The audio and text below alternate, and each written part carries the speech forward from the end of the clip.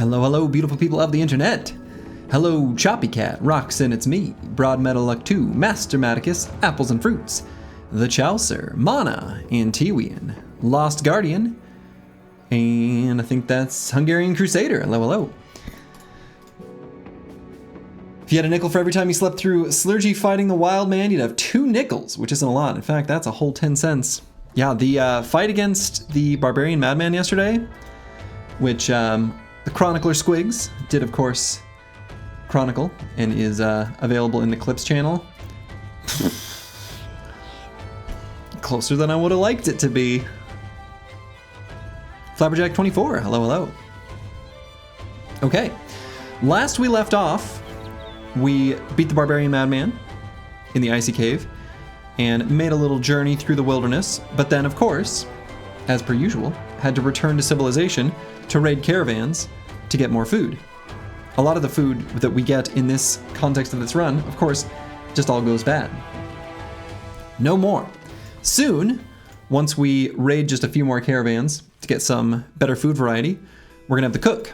And with the cook in hand, we can then return to like the very edge of the map and just scour, just comb back and forth, collecting shinies.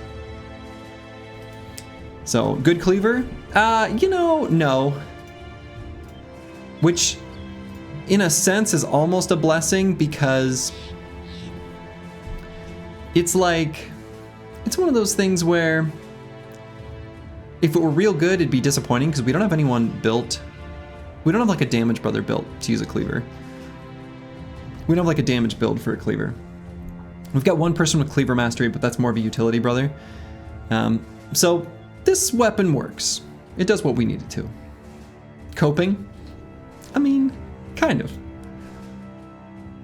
So I think the way we're gonna start this stream and kind of the plan. Hello, Medieval Man. Welcome, welcome. That's right. The broadcast briggy. We're going to start out by raiding some caravans, and then once we get sufficient food variety, we are going to acquire the cook, and depending on our food situation at that time, which I have to imagine will be good enough, like, right? I mean, by the time we're hiring the cook, that means we probably have a good enough food. We're going to make another trip out to the wilderness and collect some shinies. We will hopefully find Brigfoot, the Ejirok, so you know, we might comb through the tundra. We can make a path through this kind of lower section of a tundra here and hopefully find Brigfoot. First time you met the Madman, you had no idea what it was and you got chopped to pieces. Yeah, he's a spooky boy. He's a strong fella. So without further ado, let's get this party started. We're just gonna head north on this road, looking for any caravans we can find. Perfect.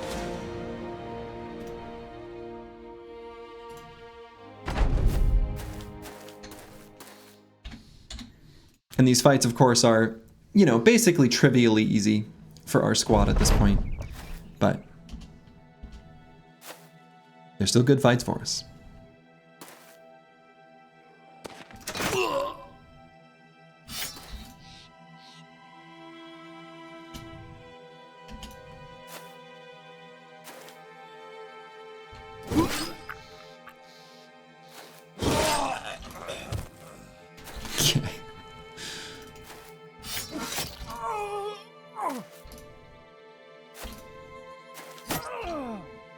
Alright. And they're all dead. Except for this guy, who's now dead.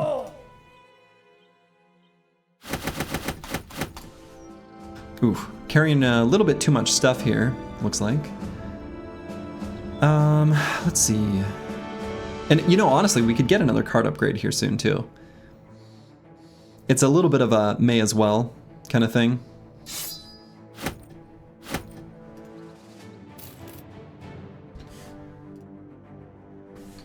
And each time we do a fight, I'm just gonna check. Yeah, those are all foods that we've got already. Get ready to eat ass. The tastiest of foods. Strange meat makes the world go round, after all. You'd first buy the bounty hunter? No. We have to keep returning to civilization, right? It's like, I don't know. Oh, to exchange for the map guy before getting the... Okay, that I understand what you're saying. Yeah. Okay, so we got an event. We were... let's see, well, what day is it? Well, we can check afterwards. I don't know that I know this one.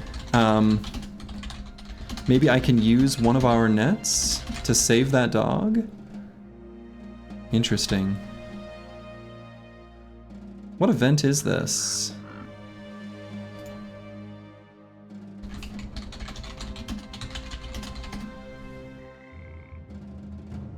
Dog in Swamp?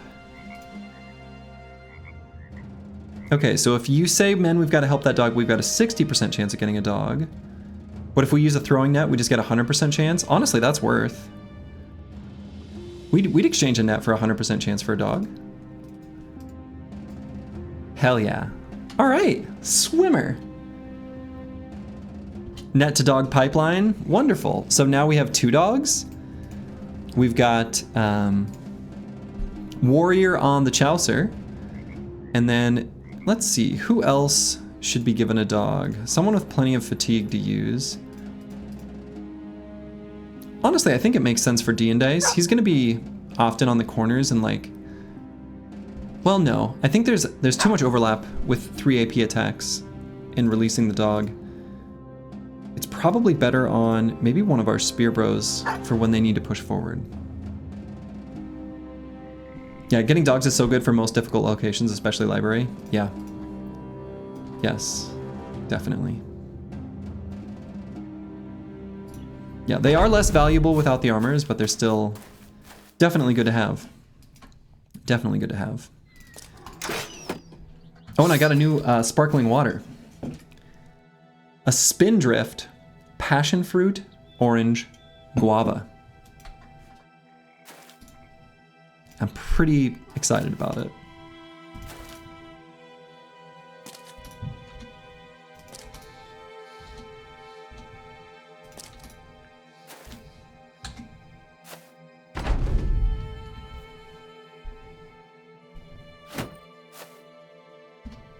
People who have been to Hawaii will know that Pog Juice, passion fruit, orange, guava, it's a thing. It is beloved, and for good reason. It's quite good.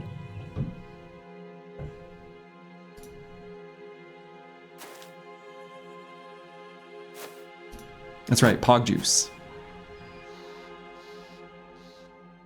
Which I just now realize is also like a Twitch thing. That's fun. Did I add rhubarb? No, this one's just, in fact, it's not even opened. Now it is.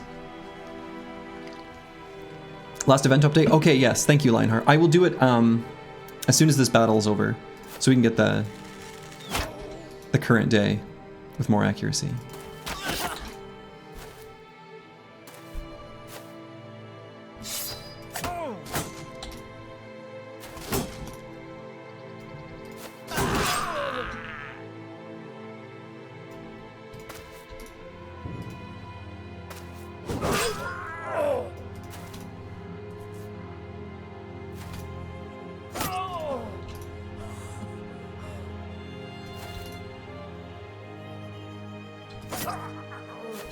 Yeah, it's good to keep track.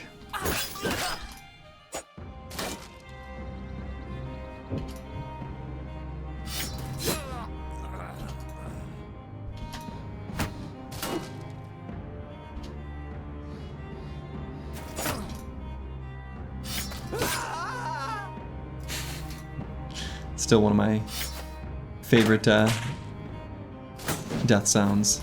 That one, it's like almost melodic.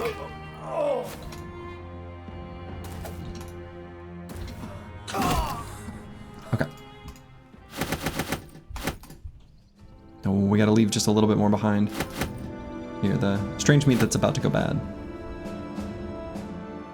Okay, so now I will update. Last event was 123.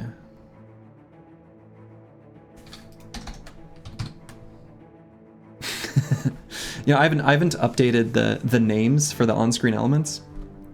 So this one is actually phylactery count.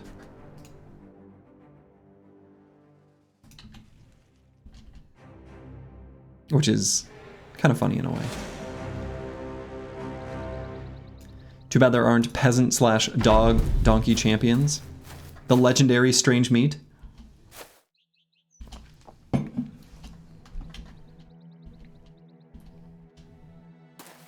The legendary donkey has a kick. Hello, do you get donkey meat after a caravan attack? Yeah, so they drop strange meat, which it's sort of implied is donkey meat.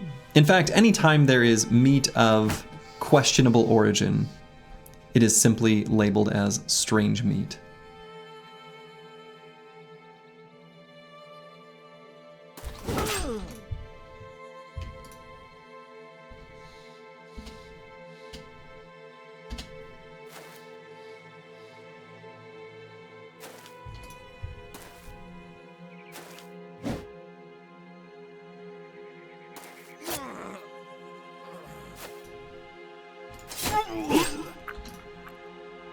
Caravans will always have the food type based on the town they come from. Yeah. Yep. Maybe find a town with the food we don't have. Yeah, so I mean we can try to be a little bit more strategic about it, like trying to move. Basically, I'm just trying to move around. Right now, really I'm just trying to get to a place on the map where caravan traffic is highest. And I have to imagine that most likely we did successfully acquire some food from the towns we already passed by.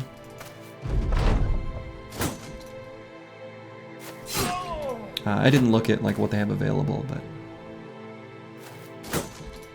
short-term goal: farm 5 shinies.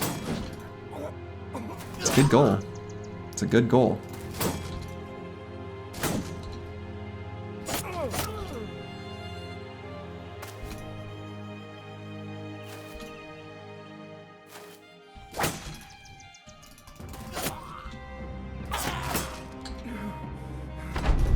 You wonder if there's enough variety in the north alone? I don't know. I would guess that there is. That's where most of the towns are on this map.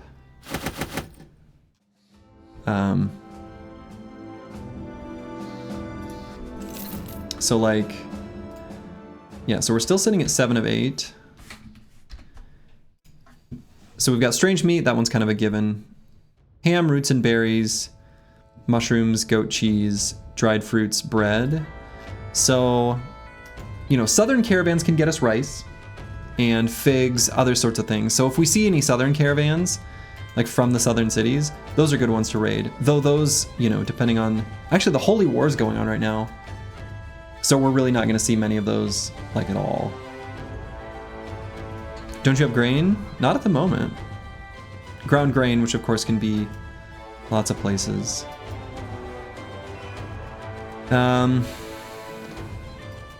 Hunter's Cabin's gonna have venison. So like, yeah, we could have maybe got some venison from Talbot Moose. But there's gonna be venison up here. Yeah, these Hunter's Cabins. Mushroom Grove, we can get mushrooms. Okay, we already have mushrooms. Gather's Hat's gonna be roots and berries. Goat Pens gets us goat cheese.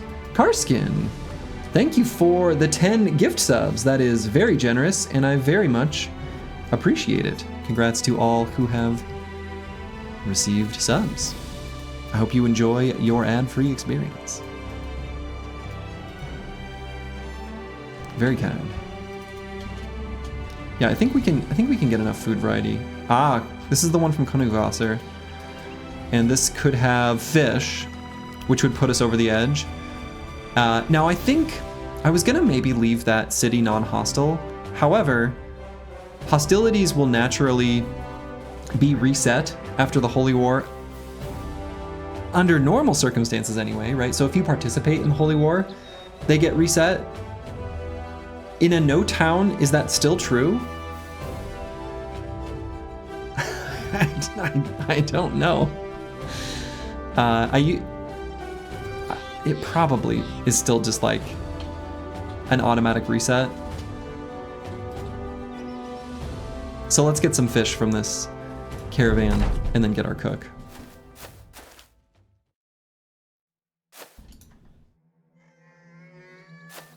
Sedge 2, hello, hello.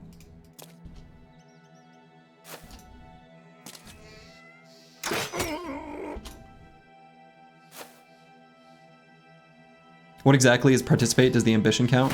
Right, I mean, so then there's like sort of the follow-up question is, if participation is a requirement, does simply having the ambition count? I don't know. Like, I just straight up don't know. Okay, it's probably not a terrible idea for us to actually try to get a few of these armors as backups. So we're going to be somewhat selective about how we finish off the enemies. I wonder if that means I'll use a little bit of ammo here. I don't know that I still have to. Kind of want to conserve, at least for the most part.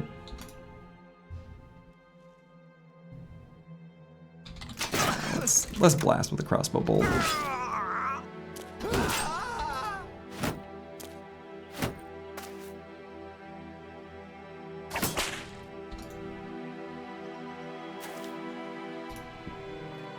So this guy, we already damaged his armor.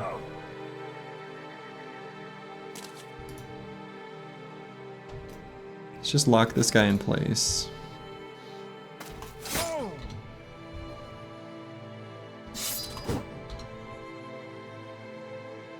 And then if we're able to get surrounds on some of the others, they're likely to just break by failing their resolve checks. Flail to the Hatless. Well, we don't have, I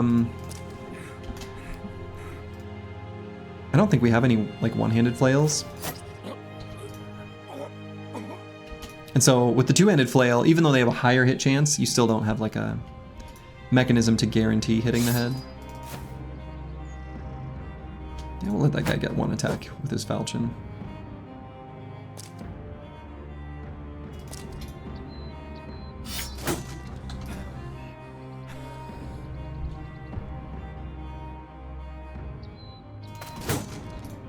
Alright, so we broke that guy.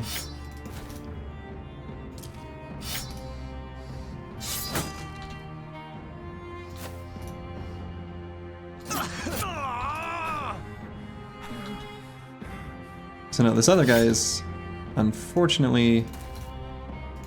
Nope, just kidding. Did I find a place for the greatsword? Yeah, Bloxor. We've got the greatsword on... Oh, actually, no, not right now. No, we don't. We did have a home for the greatsword until we found the glorious whip, which took its place. Light Switch 21, hello, hello.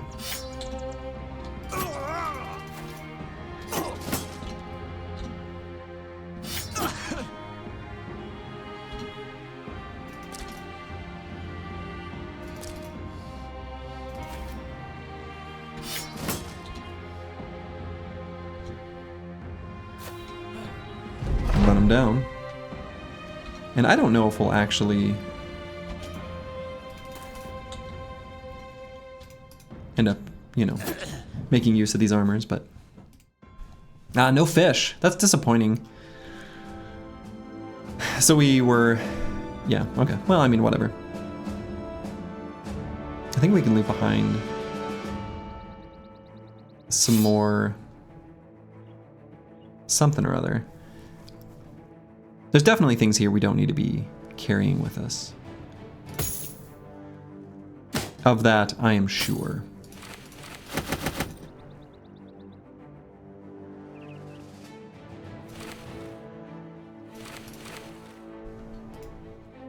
Yeah, like this southern long mail shirt. I don't think I'm ever going to use that, right? Same with the lamellar harness, now that we've got the coat of scales. Am I really going to let 2 forged armors get destroyed? That's so unlikely. Gotta stop remembering to check if I'm streaming midnight UK time. Missed anything yet? No, not yet. Not really. So unfortunately that caravan did not have any fish. No fish.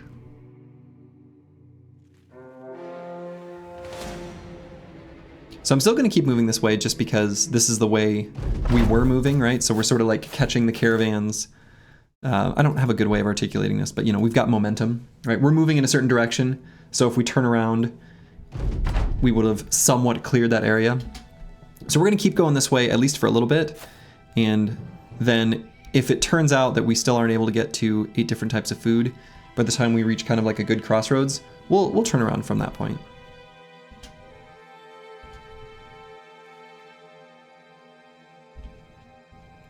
But yeah, we're trying to get the requirements fulfilled for the cook. That's the current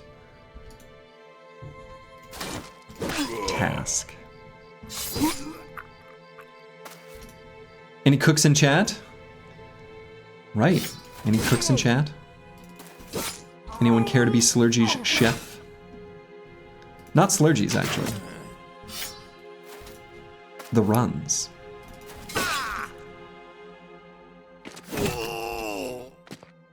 Which I guess is maybe a different type of chef. The strange meat gives people the runs? That might be saying a different thing now. You used to be known as the Ire Chef? Okay, that's a great name.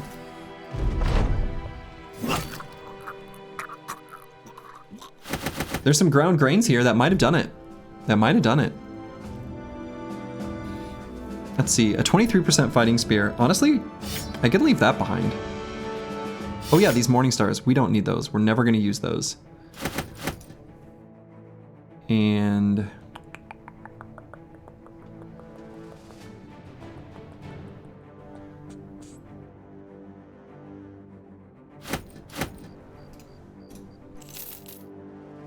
okay, I think that probably did it. Nice. Okay, let's get the cook. And what I'm curious about, having not hired the cook for a really long time. So does that retroactively apply, right? So if I got these strange meat in 3 days, ham in 10, if I get the cook, and then like give it a moment for the tooltips to update or whatever. Oh yeah, it just straight up adds to their existing expiration date. That's great. All right, so now we have tons of food, and that is more than enough food for us to make some journeys out into the wilderness. Okay, so I wonder, would I feel comfortable going into the artifact reliquary? I just don't know that fight well enough to assess for sure.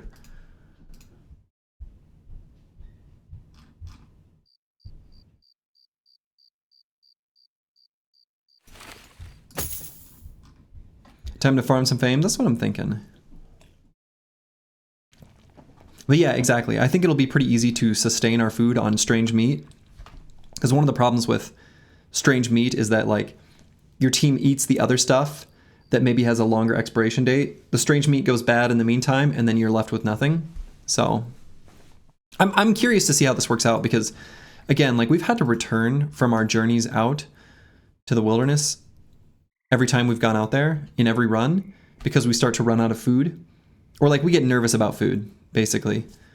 And it just seems like you can't quite find enough strange meat reliably to stay comfortable. So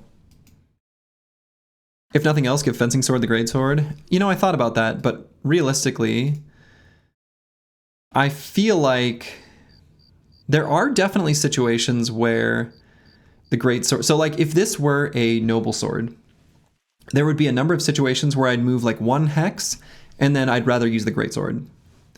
But given that this is a fencing sword, I don't have that situation where I have awkward AP use, right? So even though the damage of lunge is really low, I still feel like there's a sufficient number of situations where I just lunge and then attack when I'm 1 hex away from something.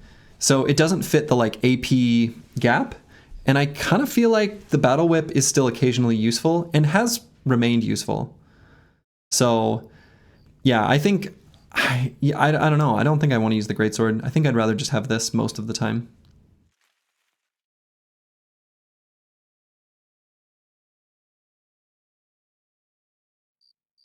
There are definitely going to be like specific situations where the greatsword would have been better, but they're relatively infrequent.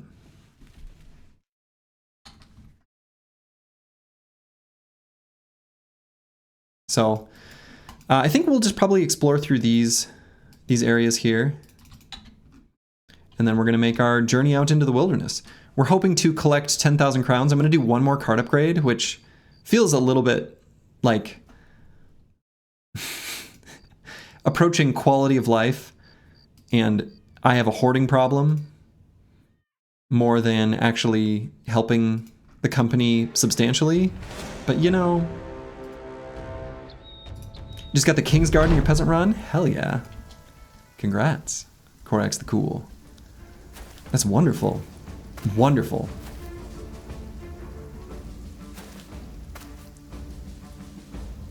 Alright, so I think we just try to blow him up on the first round of combat here. More or less, anyway.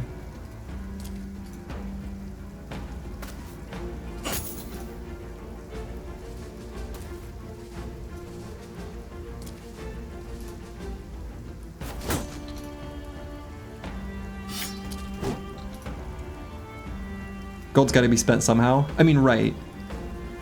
Otherwise, you'll get the rich events where the bros want more pay. Right, exactly. Right. So there's just not that many outlets, maybe.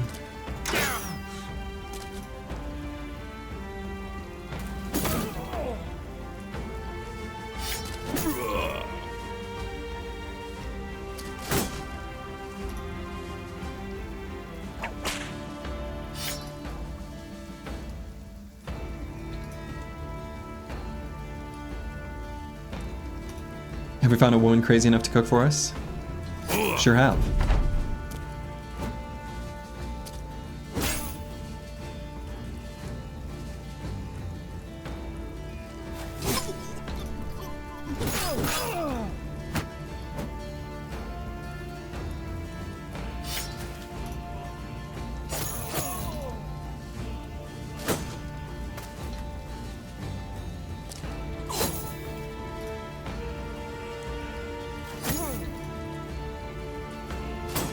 What do you mean crazy? Right, yeah, she's not crazy, she's wonderful. She knows that she's now part of our band, right? That we've got to get ourselves free from the necromancer, and she is now included in our sacred pact, albeit in a non-combat role.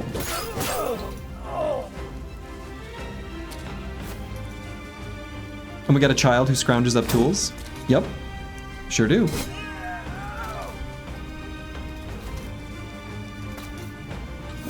Not just any street urchin, our street urchin.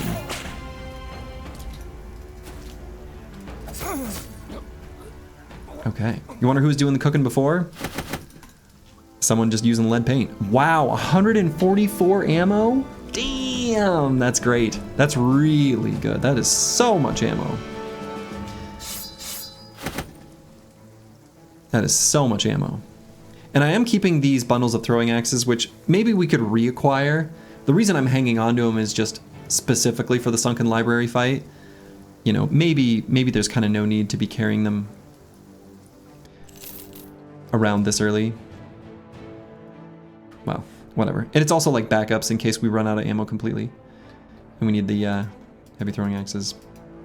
You know, they run out of ammo or whatever, but...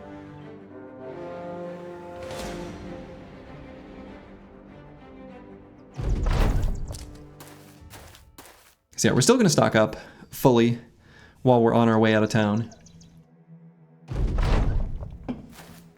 We want the mood to remain high so that we can take on our, you know, hard fights and stuff. So just ended a siege with that caravan. Right, we're the good guys. It is known.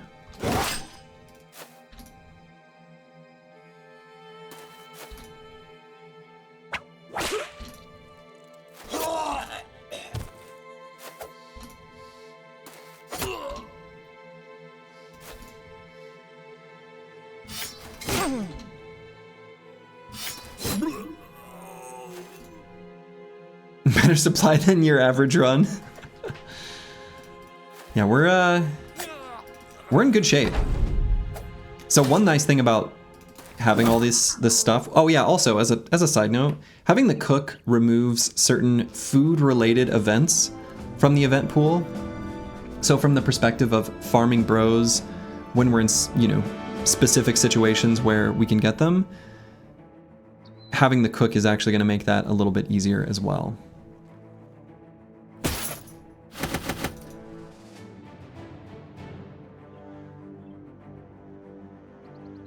I can't bring myself to get rid of the loots or anything.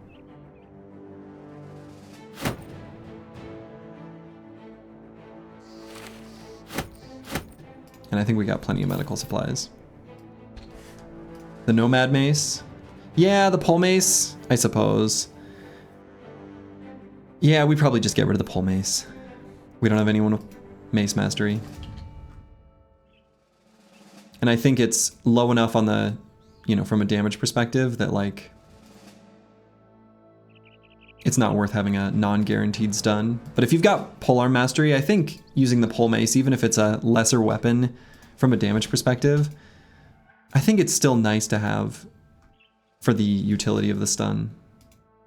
And the fact that it costs less fatigue to use. So you can, you know, move one hex and attack with a fatigue neutral or something like that. That's pretty nice. That's pretty nice.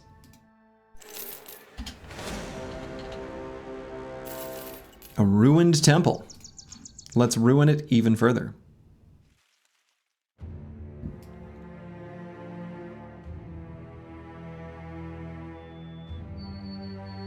Giving everyone quick hands and a pole mace might be busted. I mean, there's a lot of enemies that, like, can't be stunned, so I kind of don't think so.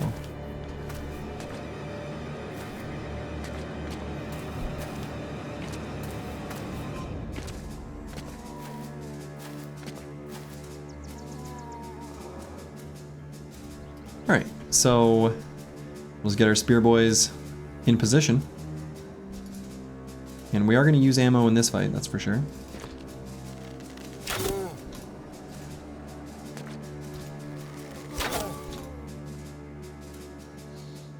And let's position Squigs a little more centrally.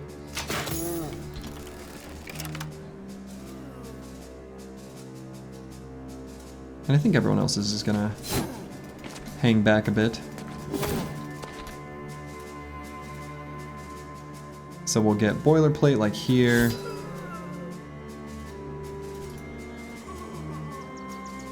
And then Lost Guardian here, Disco Nick there. There's the Geists. And so if there are Geists, I should probably go ahead and push the Chaucer forward to kind of delay their ability to scream at us.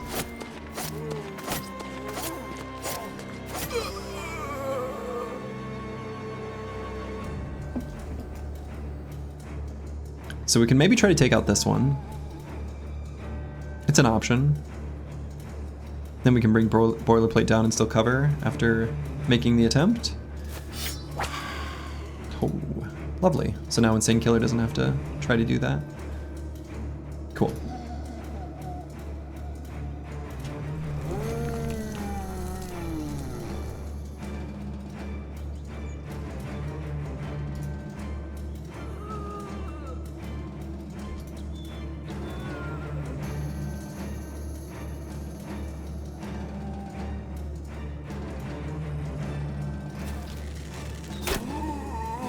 I've never done the, like, flail axe duelist thing.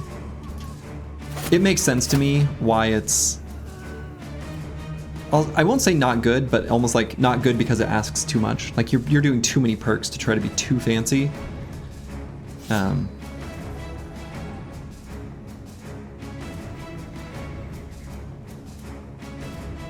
Let's see, probably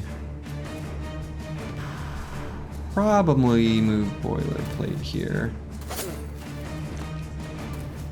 The plus 15% direct on head hits for one-handed axes is nasty. Oh, like if someone's brute? Yeah, for sure. Right, going from 1.5 to 1.65 multiplier. That is pretty nasty. And I think we'll maybe back up on this part of the formation just a little bit. Or do I? Maybe not, actually.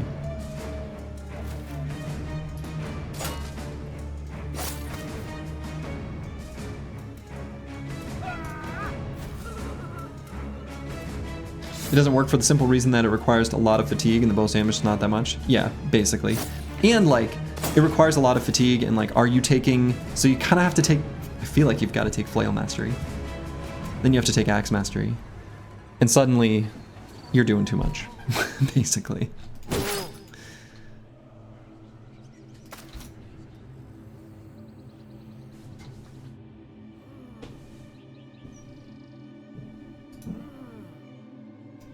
Yeah, and Headhunter. Right, Headhunter. Duelist. Like, there's just so many perks there.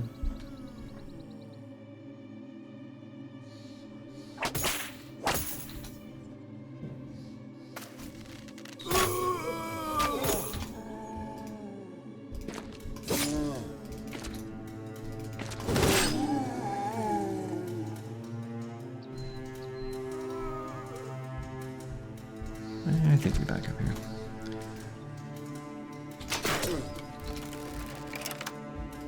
Yeah, and of course, like, Mace Duelist, it's strong.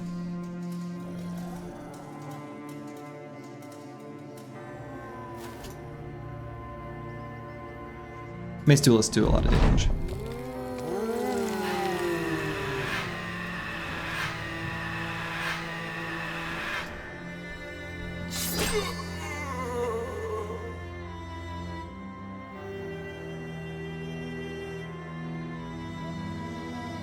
I think here we back up. Do Sergeants have Steel Brow? I think they do. I think they do.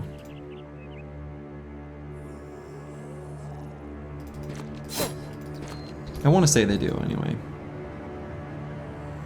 Guys, we're definitely going to be pushing that Fallen Hero away.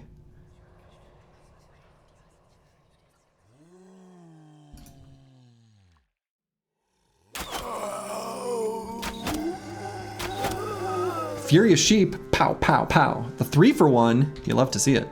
Sergeants have Steel Brow and ridiculously high HP. Yeah, they do, yeah, ridiculously high HP is definitely correct.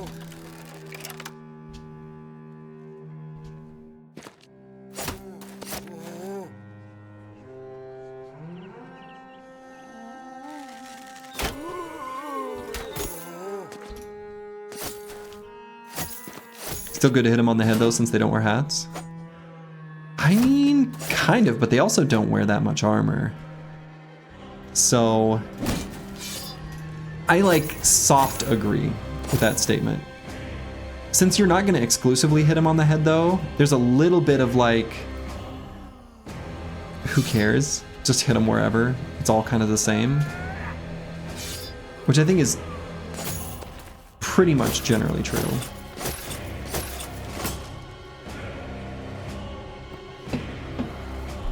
Alright, Squigs, I think we can move forward and attack once, just because we haven't really used any fatigue.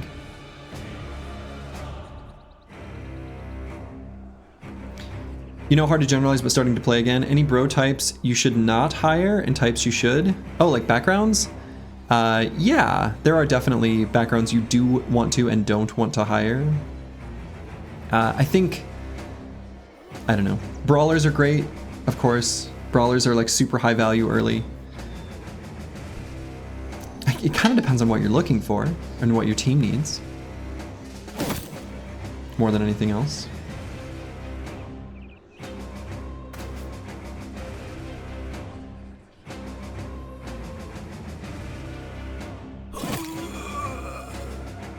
Let's see, do I move forward here just to reap? I kind of think I do. That's too tasty.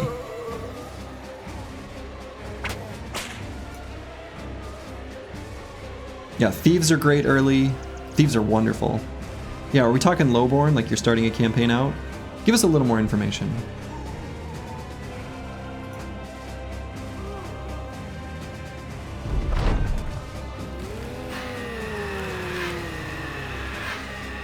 Yeah, thief, brawler, farmer, poacher, peddler. Those are all good. Although I don't personally really bother with peddlers. It depends on the playstyle you are going for. Since I tend to turn offense into defense, like from a stats perspective, I tend to get more value from... I don't know. I'm not looking for a tank. I guess that's my main point. And that's what a peddler is often going to get you. And since they have low offensive stats, I usually find they don't provide too much value for me. So I tend to avoid peddlers, but I think for certain playstyles, they're actually quite good.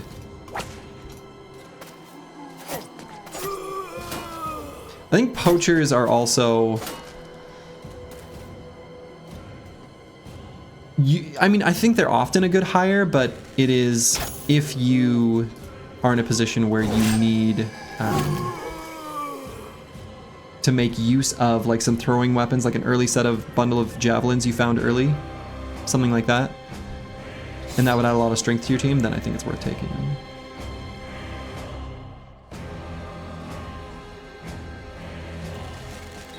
Yeah, if you have the spare crowns, go a hunter. Yeah, they're not, that is something that is true. They're not that different price-wise, and they're pretty substantially different from a, power perspective. All right, I'm gonna push Disco Nick all the way up now. I think that's worth doing.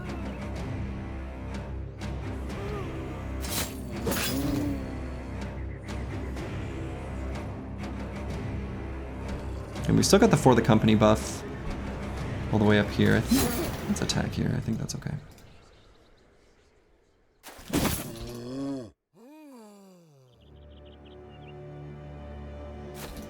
And we're basically done spear walling. We're about out of fatigue in a few places anyway. Yeah.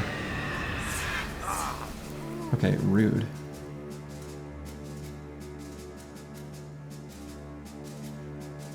So I want to try to clear out this zombie specifically, so that we can get Battle Pasha in to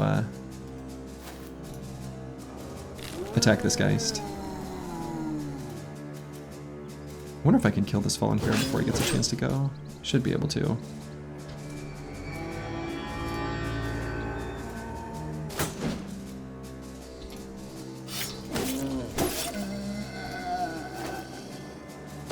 Yeah, Daytellers are nice too. Daytellers are nice for sure.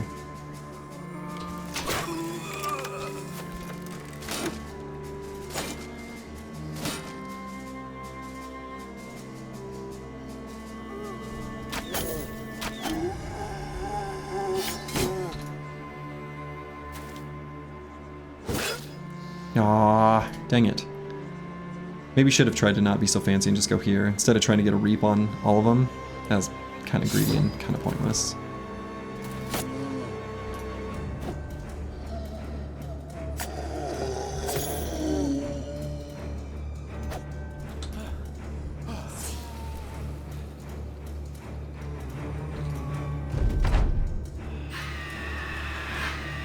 Yeah, a little bit of, hire whatever I think is good advice. Not overthinking it, just hiring what's available. The best bro that you can hire is the one who's currently for hire. I think that's actually pretty much just true.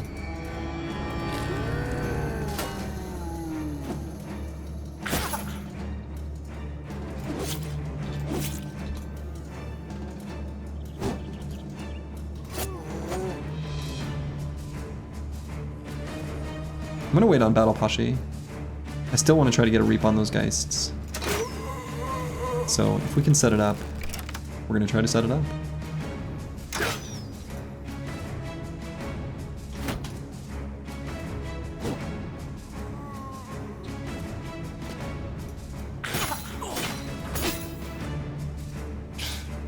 What was his hit chance there? 24? Yeah. I guess that was a little higher than I would have thought.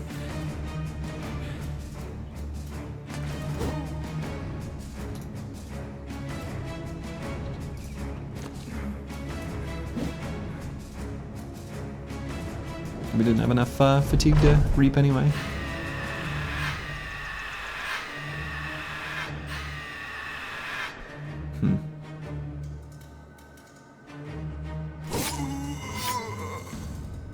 Oh, duh. I was thinking I'd still be able to disarm. Disarm's 5 AP.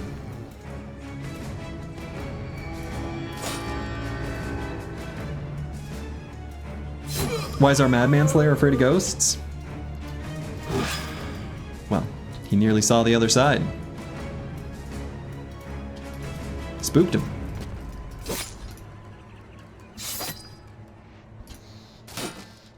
Ghosts are scary? Ghosts are scary.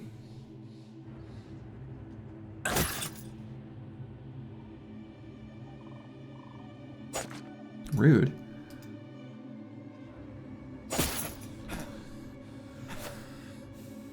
He's afraid it might be the ghost of the madman? Yeah. And it might be.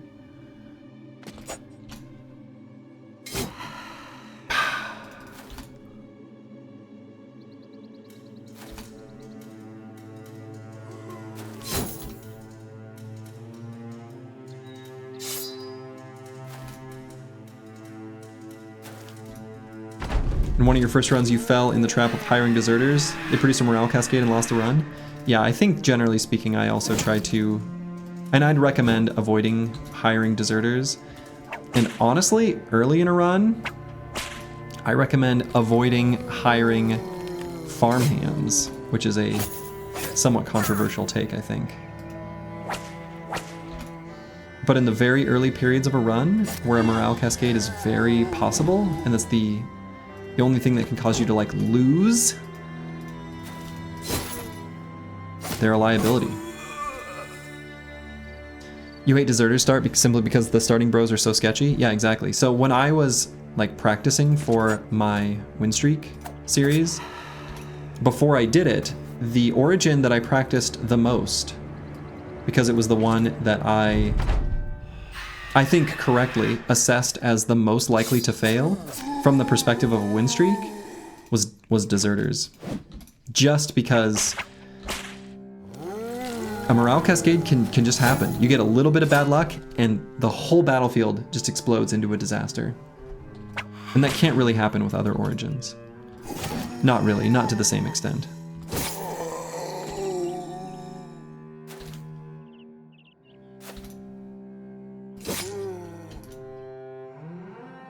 Yeah, and farmhands also have lower resolve than average, which is why I was mentioning farmhands earlier as a background that I think, generally speaking, I tend to avoid, at least within the first, like, 5 to 10 days. After that, farmhands are really great because you can sometimes find some real chads.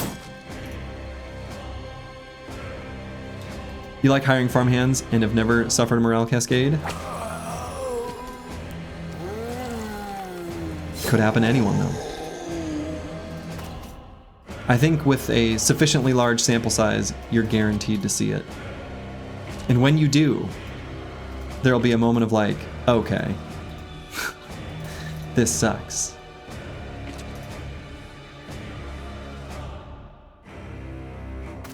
Yeah, the reason fishermen are solid is because they're easy to find and come with increased resolve. They also have just like a nice little boost of stats across the board. Fishermen are great. Also, in the same town where you're getting fishermen, you know what else you can get? Nets. And nets are a handy little tool to make some earlier than normal power spikes happen. After the beginning starting crew, what is the next origin you should choose? So I like them all. I mean, is there one that stands out to you? I mean, I think the nice thing about this game is the origins, although they make a difference, they're not like way different from each other.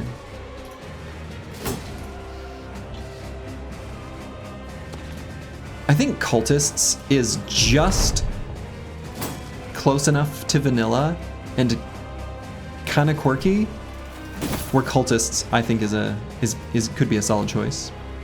Anatomist, so fun with the potions. Yeah, Anatomist is also like, if you want to play something where you're trying to have a pretty different experience from your first playthrough, Anatomist is going to be the one that offers the largest deviation from the standard campaign.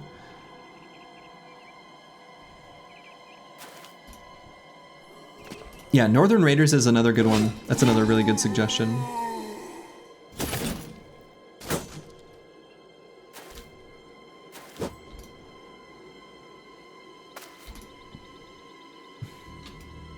Who's Annette, our cook? Anonymous to you feels like an origin that gives you more once you have a deeper understanding of the game. Yeah, I think that's probably true, actually. That's probably true. Yeah, I think Raiders and Cultists, they're like fairly close to the vanilla experience, but offer just a little something special.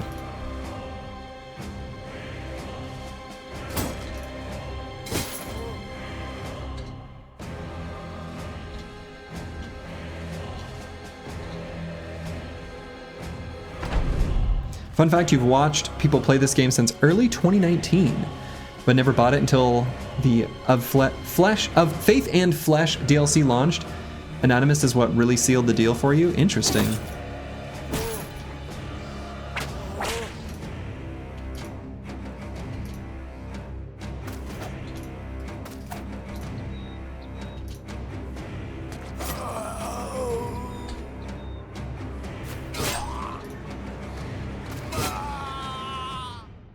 Cultist is probably more than a little different.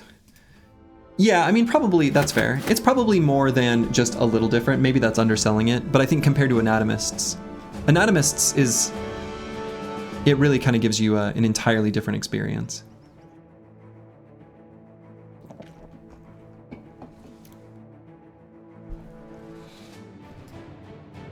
Let's see. I think we're good. I don't think I need to leave anything else behind. Yeah, we're definitely going to need to upgrade the cart one more time just to hold all of our food.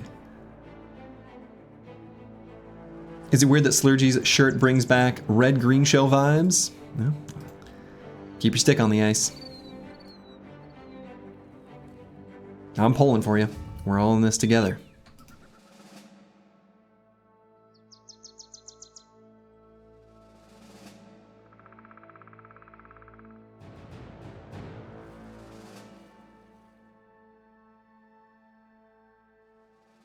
If she doesn't find you handsome, at least she'll find you handy. Yep. Classic show.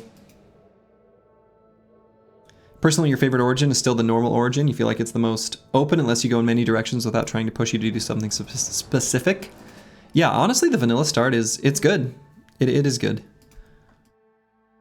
Like, it's still a great gameplay loop. A man of culture? I don't know that I'd go that far. Oh, okay, wow.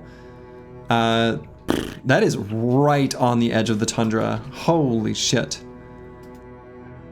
I very easily could have missed that for a long time. Okay. The hunting ground. We were, excellent. All right, so let's get the squad equipped and ready for it. I think what we're gonna do, so one downside is like bros without quick hands. Like for example, Disco Nick. I kind of want to give him reach weapons on a lot of these types of brothers. So we're definitely going to use the skull maces, but I kind of want to give those to bros that do have quick hands. And the idea is they can still attack with reach weapons because we just want to put out as much damage as possible, basically. That's the main idea. So we're going to give like a pole mace, or excuse me, a two-handed mace to D and Dice.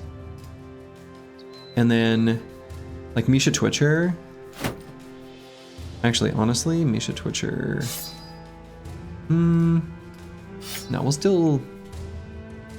Yeah, I don't know. We actually kind of like don't have like the best squad for a clean fight here.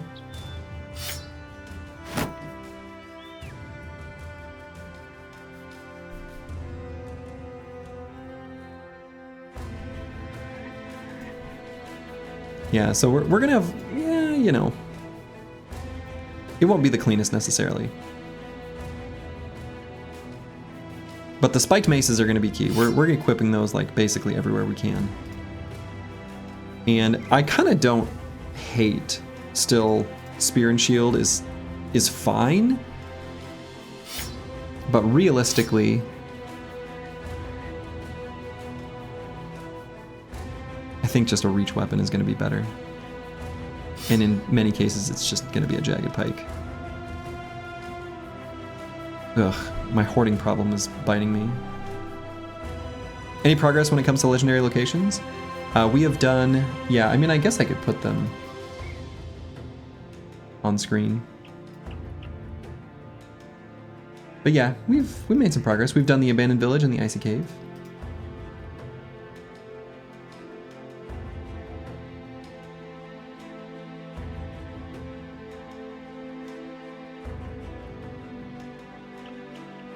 Yeah, we got a damaged armor here. We should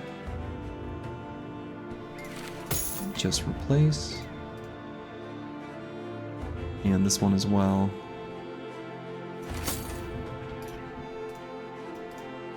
We're definitely gonna get hit in the tools here. Okay, so you're trying a lone wolf run where you can only bring one bro the first time you visit each town. And if you see a town, you must go to it. How many towns do you think I should visit the first 20 days? Whoa. That is a really interesting constraint. I think you can still do early contracts reasonably comfortably with like, especially with Lone Wolf, like 7? Though yeah, I guess, can you still get like the Squire or things like that? I don't know that I'd necessarily advocate farming for the Squire, but...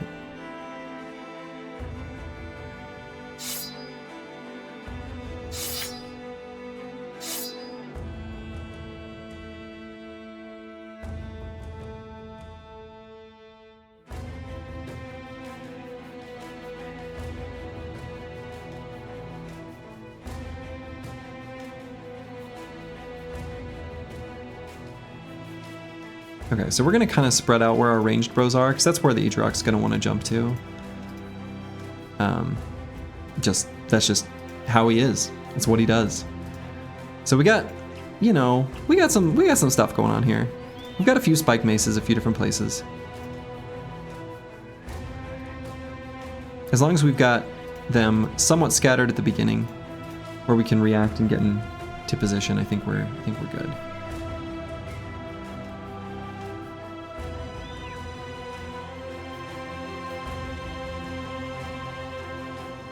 I don't know that I've got this set up perfectly, but I think we'll be okay.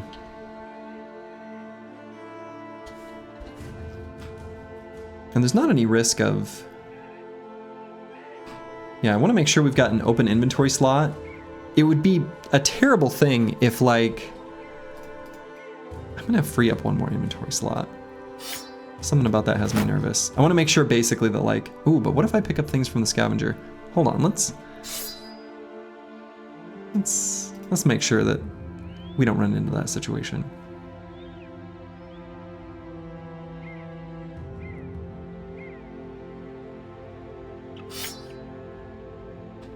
Okay.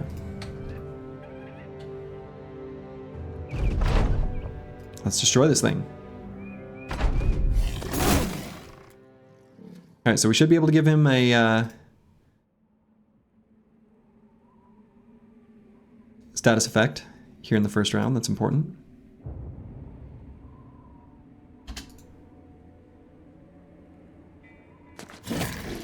So we're gonna have the first few attacks. Strip some armor. That way the whips and things like that can get their damage in. Excellent, okay.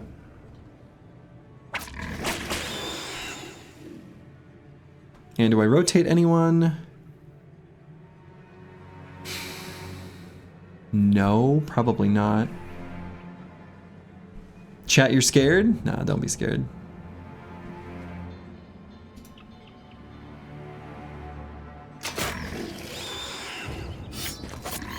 Yeah, we want to make sure D and Dice doesn't get hit again.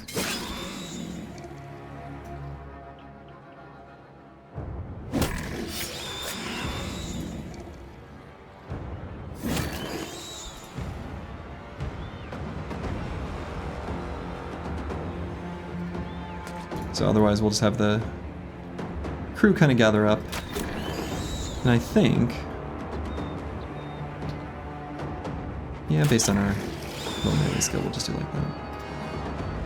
We'll get another mace over on this side. The Urok looks so cool.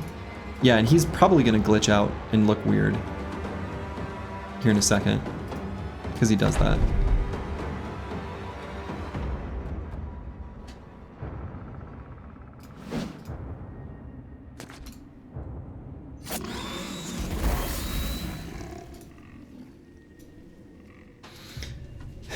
And I think I still attack with the mace here, while the availability of that attack exists.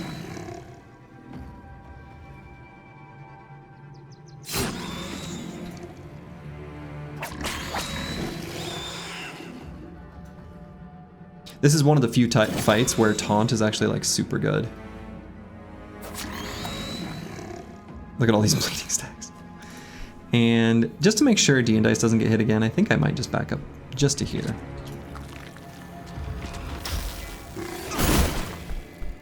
Okay.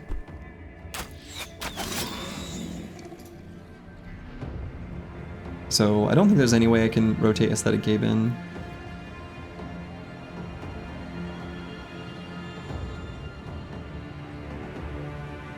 Just go to here maybe.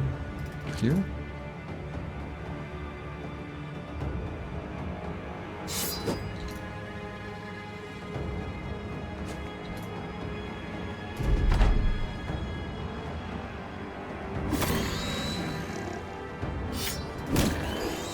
Alright, got him dazed.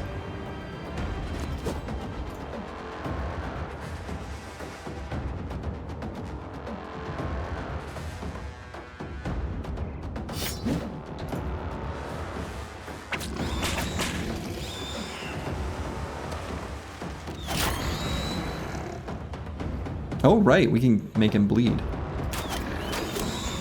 It's kind of nice.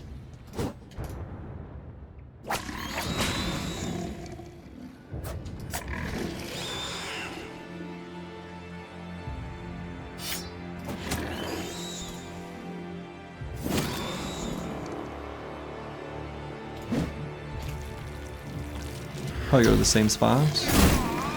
No. Close though.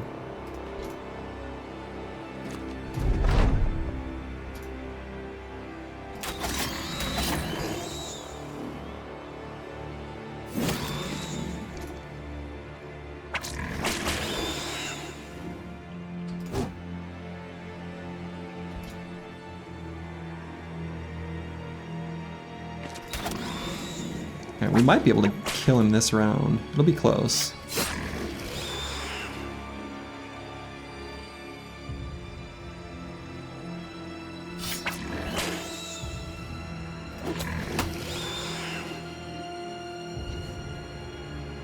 Oh. The baby needs to be loaded.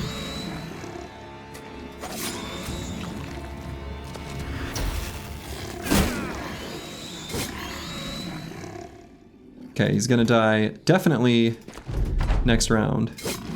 And there it is. Boom. Honestly, the EG Rock is such a cutie patootie. Have you tried petting it instead of murdering it? I think that's what we did, just some heavy petting. And we'll take our 3 ammo and definitely hit us in the tools. And this is just the best. Armor the EG Rock is so good. It is chef's kiss. Delicious. You love to see it. So first thing I'm gonna do is just like put the squad back together. in our kind of standard configuration, give people their standard arms and armaments back, and then we'll assess, you know, what we need to do from there. Are you getting a new outfit? Definitely getting a little bit of retrofitting. There's definitely going to be some adjustments there for sure. For sure. Probably fancy new armor. But we'll cross that bridge in just a second.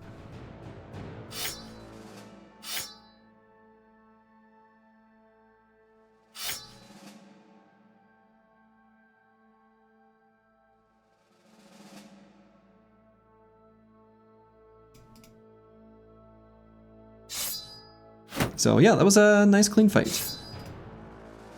Nothing wrong with that.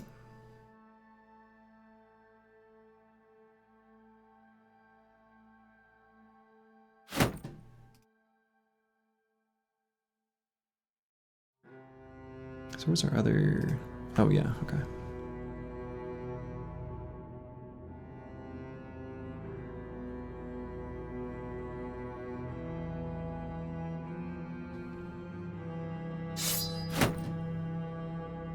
The tools, yeah. I don't even want to look. I'll look. Oof. Oof. Oof. It hurts. Now that number's going to go down a little bit when we move people around. So it'll look better in just a second.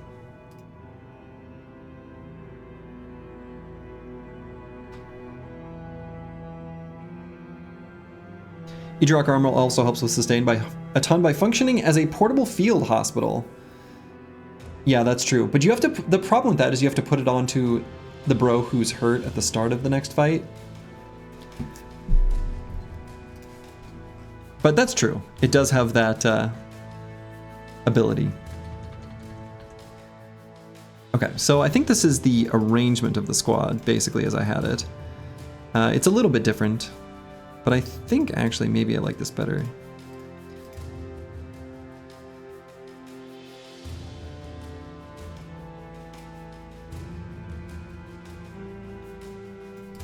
Yeah, this will work.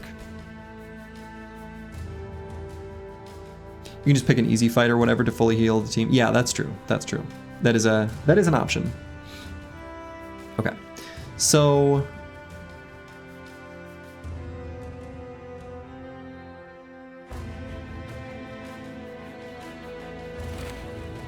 yeah, we're just gonna re-equip the squad.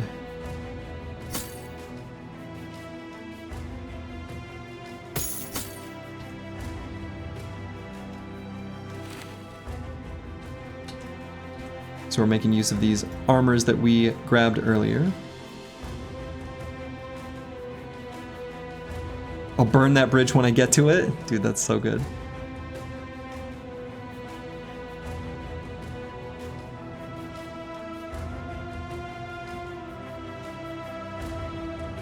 One of my favorites is my wife sometimes says, instead of hindsight's 2020 and life's a bitch, she'll say, hindsight's a bitch. It's just very good. It's one of my favorite quirky things she sometimes says. She's a delight. She ain't wrong. I mean, right. That's why I like it so much. It's very good.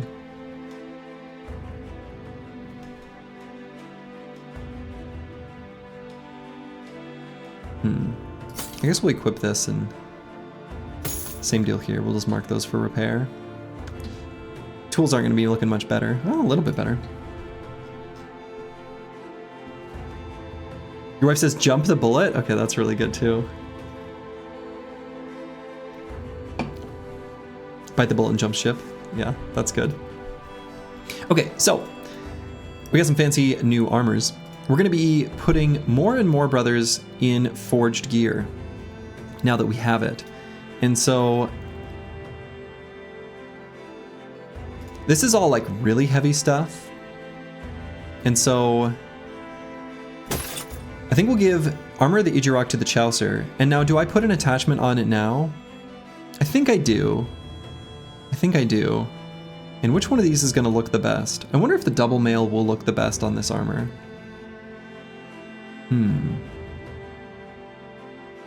Jump the gun, aka false. Oh, okay. I was thinking jump ship. but jump the gun. Okay, I get it, I get it. I think double mail. I think that'll be better than the mail patch. It kind of works. It's better than this usually looks. You love how that's the criteria? Well, they're otherwise, like, stat-wise, they're the same. So since that was the only differentiating criteria, that was the one we had to look at.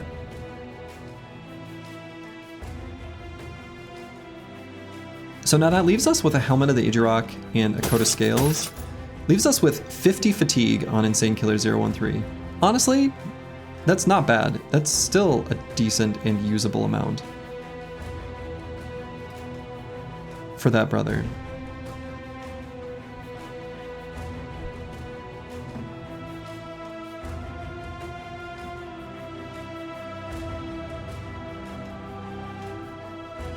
So we've got this coat of scales. I just feel like that should be used somewhere.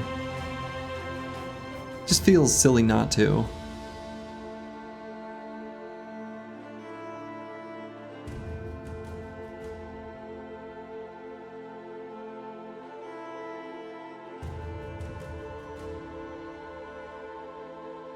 Love how we casually has a bunch of bolts? Well, yeah. Who doesn't? Misha Twitcher could put on heavier stuff, and I think that would be okay.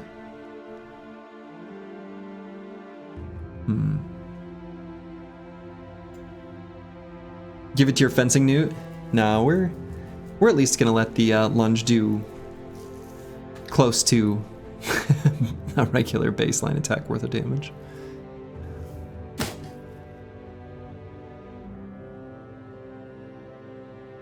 And then I guess we'll just equip a full helm. Really doesn't let us disarm anymore. Do I like that? Maybe I don't. No, I don't think that's better.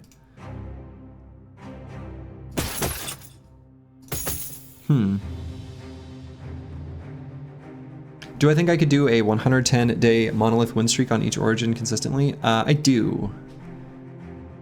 I do think I could.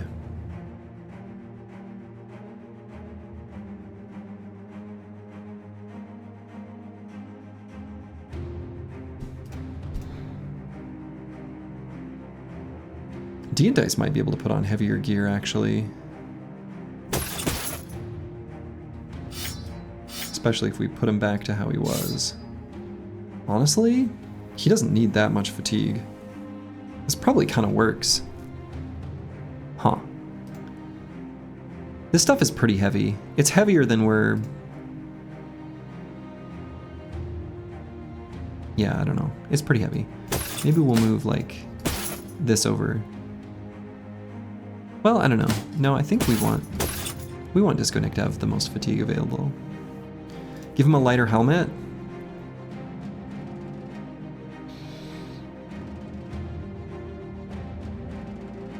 Yeah, or we could even just equip the Sellsword's armor too. Honestly, 28 fatigue is... That's probably actually fine. I really think it is. The problem is, like, this sort of middle ground of, like, where we've got forged, but we have fatigue-based abilities and skills and items and weapons and whatever, is that, like, right now we kind of have the heaviest of the heavy. Right? This is the most heaviest stuff we're ever gonna wear on these brothers. They're only gonna get lighter as we find famed gear.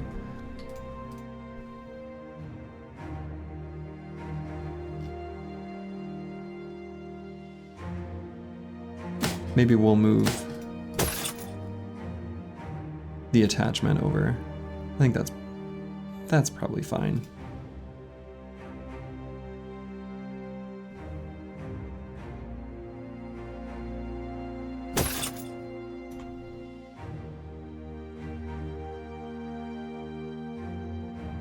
Okay, I think we're good. I think we're good. So let's make our journey out this way. And oh, I guess I can update the Legendary Locations command, huh? And also the overlay for when that comes up.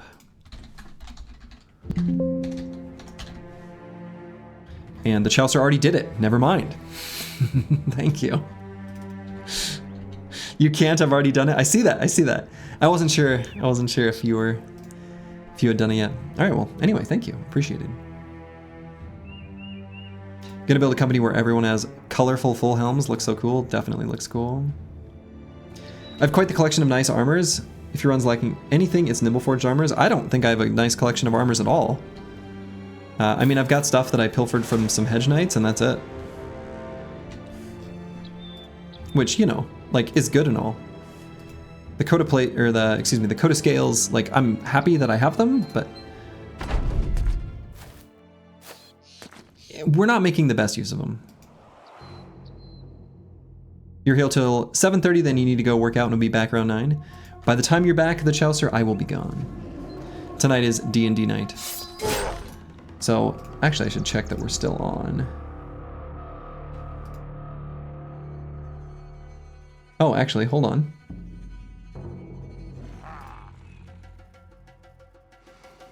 We might be playing D&D tonight, we might not. What am I playing? Class, subclass? I am it's sort of like a homebrew. It's a pretty homebrewy. And I am a cleric in the Church of Luminance set in the V Rising world. Because we played V Rising together. I thought it was cool. It's basically like the equivalent of a fanfic by running a D&D campaign in a particular game world. But you know what? We're having fun. Why am I not streaming this? You know, what's interesting is I am playing with people who have streamed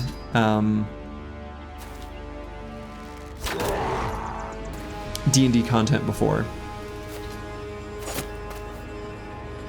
Sounds pretty cool and normal? Definitely. Definitely cool and normal. Battle Brothers universe would be a cool D&D setting. It really would be.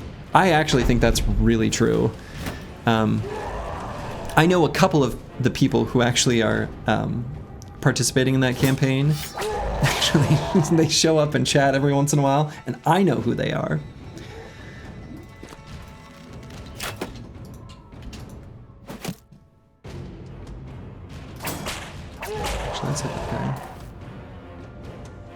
Just putting it out there that you could take your money watching y'all play V Rising D&D.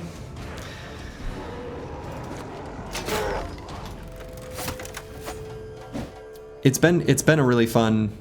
The problem like right now is I think there's so much like world that's been built, and it's sort of like it's a loose interpretation I think at this point.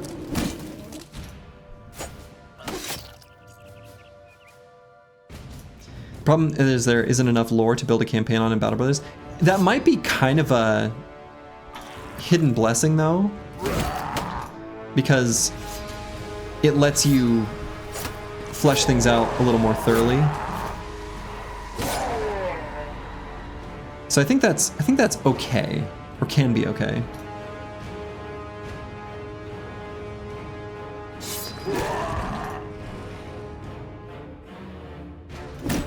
Yeah, exactly. Like, you've got the setting.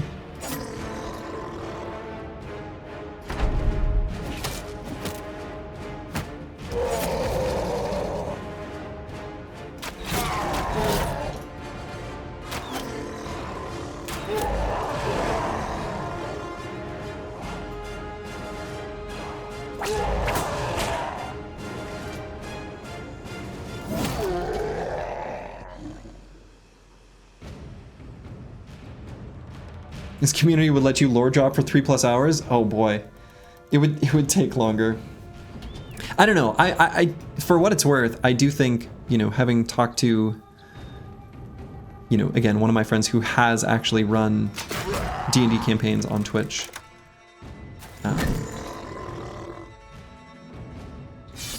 He knows how it works. Like, he's done it. Actually, I don't think I want to put boilerplate forward.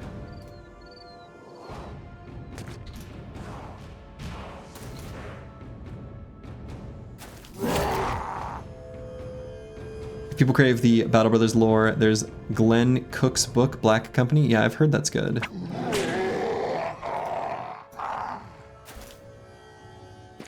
Well, and don't forget, there are like Battle Brothers novels written by Casey Hollingshead, the writer for Battle Brothers. So if you want more Battle Brothers, there is more Battle Brothers by, you know, the person who did most of the writing for the game. There's not enough info on the old gods or the Gilder. There's really only Dovcool. So where's the conflict?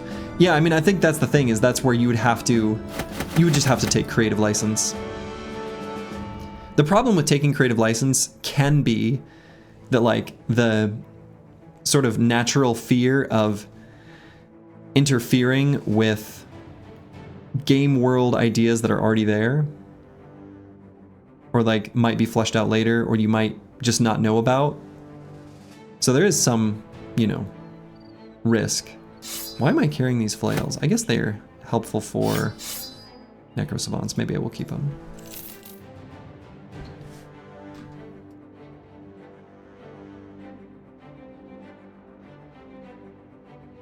Okay, so where did this extra Catal come from?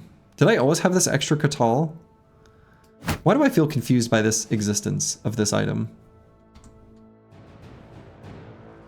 Did I always have that extra Catal? I must have. Was I just hanging on to it? We got 2 Catals from the Assassins, and was I just hanging on to the other one? Was I really doing that?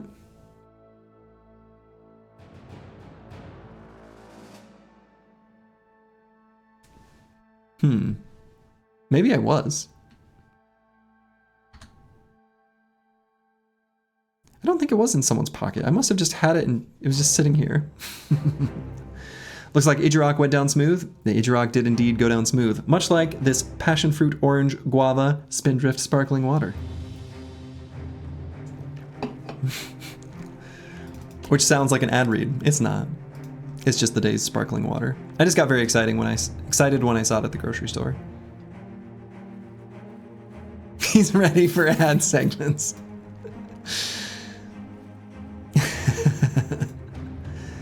Holding my Pepsi can with the label facing outward at all times. Only ads I pay for subscription, LOL. What if there's someone who works for, you know, Spindrift ad agency, and they're watching this and they're like, damn, maybe we should get sponsoring Twitch streamers or something. I don't know.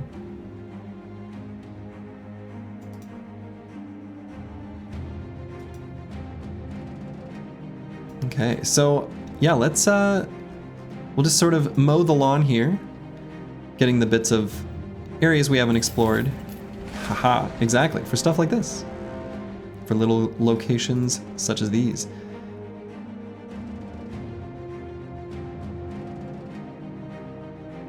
Oh, and I guess, you know, it's the fractured ribs that are making the fatigue situation here awkward on D&Dice. That's gonna go away.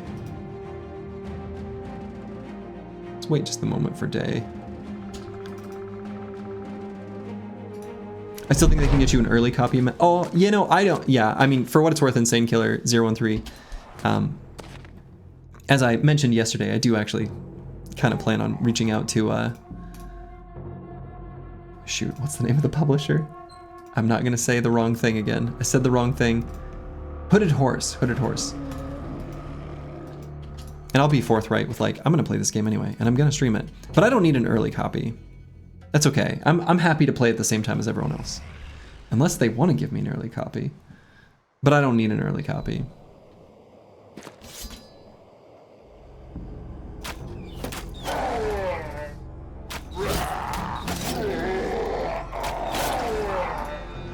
Ask for the early copy?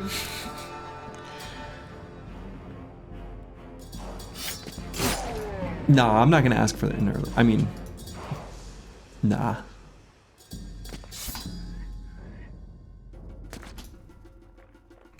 That feels unfair. Ask for $1 million and take their counteroffer. what's that, like the asking for a pony when you really want a lollipop kind of situation.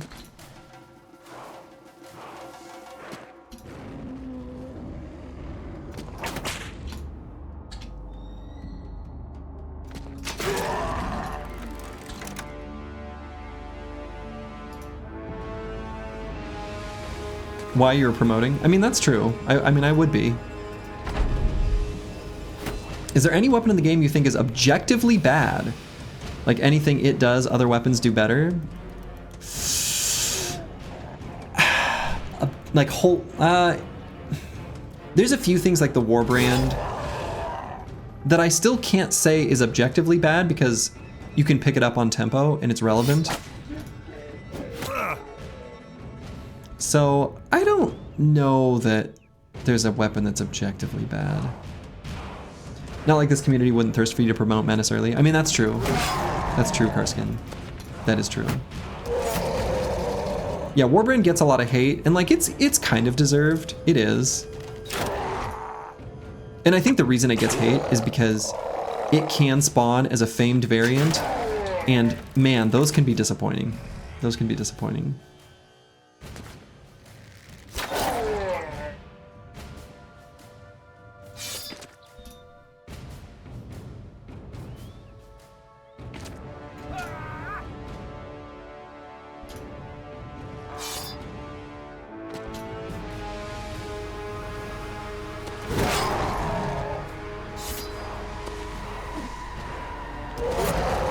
The Spedum? Yeah, but the thing is, the Spedum actually can be good.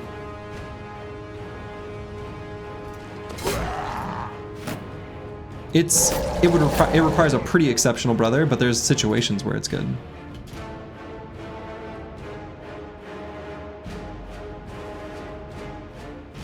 I mean, and a named Spedum can be excellent if you have a particularly cracked brother.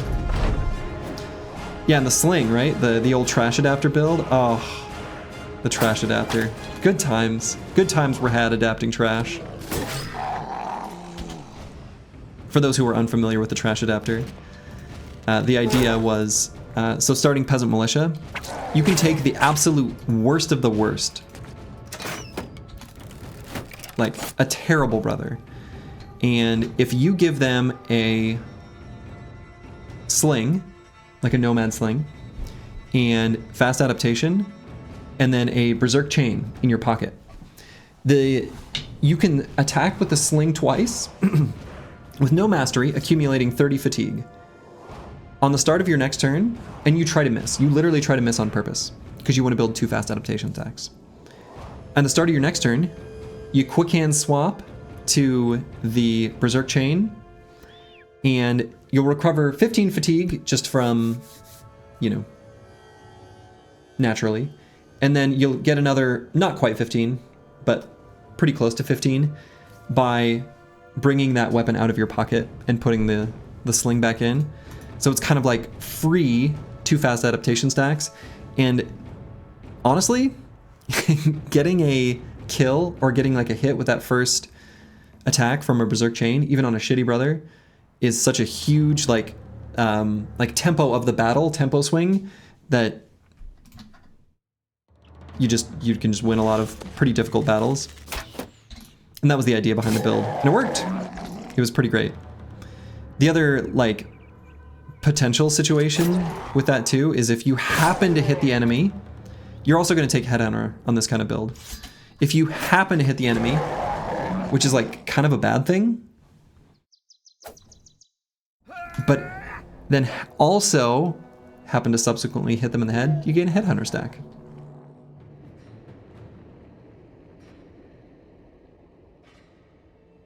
So.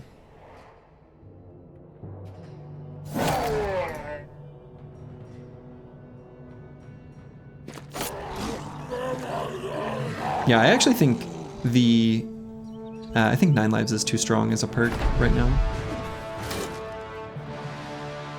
And I'm not sure if I would have liked the old version of 9 lives. I don't know exactly what they all changed or added. What I think here, I have a Slurgy's hypothetical that nobody asked for balance patch. And here's what I have written for 9 lives. But notably, here's what I have written for footwork.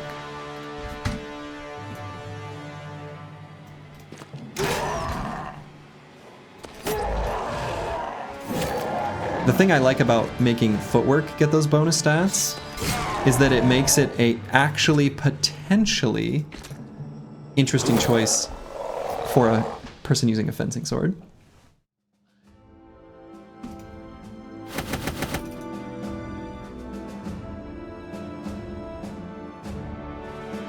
Maybe only have 9 lives, work up to 9 times, that up the tension. That's still a lot though, the Chaucer. That's still a lot of times for it to be able to proc in total. I feel like you'd have to make it even smaller.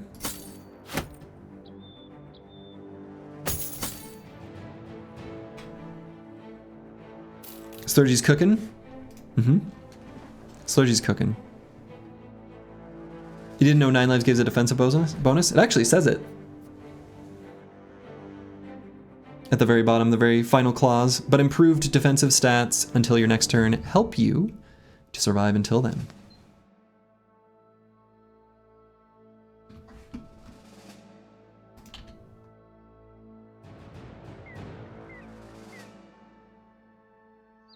Make 9 lives always proc an extra injury that takes 2 times the amount to heal.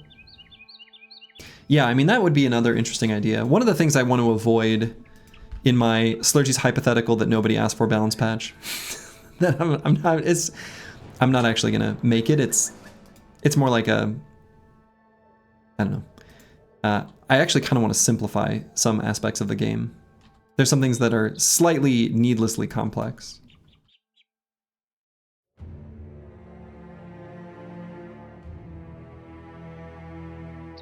But yeah, I think the oldest version of 9 lives, where it only prevented the killing blow, but would still leave bleeds and things like that. You know, that's a much weaker perk. Okay, we definitely don't want to fight this Hexen. Get away from me, old lady. Slurgy mod pack teased? Nah. I wonder if we can get to this undead camp before nighttime.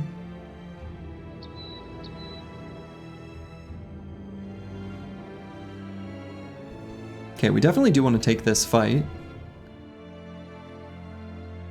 Let's get closer. Oh my.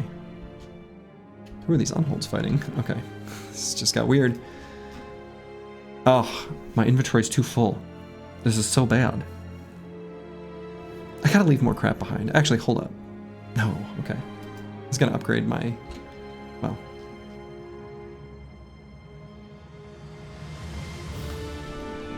Yeah, it is really nice. Honestly, that's the best thing about 9 lives, is that it opens up lines of play to help you do more damage. Like, 9 lives is genuinely, in practice, kind of a damage perk. Yeah, I saw a little information based on Old Nimble. It does seem kind of bad, but also relevant from a tempo perspective, so I guess I'm not sure.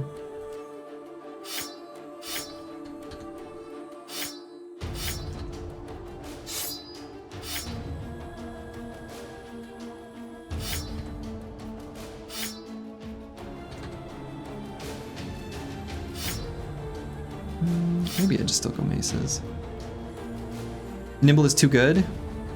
Yeah. Nimble might be too good, but it's tough because I think it does need to be, I mean, I don't know. Yeah, Nimble might be too good, I'm not sure. Just remove all perks? The Slurgy no perk run coming up?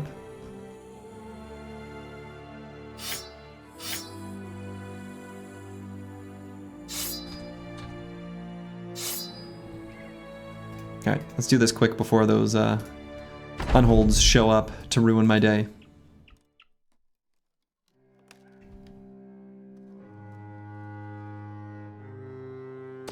Sergio, I'm noticing how a lot of bros don't have daggers. Yeah, we don't really need to dagger down too many armors these days.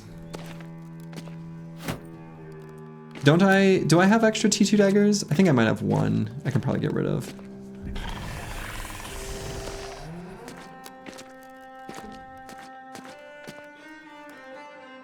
But yeah, here's my really interesting idea for Battleforged, and I am not sure if this is good or bad. And I've got a whole, almost like the wheels were really turning for this one. But I feel like Battleforged making the armor last longer makes Battleforged too good against chip damage. But I also feel like fatigue neutrals are too strong. And if you were to, you know, I think the fatigue neutral is an interesting and good build, but I do kind of understand how people don't like them. Anyway, I kind of feel like if the armor from remaining armor protects the hit points better, that opens up secondary stats more for Forged Brothers to be able to do other things with their fatigue, like use specialty attacks from a greatsword, etc., etc. But I've got, you know, this is all part of a list of changes that belong together. So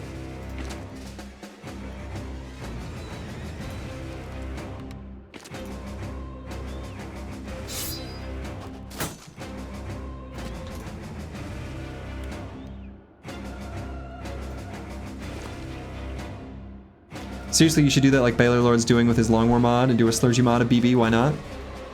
I mean, maybe. Yeah, I know that Baylor's got Baylor edition of Long War. Yeah, I don't know, maybe. Maybe I should.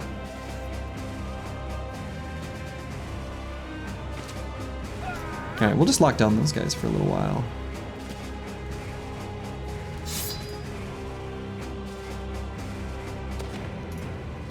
So I thought for a while that Battleforged and Indom shouldn't stack. Oh, interesting. No, I mean, I think them stacking is fine because it takes so much fatigue to get benefit from both. But I don't know.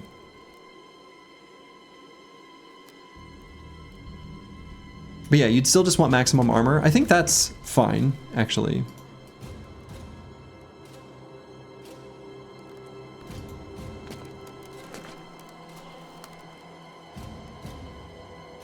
I wonder if I should have swapped to the Glorious Whip on Insane Killer 013.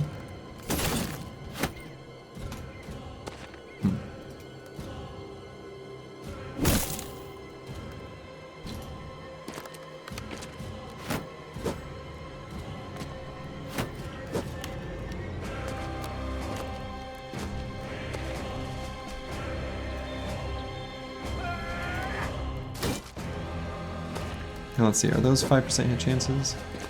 10.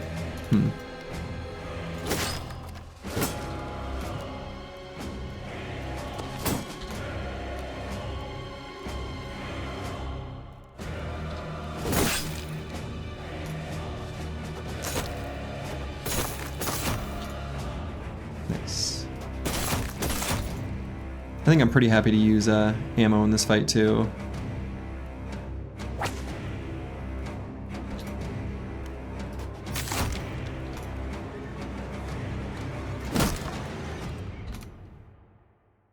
Maybe not happy to use ammo, but I find using ammo to be acceptable. And moving the Lost Guardian here is like, this is somewhat tenuous, this spot. Oh, especially moving him into the miasma. And do I go for... probably just that. So is a hybrid Nimbleforge Indom bro just not possible? No, that's definitely possible. You could definitely do that.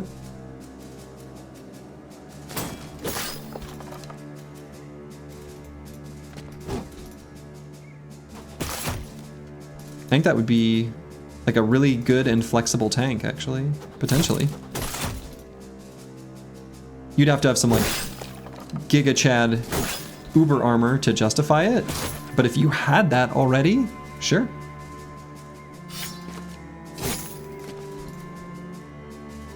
Yeah, insane armors, sure. Yeah, you need insane armors. I think that's fair to say.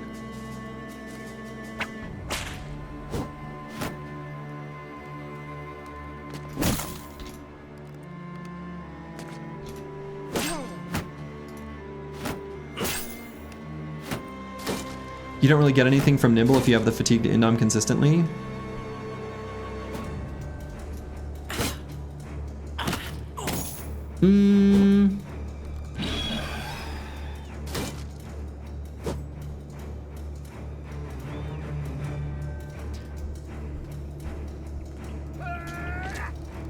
In a lot of situations, I think that's true, but I don't know.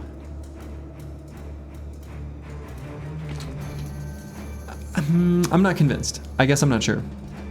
I'd have to think about it.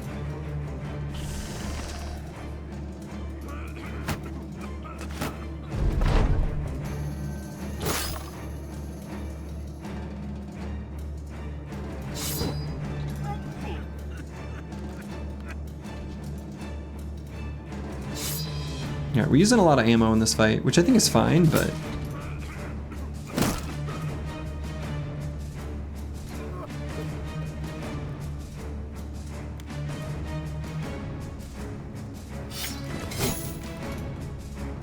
There's more than one way to skin a brother.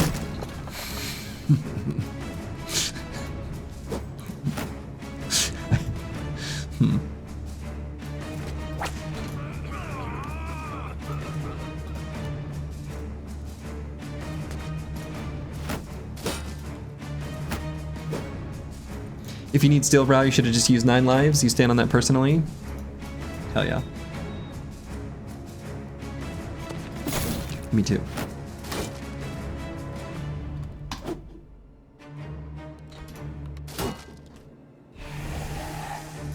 Did you jump the bullet on that one? I think a little bit.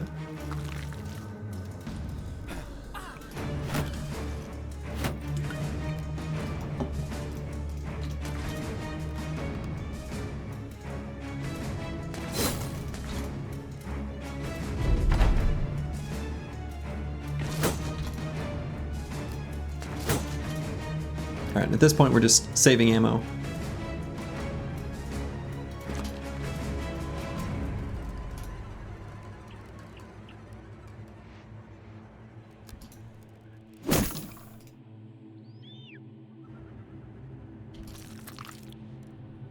You disagree with the Brow to 9 lives? I mean, on a tank? I mean, on a... I don't know. I'm a big 9 live stan. There's just... Yeah. Brow can save a Forge Bro from a really bad injury. Right. So there are advantages. Like, it's not... There are some situations where one is better than the other. So there are definitely situations where Steel Brow is, like, it does things 9 lives can't do. That's true.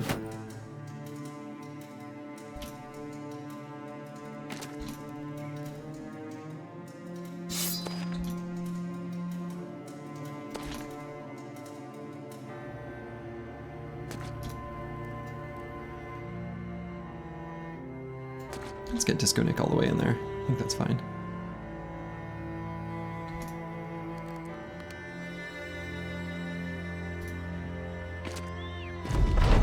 9 lives can do everything. It can beat Monolith. It can fix your marriage. Yes. Yep. Finally. Finally somebody who understands. Psycho Ling out here, preaching the good word of 9 lives when nobody else was brave enough to do it. You love to see it.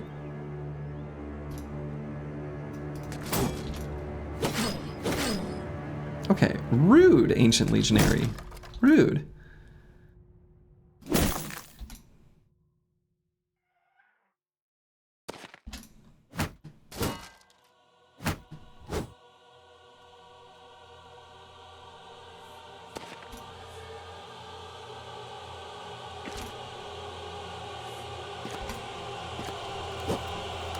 9 lives can make her come back, I swear by it. Well, I suppose we're past day 100, so that Ancient Legionary was able to move 2 axes and attack.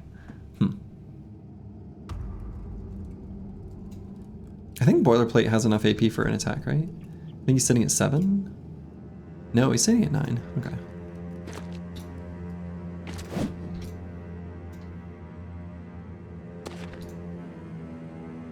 Nalabs will make that 2 o'clock text to make her come back. Brig if true.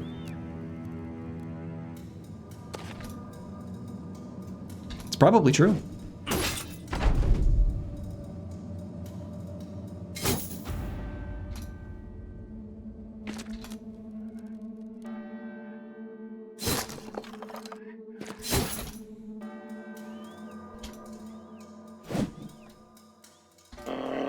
Let's get Swimmer in here, helping out.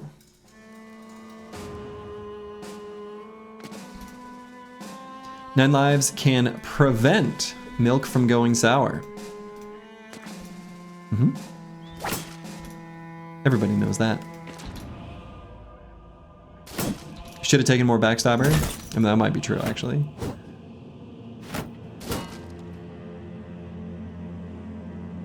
Let's get Battle Pashi ready to head down that way.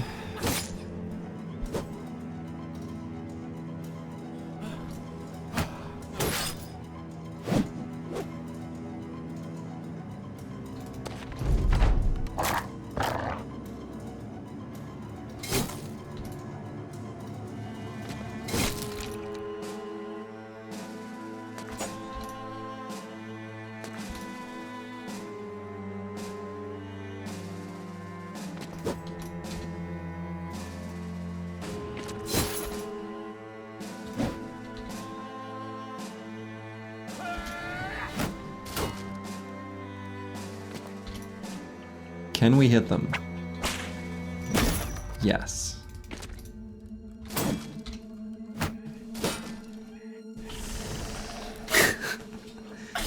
Oh, okay, we're gonna have to rotate Boilerplate out. Huh.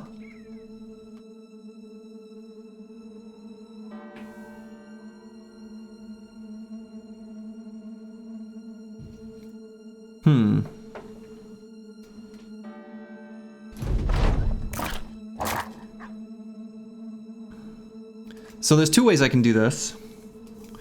We can swap to the shield, take a step up and rotate. We can just try to take the step up first. I think that's better because we get to try this a few times. And then we rotate him out completely. Or maybe because he hasn't proc 9 lives, right? So maybe I just rally and rotate.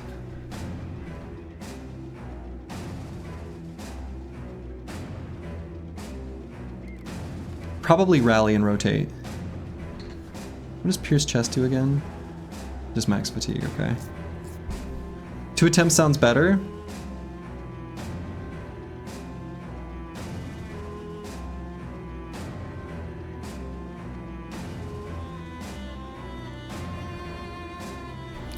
This is no mere friendship war, no contest of words and brotherhood. This is the Slurgy judgment made manifest, and we are its wrath. Let the enemies of Slurgy learn that even bonds of blood may be sundered in the name of duty. Yeah, but with their backline they can get him still? Right. Yeah, and they'll go before him. That's kind of why I kind of want to rally just to give him more melee defense. That kind of came out of nowhere.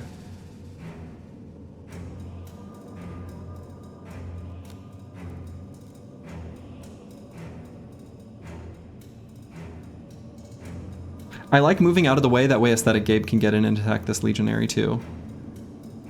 That way if we proc 9 lives... Yeah, this is just better. So now Aesthetic Gabe can... Yeah, alright, he's fine.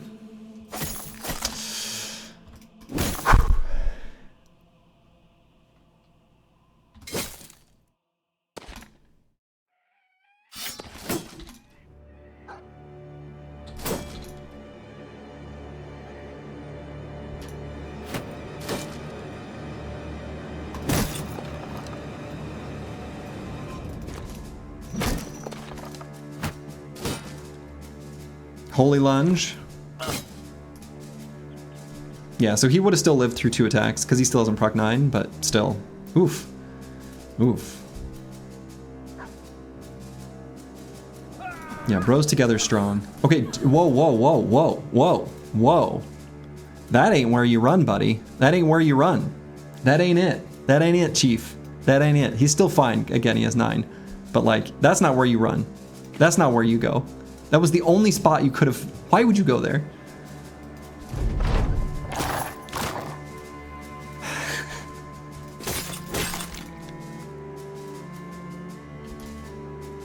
Didn't 9 lives already go? No. No, he hasn't proc 9.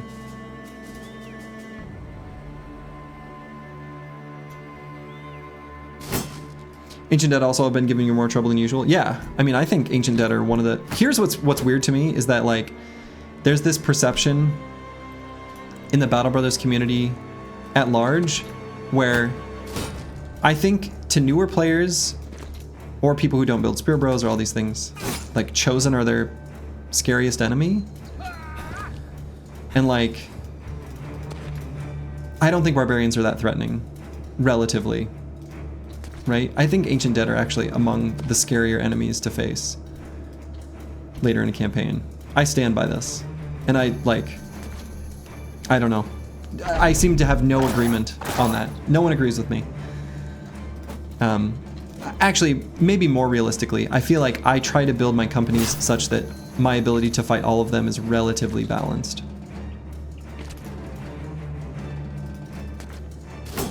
But I don't think of Ancient Dead as a pushover like some people do. If you build only like fatigue neutrals or dodge quick hands, yes, they will seem like the easiest enemy. But that's also because you didn't build like a balanced squad.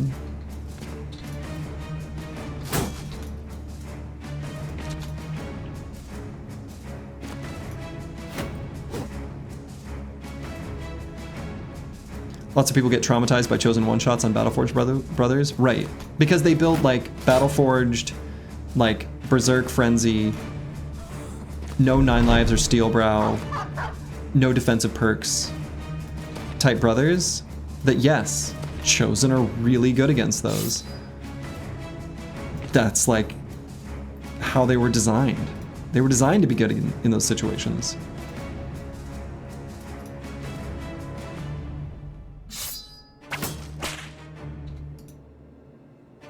That's a roundabout way of saying that fight difficulty is a function of your builds. I mean, yeah, it is. But like, I think there's a certain spirit of people imagining certain fights just simply being more difficult than others, which I think is just kind of not true.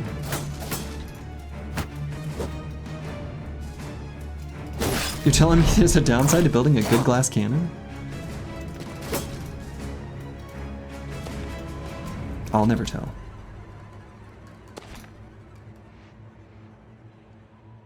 Let me check quick on.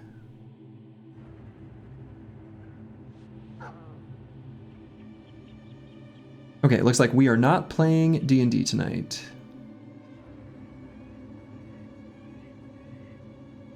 Sorry, I'll go watch Scott's stream, okay? Alright. Yeah, no D&D tonight, so I'll be here. Ancient Dead can be very scary if/when you can't get through their shield lines. It's a risk not experienced with other late game enemies. I mean, that's true, right? There's a little bit of a DPS check, but to me, that's like...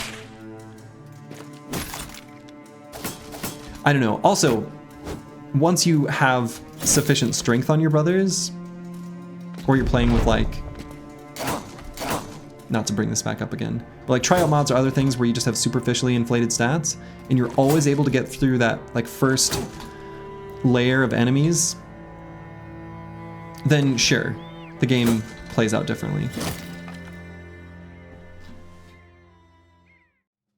But like, you know, in other fights you have tools. In Ancient Dead, it's just sheer blast them.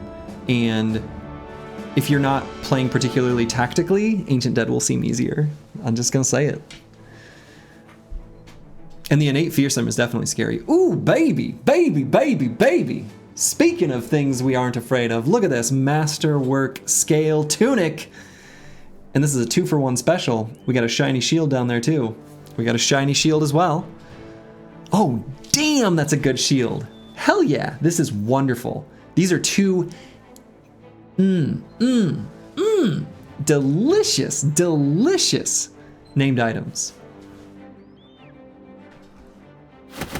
You love to see it. You love to see it. This is fantastic. This is just great.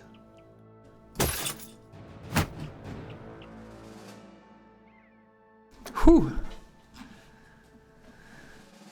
At least we got rewarded. You've never seen those jeweled crowns? They drop it from like Black Monolith. So, whew. Okay. So first things first. Let's put our spear boys back in their regular situation. Jesus, boilerplate.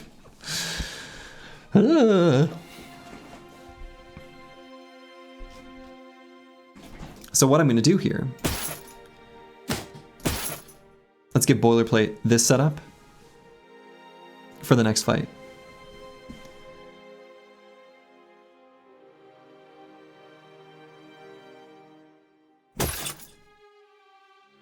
He needs therapy. That boy needs therapy.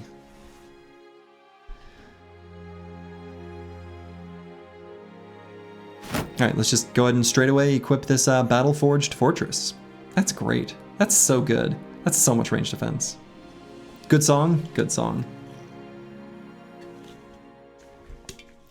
All right, how's everyone else doing? Yeah, some other boys got hit too. Oofda.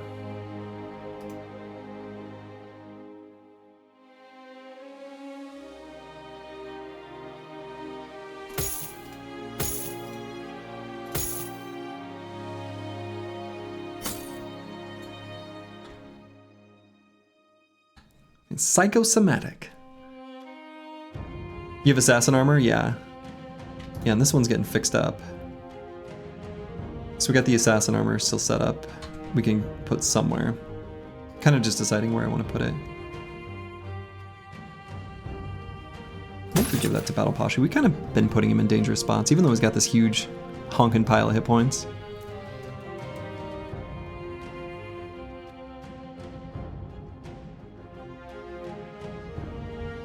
I'm actually curious. I'm gonna still leave that how it was, but that's what I was hoping to see, right? So there are some forged gears that where they're on the lighter end of things, where you get like a real, like 87% nimble from the perspective of like a phrase I hate, but EHP, you know, offers very little, but from the perspective of like protecting your hit points from armor penetrating damage, even a pretty low percentage is actually a pretty big deal, since it happens, you know, very favorably in how remaining armor reduces damage, right? It's like Iron Jaw. It's a decent reduction. It actually helps more than you might think. Even a pretty low nimble percentage, it's actually pretty good from the perspective of keeping you safe when your remaining armor is still there. Obviously, once your armor is fully stripped off, it does practically nothing compared to Nimble's 40%, which is still doing a lot for you.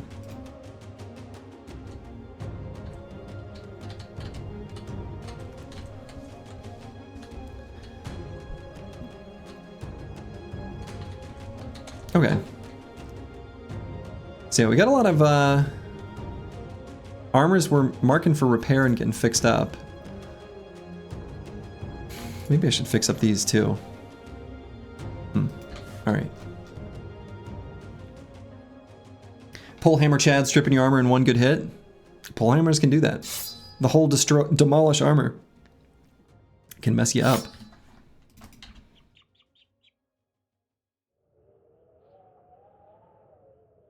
All right, we're getting chased by Unhold and Hexen. That's not what we want. Go away. Leave me alone. Leave me alone.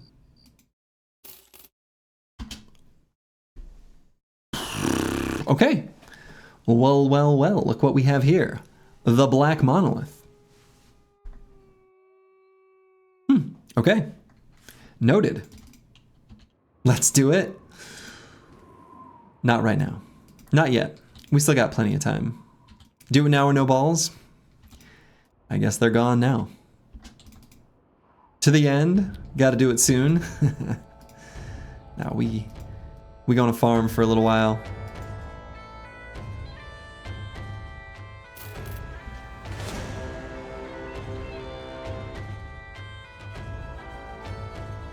And honestly,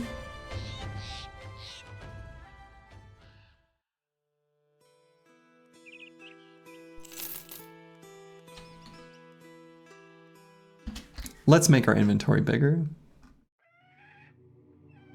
My hoarding problem is only going to get worse.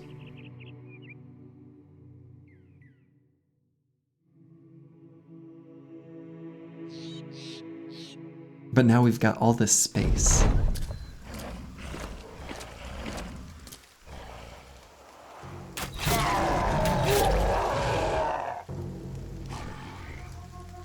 Gotta farm gold now? No, we got plenty. We got 1,000. We've got several days worth of wages.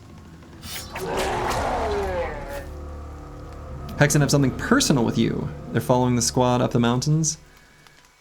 I don't know what they like. What does the book say about greed?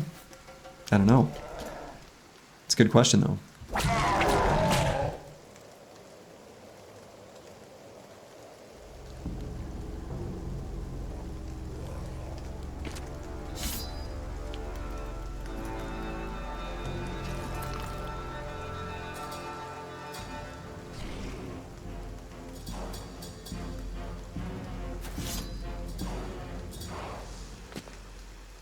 Are Hexen good for anything? In this challenge run? No.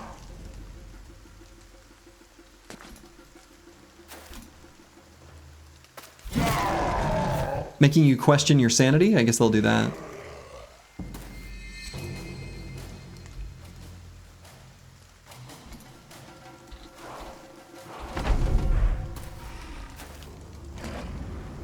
You hate work from the office days? Show up late and miss the Idrock fight? Sorry, Squigs. Yeah, Idrock fight was fairly uneventful. What was eventful was in the fight against Ancient Dead just a little bit ago.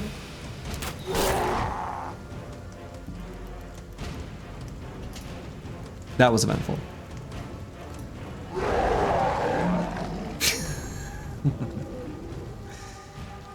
Brigfoot is kill.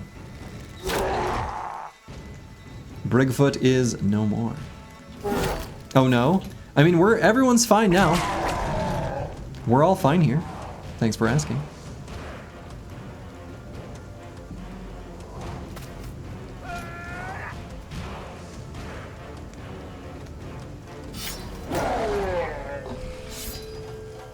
But it was a little spicy.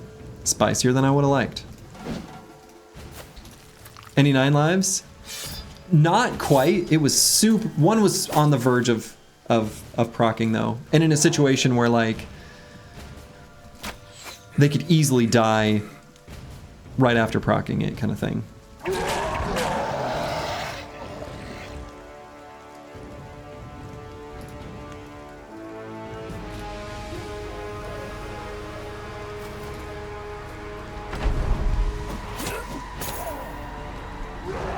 Javelins? That's rude.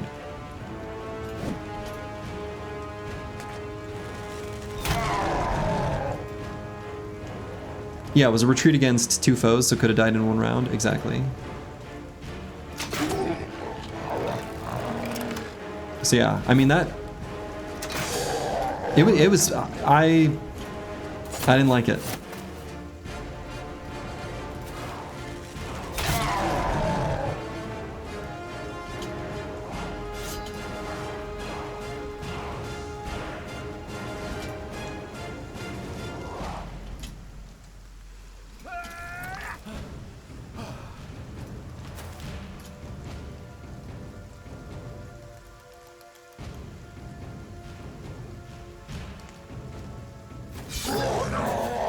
No. Don't run from me.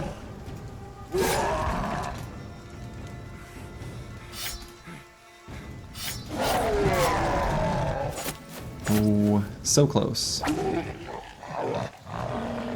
Fights against Ancient Dead are always a couple good fearsome procs away from a disaster. Yeah. They really are.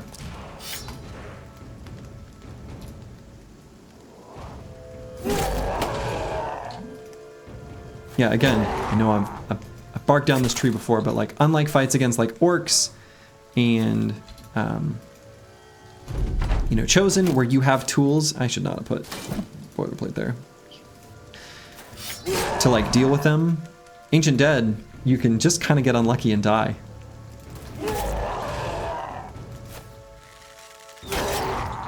$13 kill, hello, hello.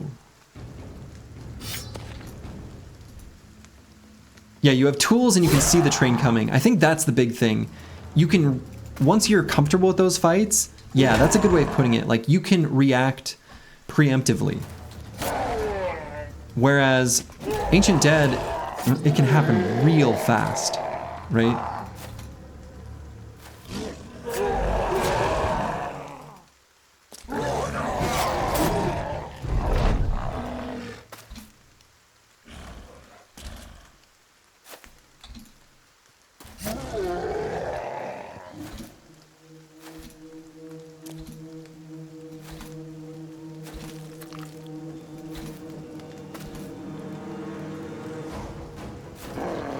Let's give Warrior the opportunity to, nice. Okay, no shinies. There is a chance for shinies in these types of camps. All that free space. Oh, it's so good.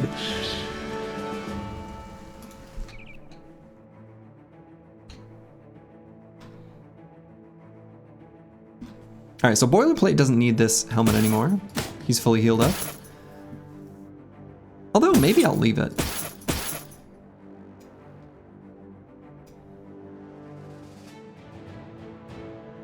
Actually.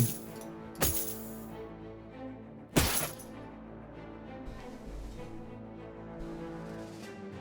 think this is fine. So much space for loots? Right. Team's gonna be making such good music.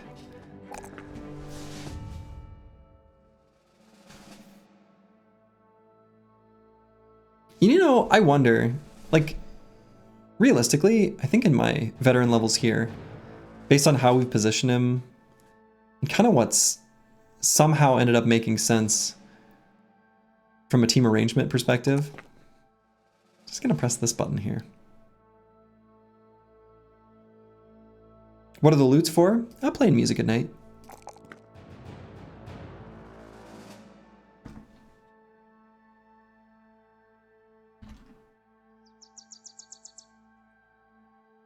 Gonna sound like a cat dying the moment they lay their hands on him. No, no, no, no, no, no, no, no, no. We got Squigs here. We got the Minstrel. The Minstrel knows how to play the lutes. Plays one in each hand. It's one of those, you know, double tapping. One lute in each hand. Hammer-ons and pull-offs only.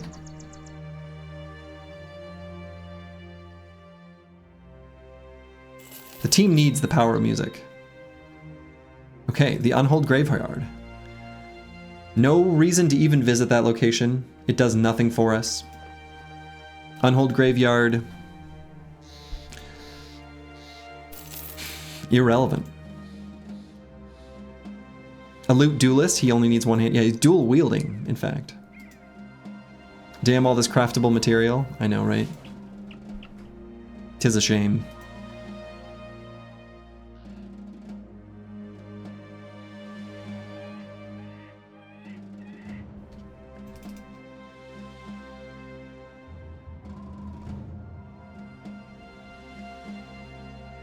We gotta do all the legendary locations though. I mean, all the ones with a fight. I mean, I could go there, pick up all the stuff, and then leave it on the next battlefield.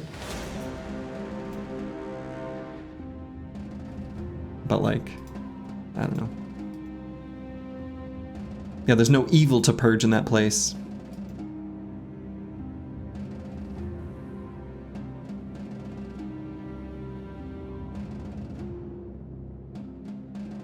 It only reminds us that we've been taken from civilization.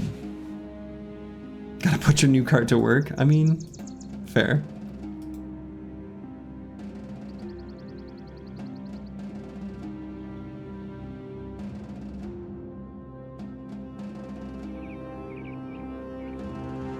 Add dual wield as a perk. You know, actually, weirdly enough, I kind of appreciate that Battle Brothers doesn't have dual wielding. I feel like that trope is a little bit tired to me. I kind of think it's refreshing that Battle Brothers doesn't have it. You know the hoarding is bad when there's multiple less than 10% armors? Yeah, we're fixing... Well, actually, that's an artifact of some of the fights that we were in, because we were needing to replace some damaged ones.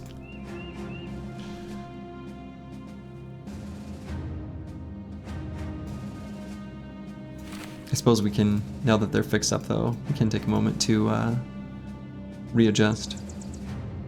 New shield? Yeah, new shield. The Battle Forged Fortress. Show and tell? Yeah, we got the Battle Forged Fortress, and then we got the Masterwork Scale Tunic. 2 very nice armors. Counterpoint dual wielding is cool and cool is fun. Oh yeah. Cool is fun.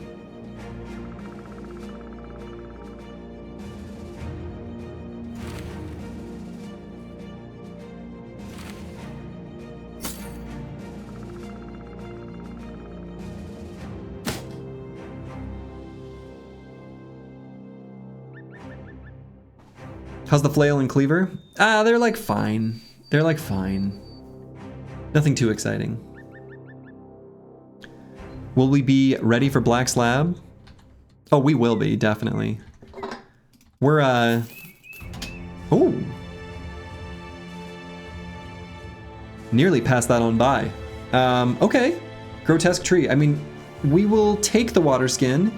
So there's 2 things that the water skin can do for us. 1, there are events that can cause permanent injuries, right? They exist. They exist. And so if one of those events fires, we're happy to just be like, all right, we'll risk our butcher losing a finger or one of our bros getting a little missing eye, you know, things like that. And then we can fix them.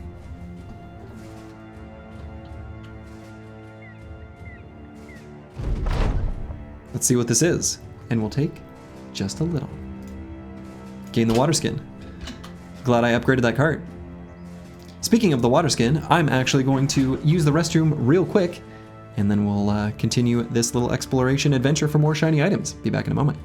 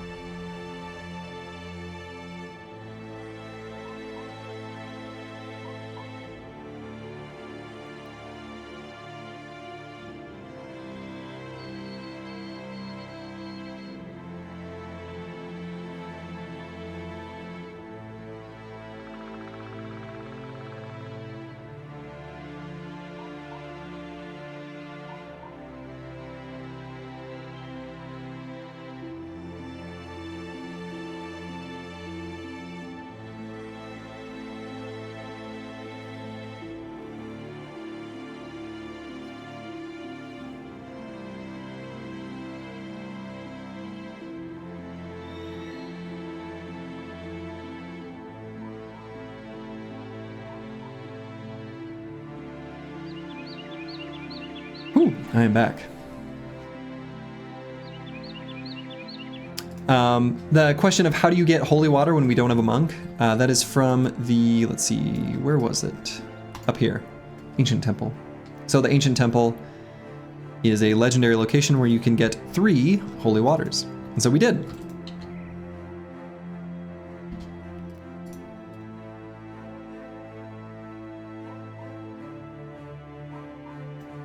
We did that thing.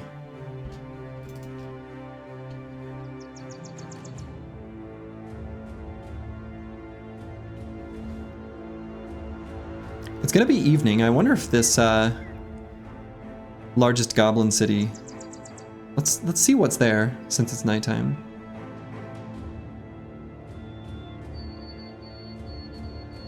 Zinzatox. Well, if we can get there before the dawn. I actually don't know if we can.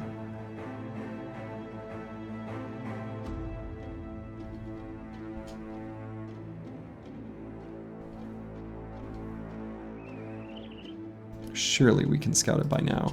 Surely we're close enough. Okay.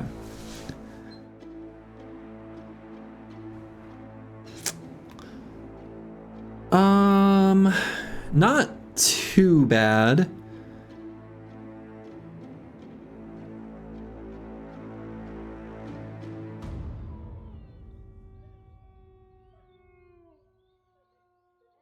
Yeah, I think the few shamans is making me apprehensive.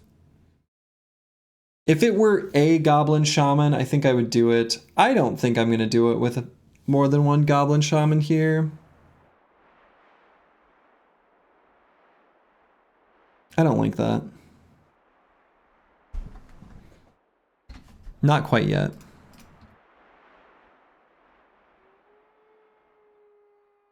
Yeah, 2 shamans is way worse than 1 shaman. Ask anyone who's been to the Goblin City. It's rough out there. Multiple shamans, they don't mess around. If we had the Goblin Trinket, I'd feel a little bit better about it. Yeah, so like something like this. This is a cute little camp.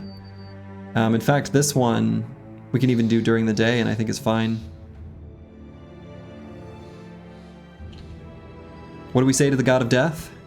We welcome Davkul's warm embrace.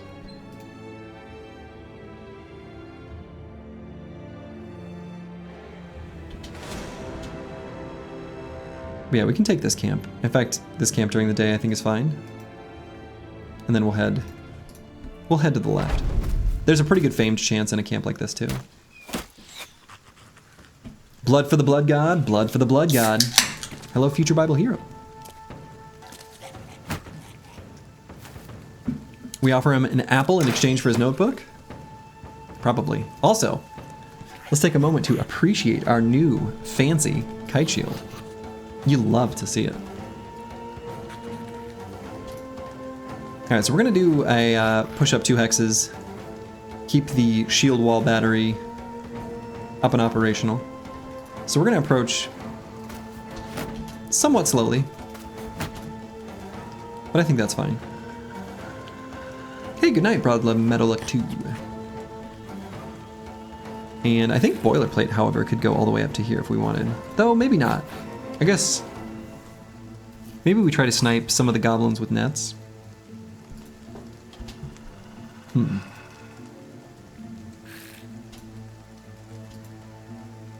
No reason to let him throw him early, right?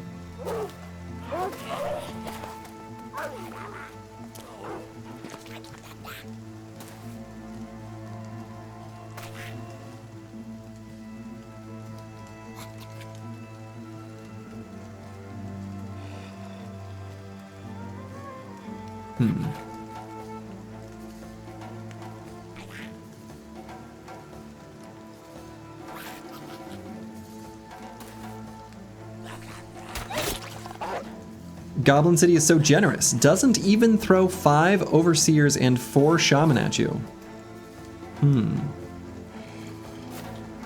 Doesn't even. Interesting.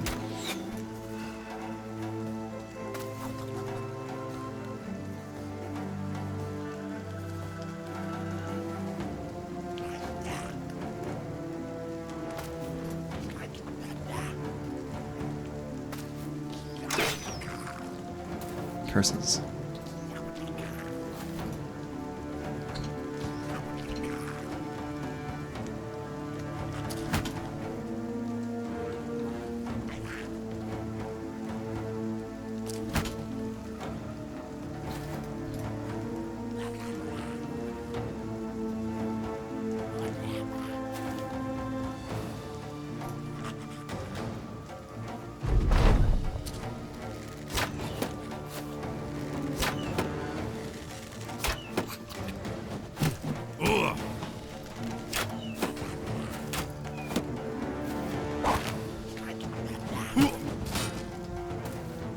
How about a champion shaman where roots have an additional minus 10% penalty for breaking free?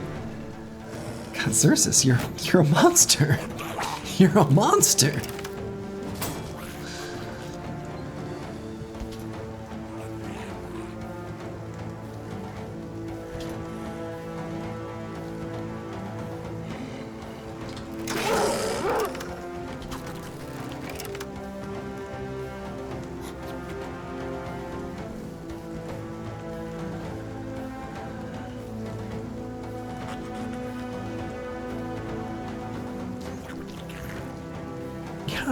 I think I push Battle Pashi up to here. I think that's okay.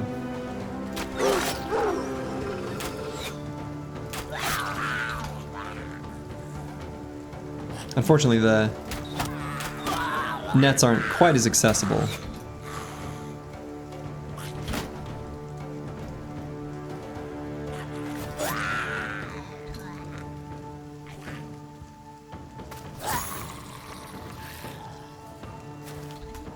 Shaman riding an unhold was always your dream? Oh my god. You guys are monsters. Monsters, I say.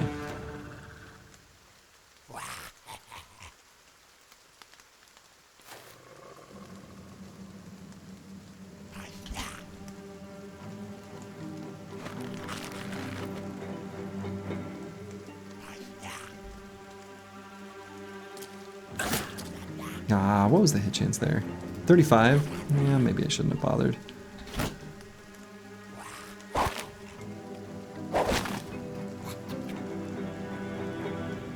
Yeah, so that's why I saved the AP on Boilerplate.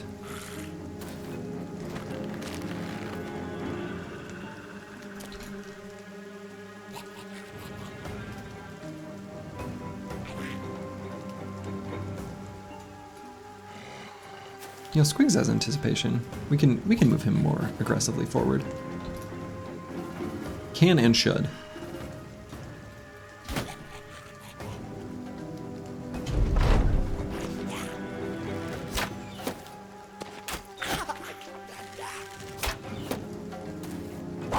There aren't even Necro Savants with sword lances? Oh my god.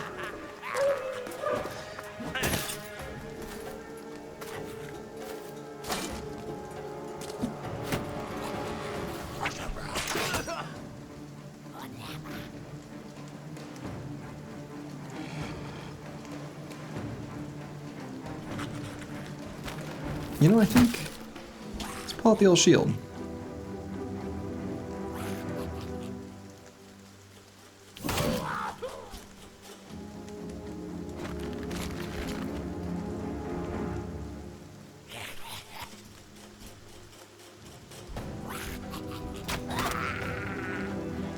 Excellent.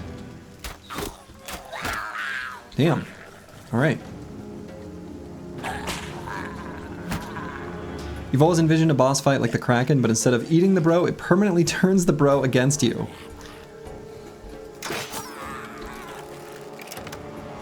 Wow.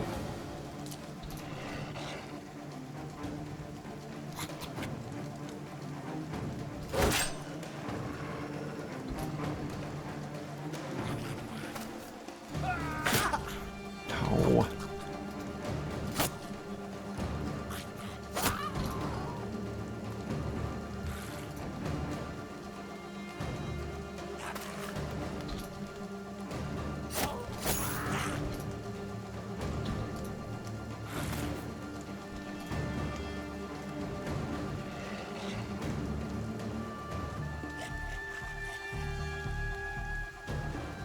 Let's see. I might move Aesthetic Gabe here just to make it harder for that Wolf Rider to get in there and cause trouble. So they've still got a decent number of ambushers, so maybe I don't move Falsers. There we go. That's the one I was hoping to kill, just for the net. You also want to make a huge spider, like a web-necked queen? Alright, that one, that idea I'm legit into.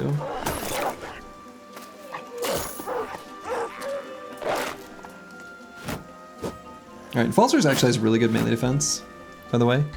So, what is his melee defense? Yeah, 24. Or Furious Sheep. Furious Sheep, rather.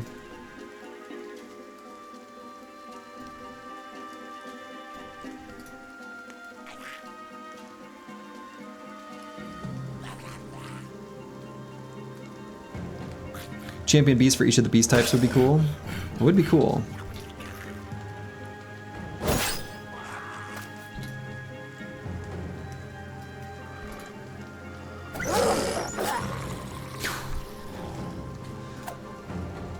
This marvelous needle, true to its name.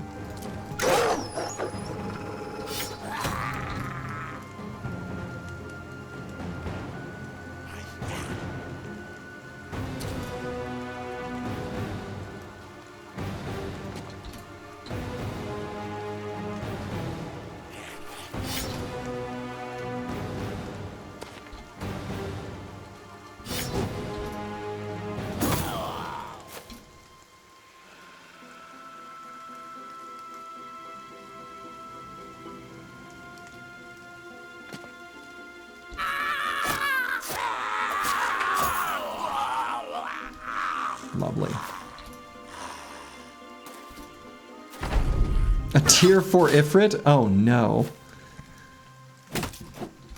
A tier 4 Ifrit who can just one-shot anyone he wants?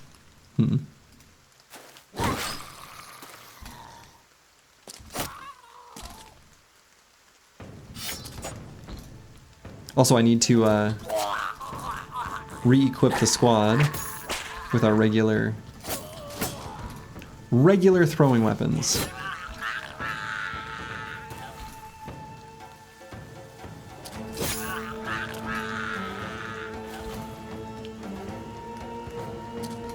Tier 3 Ifrit already does slightly more damage than a bonk? Right. Alright, I think that last one, no need to let him do damage to us for no reason. Okay, so no shiny, but the thick metal plates, or the metal plates and rivets, pretty happy to get an armor attachment for sure. Whoa. And we'll grab the Goblin Poison. I actually should probably be equipping and using the Goblin Poison on Curseword, who's got bags and belts. Yeah, we got all the meat. Some of this, a whole bunch of this meat's gonna go bad. That's okay. Do we need it? We do. When we need to start dropping stuff, we'll drop the meat. But we don't want to, you know, you don't raid a cook's pantry. You know what I'm saying? You don't raid a cook's pantry. She's working, she's cooking. Let's let her do as she does, you know? Let's not get in her way.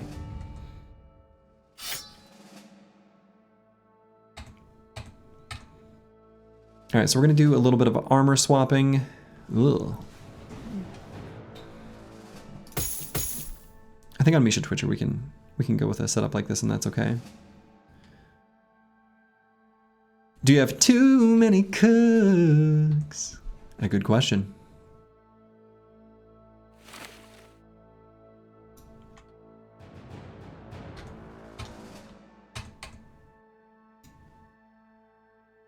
All right, Aesthetic Gabe. What secondary stat do we care most about on this brother? Giving him a little bit more fatigue would let him... Realistically, we're probably... I'm hopeful that we get a different sword and we can hand this sword off to like a future find. A boy can dream. So maybe I just go Resolve.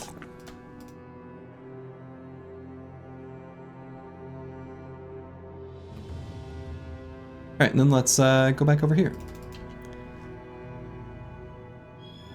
As previously mentioned, famed chance this far from civilization. should be real high. Aren't we due for an event? Should be. Should be due for an event here sometime soon.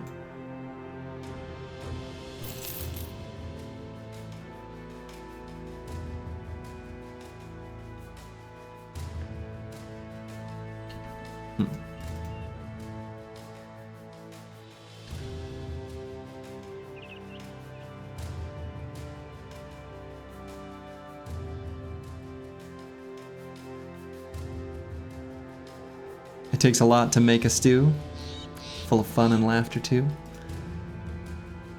With him and her and the baby too. Too many cooks, it's true.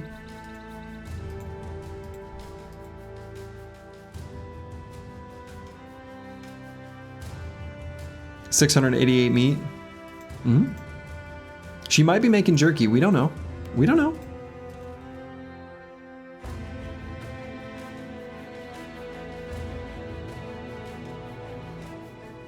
Who knows what she's got in that boiling pot, you know? Let her cook, as the kids say.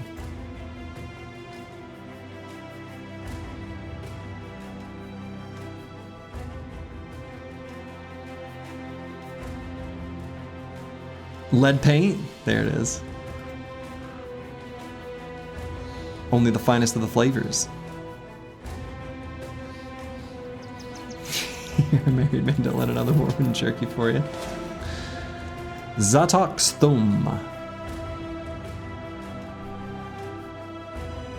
Okay, this is not a bad fight. And this is a good example of one that we can do during the day pretty safely. There's not that much ranged firepower there in that camp. So let's go ahead and bust it. They sent out some hunters. Okay. Sure.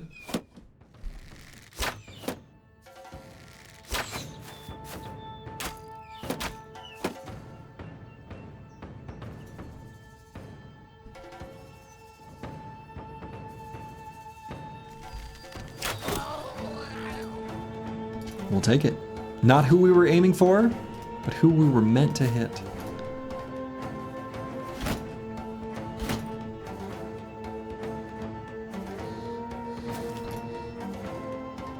Time to hit the blankie? Well, good night, Bloxor.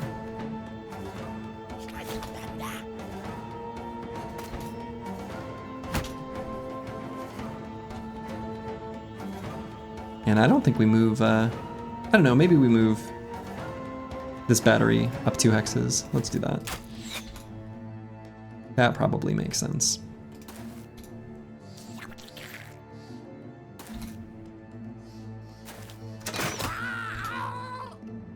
Got him. Oh, and I guess I didn't want aesthetic Gabe there. Yeah,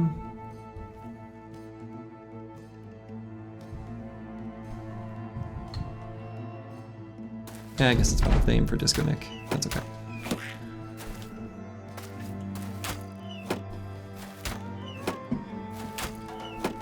No, they didn't anyway. And do I just engage in melee?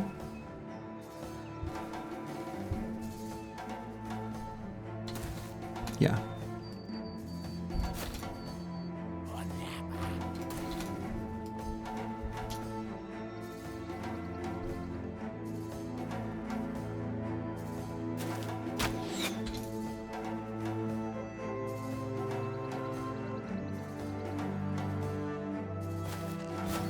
Rotation.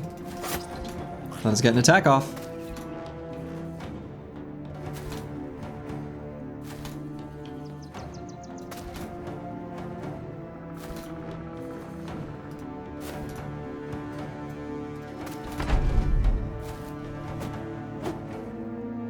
Punctures?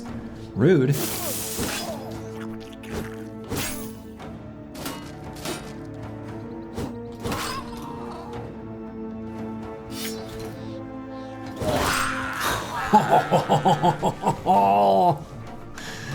Sluddenly French. You love to see it though.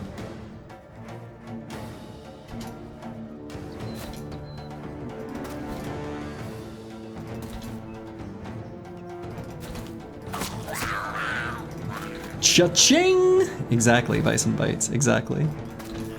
The money shot, if you will.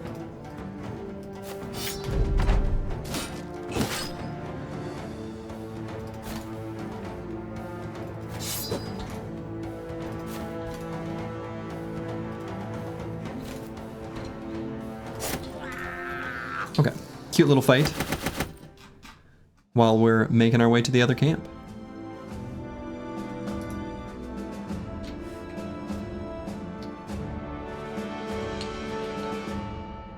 So we're gonna keep beating up on goblins.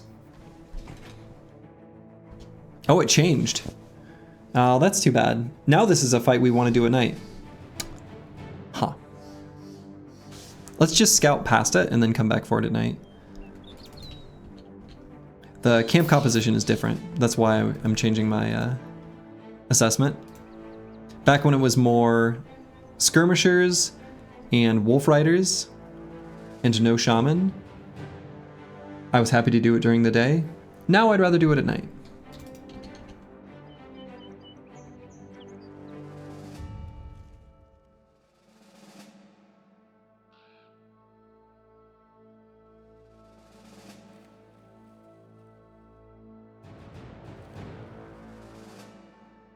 So we'll just chill here for a hot minute.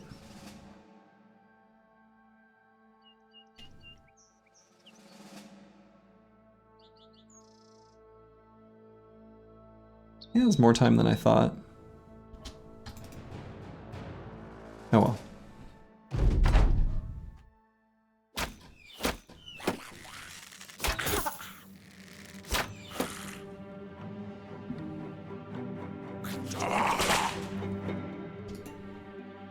Alright, so we're gonna move that crew forward 2 hexes and just shield wall. I might go down and to the right based on where I'm seeing this tree.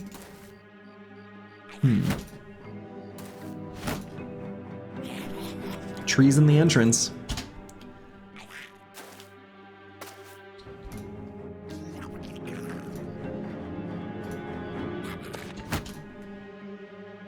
Okay, so there's the shaman.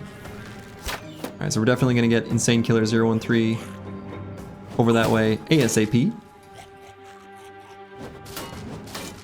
Entryway here is not the best. So Falsters isn't going to be able to attack anything from here. Not good, anyway. I think we don't even do that.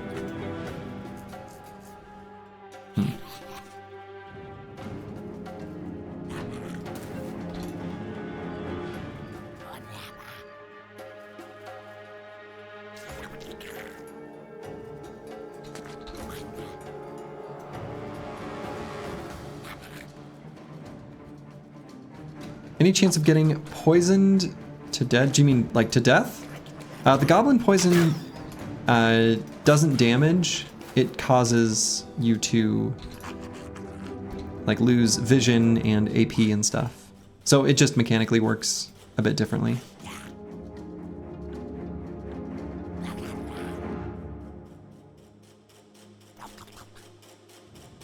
Yeah, I'll put boilerplate there.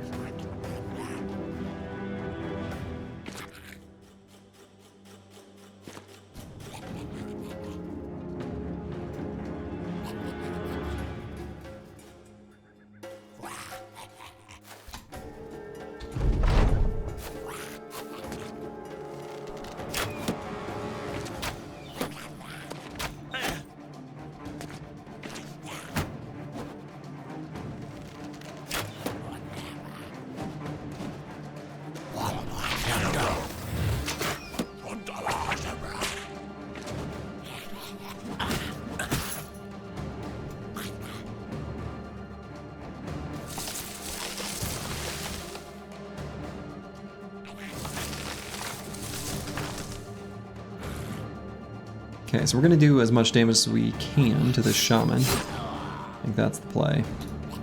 For sure.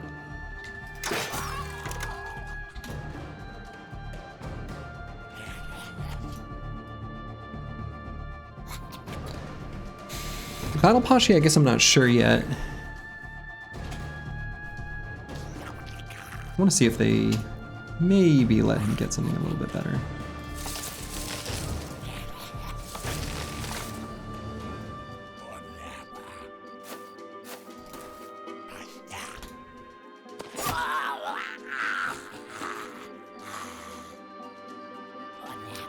So then I think I can move Lost Guardian. Maybe just to here to help with the surround bonus for D and Dice.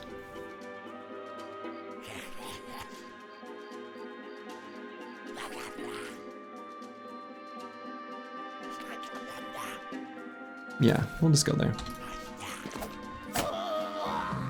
Ooh, very close. Really wanted Insane Killer to hit the Shaman there. It's okay that we didn't, but it'd be better if we did.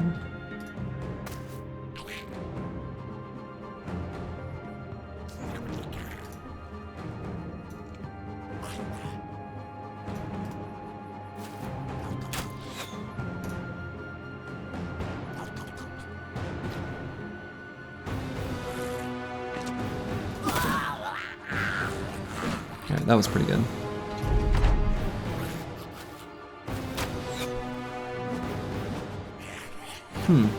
Handful of the ambushers passing their turn instead of shooting. Wonder why. It's a little strange.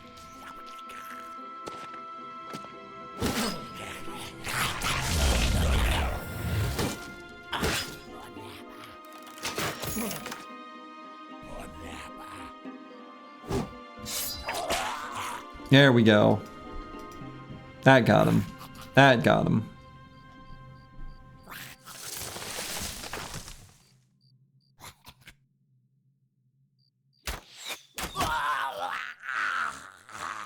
Take that, you nerd.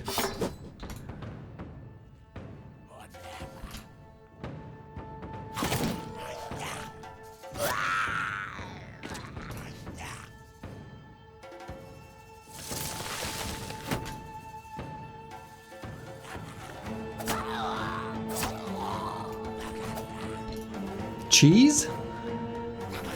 Like goat cheese? What kind of cheese are we talking about here?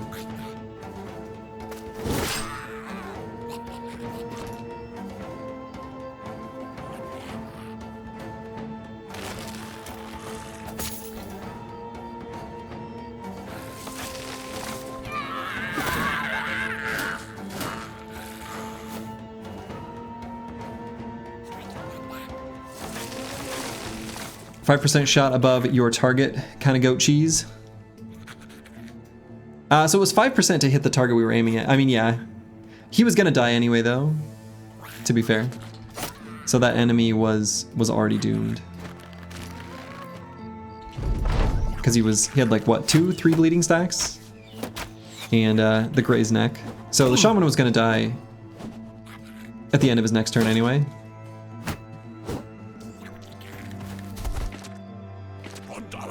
So at most he was gonna get one more action in.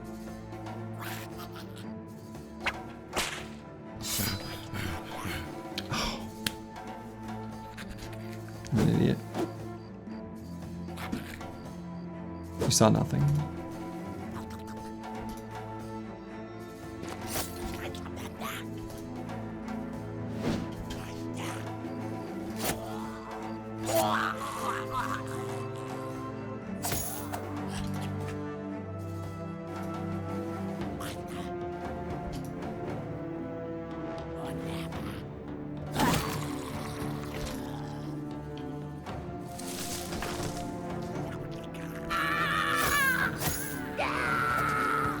Question on the Idrak armor, does each piece give life regen? And if used together, do you get both effects? You know, it's been a hot minute since I've equipped both together. I'm pretty sure they both work. If you equip them together. But I usually intentionally split them up since it's rarely gonna benefit you.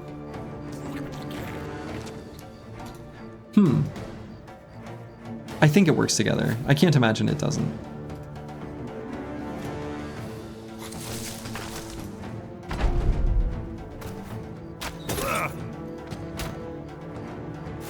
So you would gain 20 life per turn. But I guess I'm not 100% sure. You keep them together because it looks better? I mean, that's fair. That's a valid reason. We already discussed the value of Fashion Brothers earlier.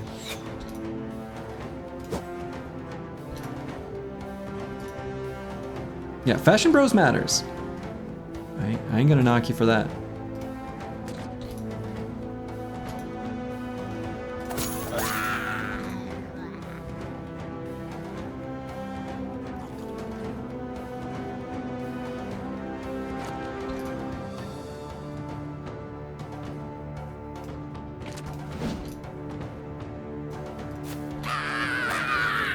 No.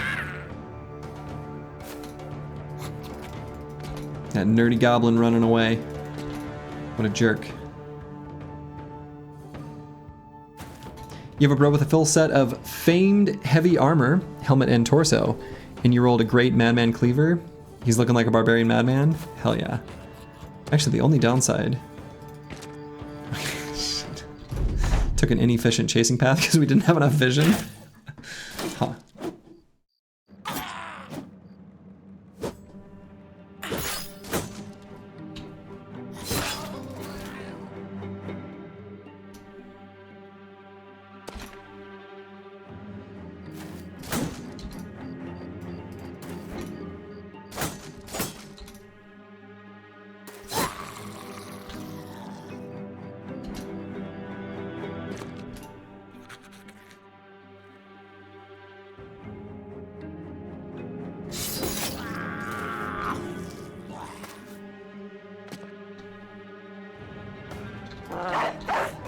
It's that warrior. Taste a little goblin blood. Get some of that good stuff. There we go.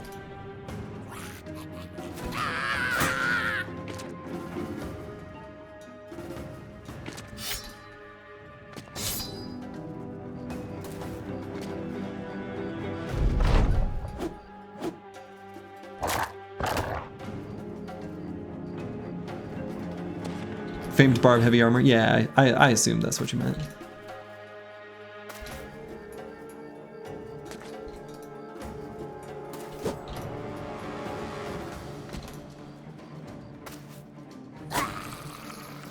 Okay, there we go.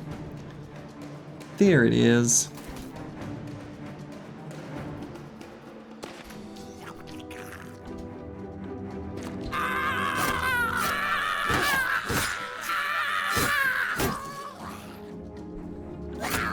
Wonderful.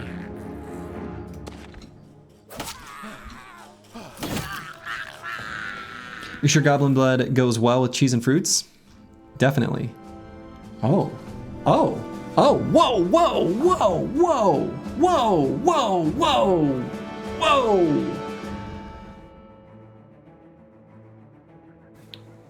Whoa. Holy buckets.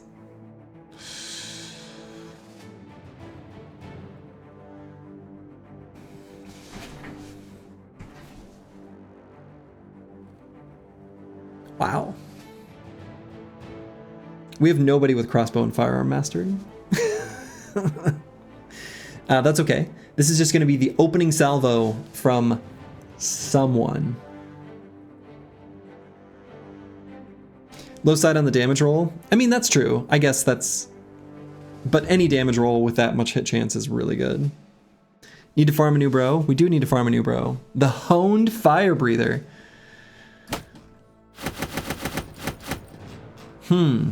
Interesting. Yeah, any damage roll is better than base, right? And I think that's a pretty good, yeah. Interesting. Do we even have ammo pouches? We had 3 of them, for what it's worth. We fought a southern army where there were 3 handguns, and we got the 3 ammo pouches and no handguns. You threw your weights down because you heard me yell? We got a famed handgun with a almost max additional hit chance. You dumped the pouches. We kept one. We actually put it on boilerplate.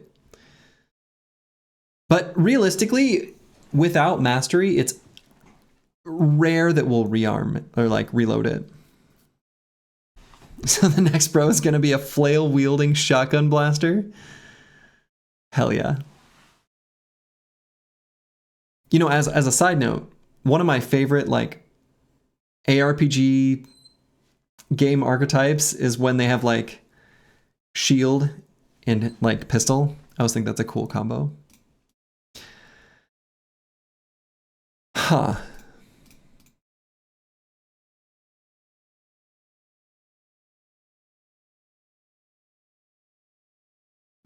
Yeah, the spear guy's got an ammo pouch. We've got one, right? But without mastery, it's like I said, it's unlikely that we would reload it. We're gonna put it on someone. This is making me kind of want bags on other brothers. So like we would do something like, ooh, yeah, I don't know. Can't really ditch the throwing weapons. I guess we can.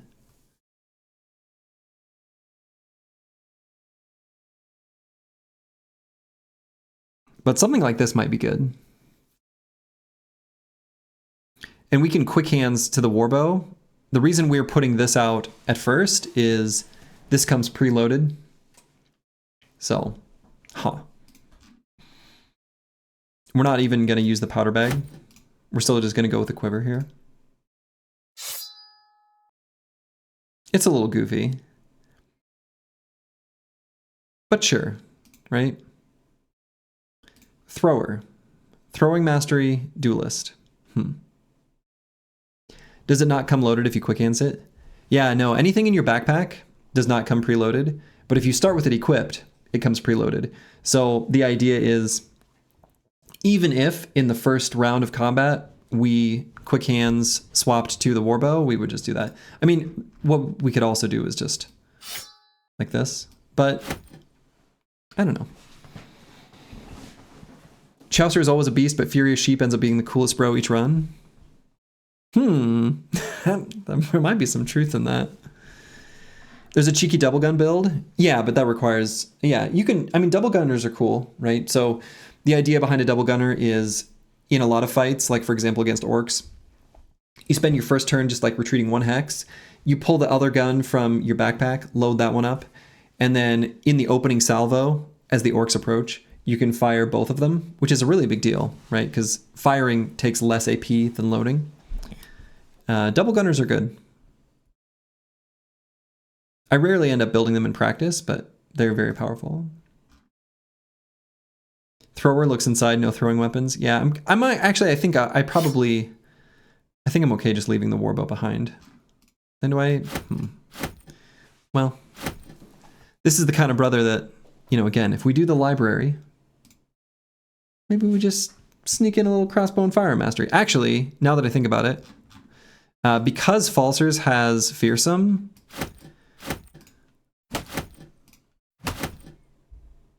things have changed.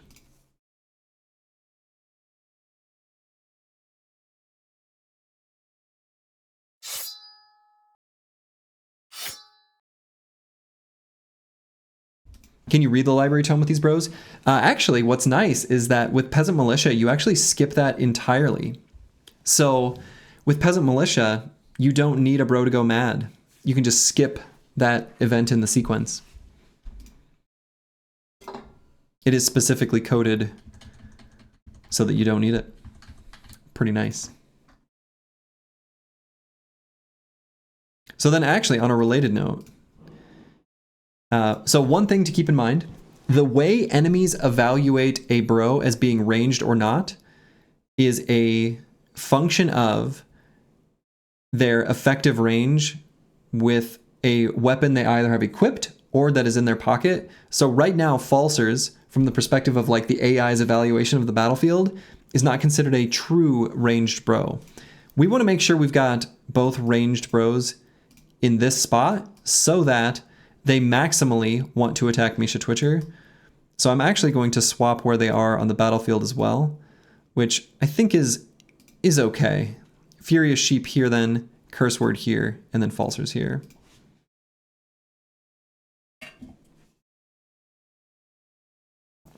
Dovcool did not plan a pop-up picture book for the Necronomicon. Yeah, and actually this setup might be better anyway, because Falsers does have ailing. So we kind of don't want him to be in the positions where he's going to get shot with the goblin stuff anyway. It can go off ranged weapons they are wearing. As long as they've got quick hands and the weapon is in their pocket, yeah, pretty sure.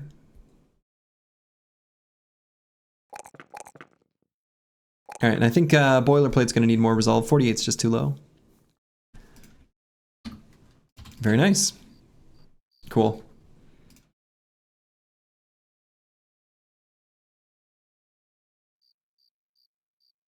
Rusty Blade Mesa. That sounds like the name of like a fantasy world tavern. That's cool. What's our daily gold expenditure? A little over 300. Practically nothing.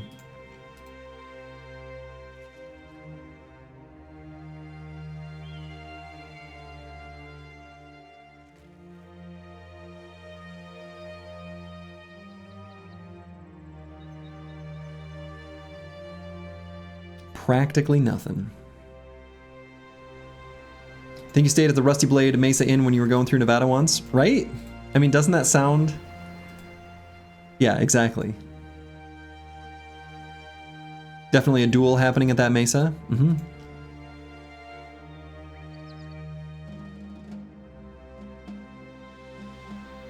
1v1 Deagles.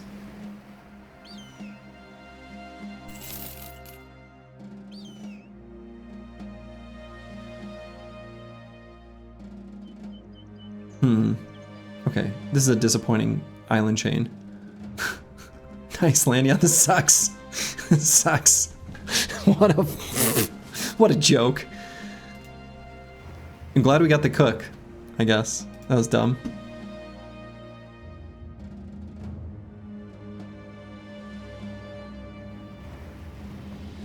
Every time you hear Mesa, you think of a mountain in Arizona that's called Tabla Mesa, which just means table, right? Or table Mesa. Okay, right. I don't know why I read that as... Yeah, table, right.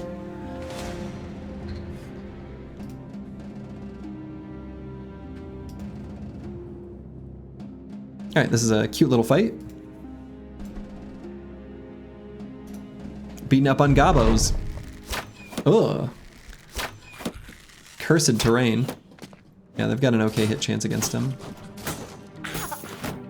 Still not making any shots land, though. That's good.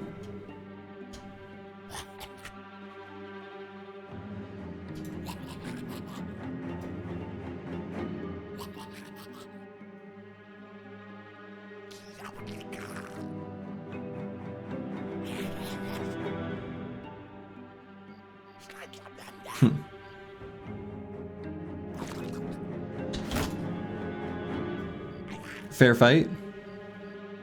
I mean, we're gonna win, so like... They're the ones at a disadvantage, you know?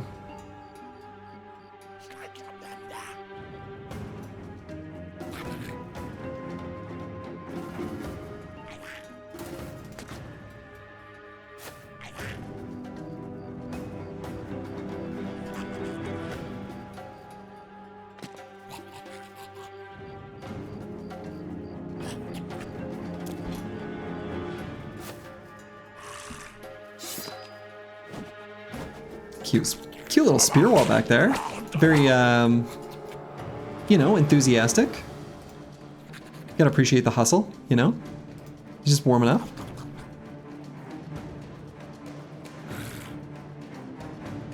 I think we can put a static cube there. I think that's okay.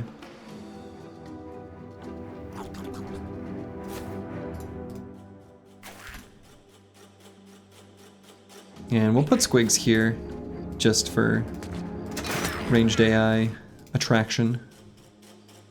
We're gonna get falsers ready to do a good blast. I don't really want to put him here. Actually, maybe that's fine. Let's just get him here.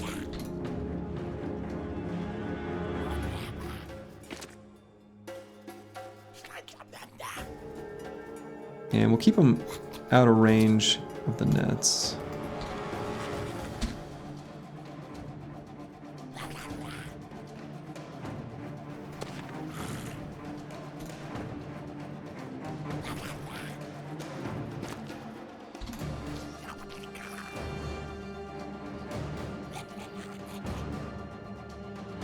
And Insane Killer can take some bolas, that's fine.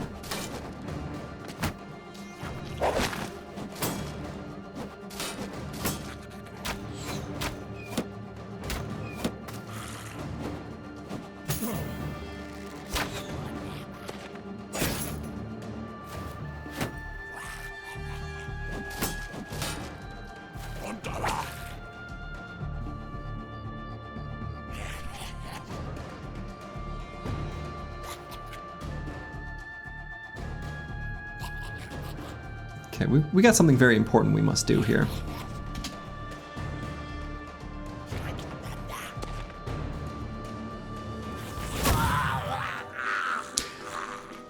You know, interestingly, even without crossbow and firearm mastery, there are situations where, as long as we're stationary, if we are able to attack with a fire handgun, like for example against orcs, like where we're standing behind spears, and then we proc Berserk, on those turns we can reload. That's pretty damn good. Okay. Alright.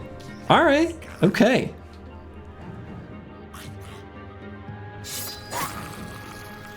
I'm into it. Slurgy approves of this weapon.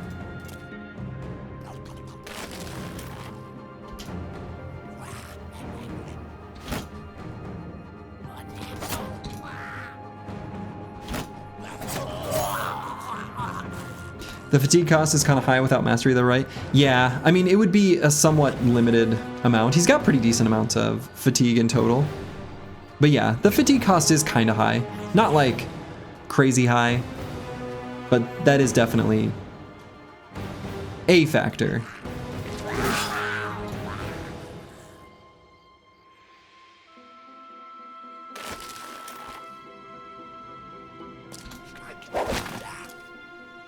Okay, rude.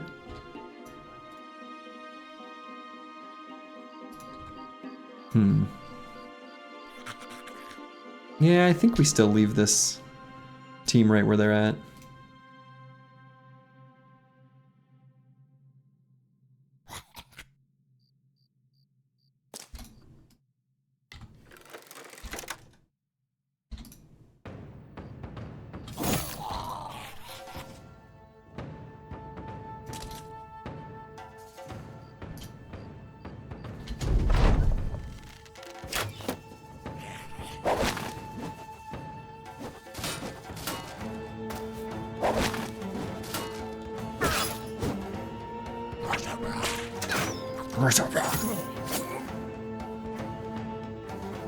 I bet we can move forward on this round though.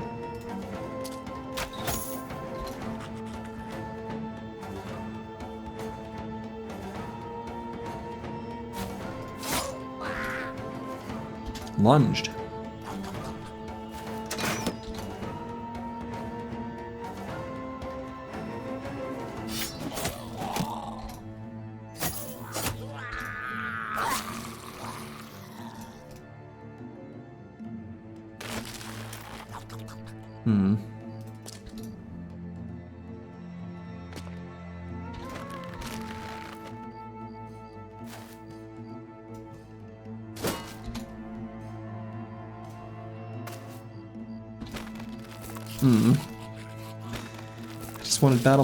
I just wanted Battle Pashi to be free, so that he could attack with his big ol' reapy weapon.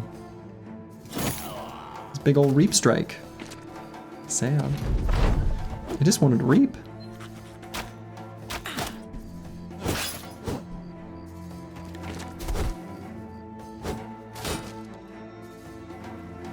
Falsers. Falsers has blessed us. Father Falsers is here with a reading when we needed it most.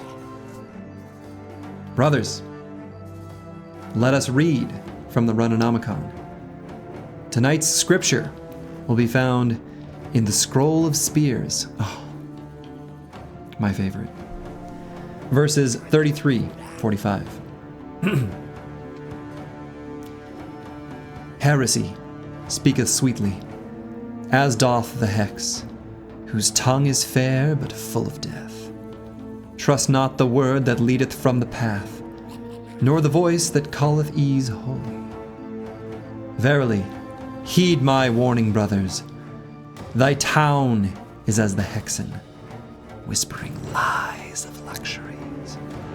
For the power of the run is not found in comfort, but in truth.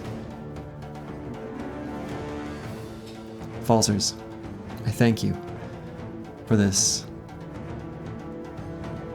offering to the run. Beautiful. Beautiful.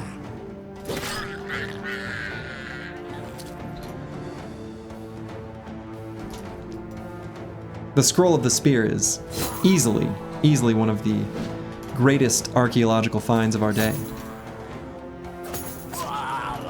It is known.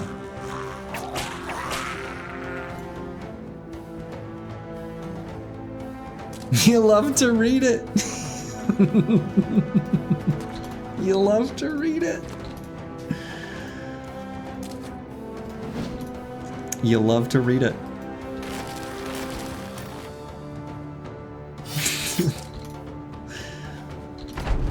That is the perfect in joke. I love that. That's so good.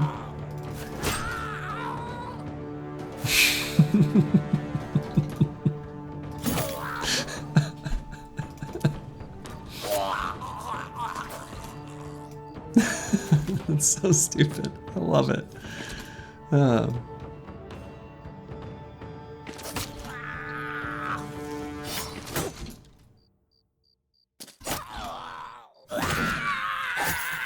All right. Wonderful. No shinies, but tools and ammo. Always welcome.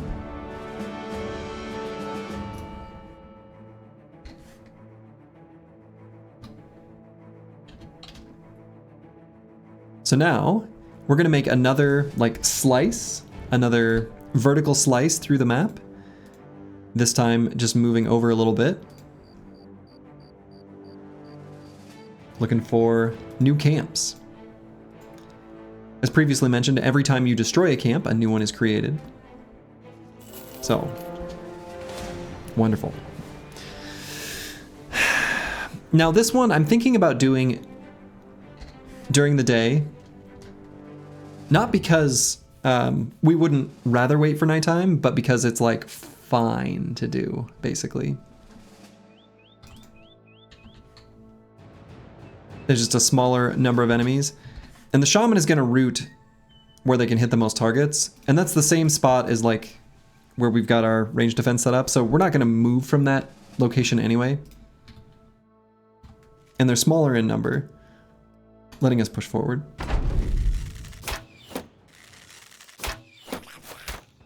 It's why does you get rid of one, another one shows up? Also, what is this? What is this? That is obviously not up to code. That is unethical. That's rude. Did these count towards Goblin City? Have you not gone there yet? We have gone there, and yes, they do count towards Goblin City. It's ridiculous.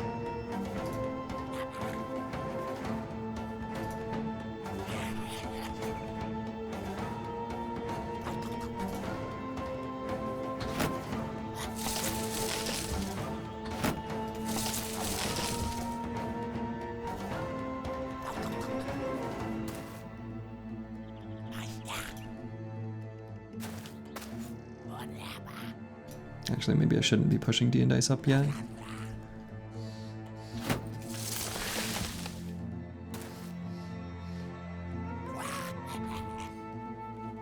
Yeah, Goblin City is, it's opened up.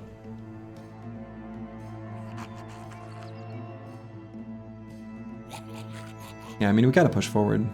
We don't have a choice. Let's get up there.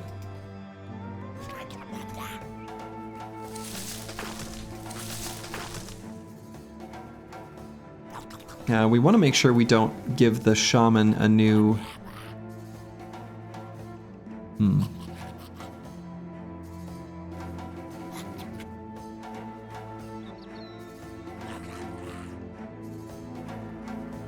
I mean, again, Squigs does have anticipation, so even if we moved across this way, I think that's fine. Yeah, whatever. I guess we're gonna remain stationary. Or I guess we could go here.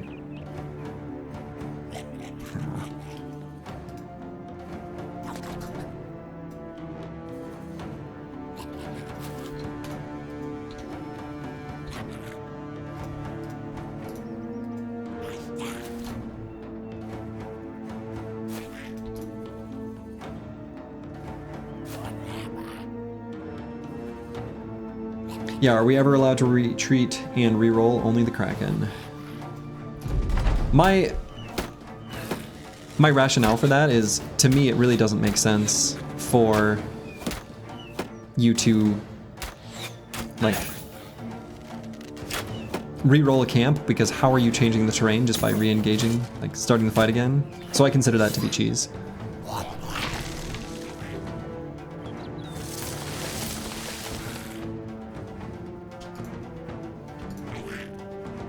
Alright, we have a very important special delivery for the shaman.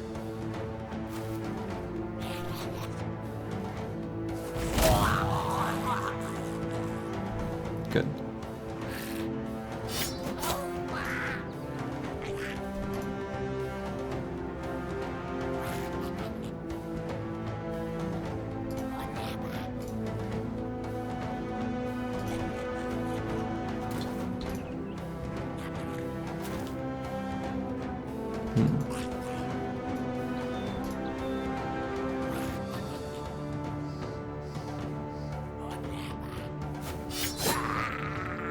Good.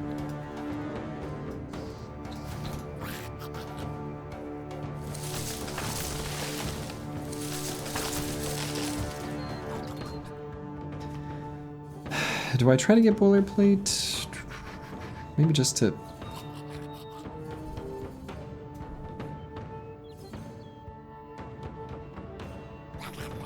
Here feels kind of bad and dumb. Dumb and bad.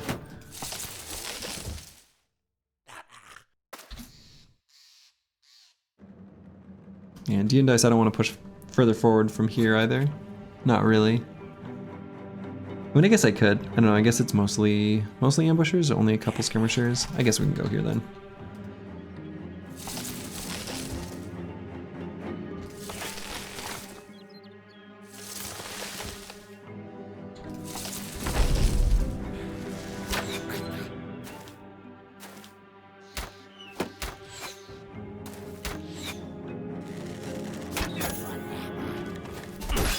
Footwork?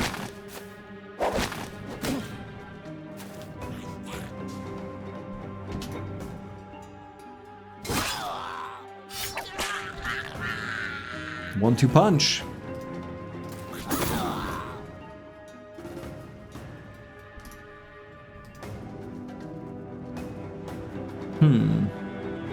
Yeah, we can use the jabs here. Pretty effective weapon.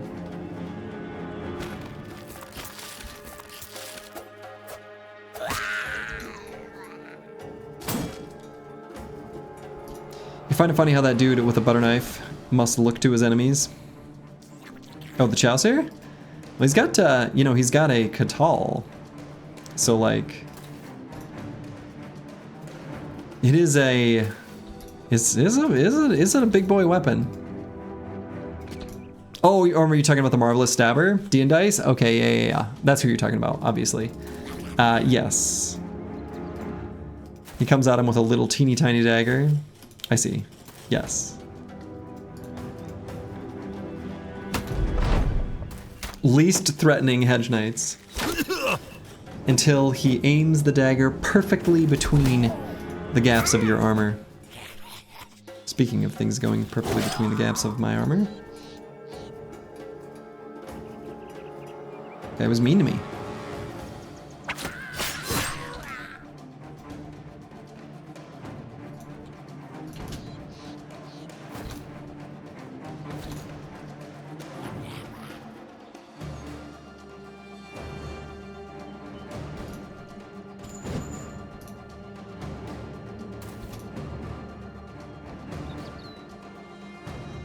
Has the mace been working well without mastery? The flail? Is that what you're referring to? If so, then yeah, it's okay.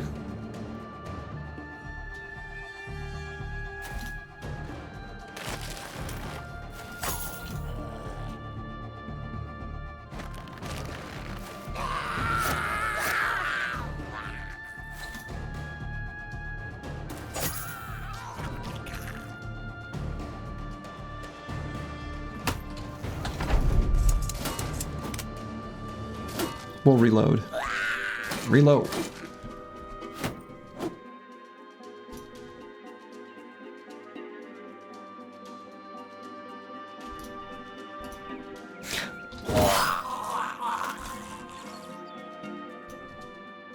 Have we killed the Ejirok? We sure have. The Ejirok shall no longer plague this land.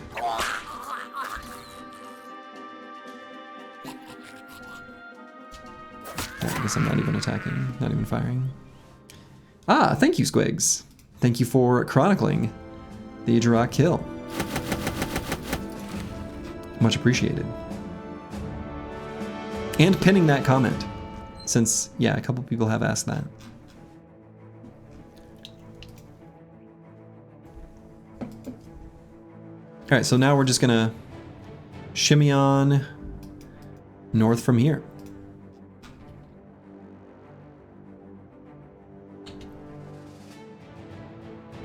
Had to go back to Chronicle? Oh, sure. Yeah. Much appreciated.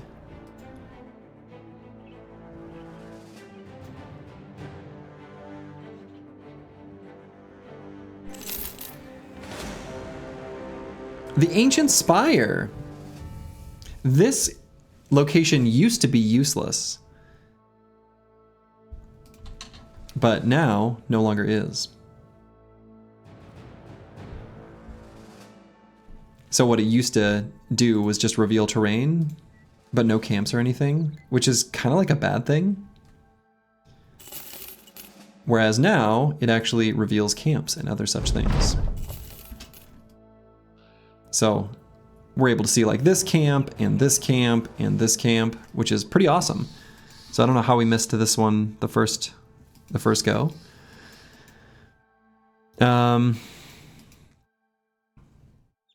So yeah, let's go to Snickering Death's Camp first. That is a hardcore name. And then we can go to this improvised burial site. Then we can loop north from there. Maybe check out this camp again and then loop through the snow? Something like that. Maybe a new spawn. Oh, that's true. That's true. Lionheart's right. That could just be a new spawn. In fact, that's, I think, most likely. Nothing bad can happen at a place called Snickering Death. That was my thought. Also, I can't believe that this ambition has not completed yet. It's a little ridiculous.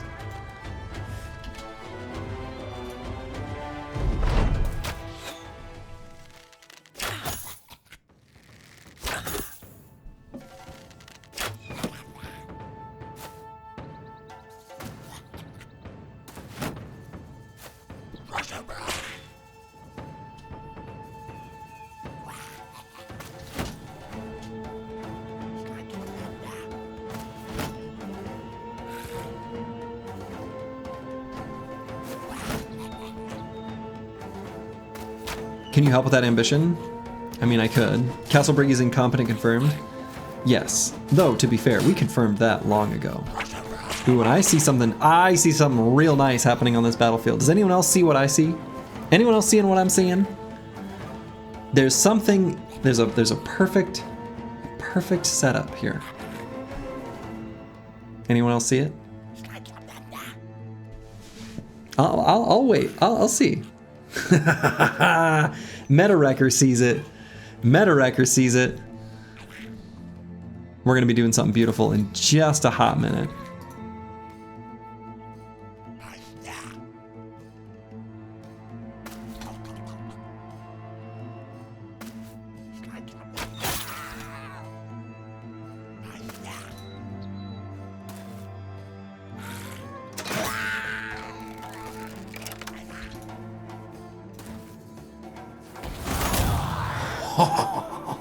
Oh, oh, it's good. It's good.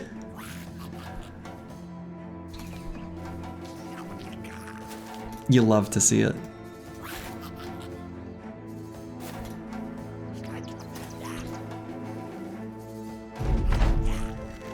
Feel the righteousness of faith, foul goblins. That's right. Feel the righteousness of faith. You almost hate to say it, but you love to see it. You love to see it. The only proper response, really.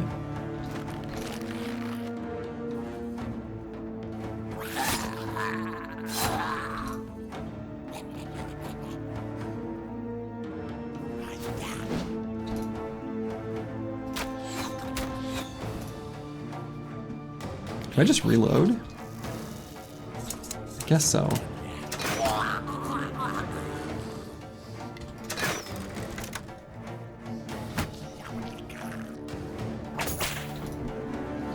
That's the beauty of the guns and sword lances. Feels so good when the enemy lines up nicely. Yeah, for sure.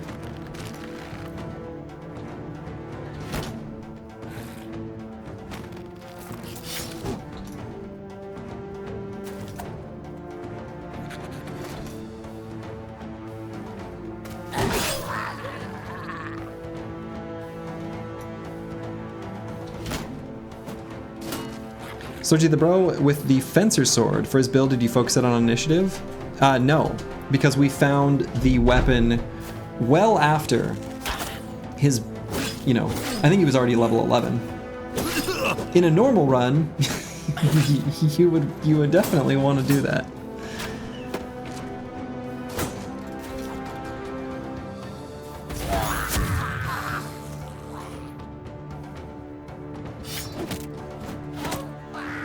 Is it still good? Yeah, I mean, it's still good.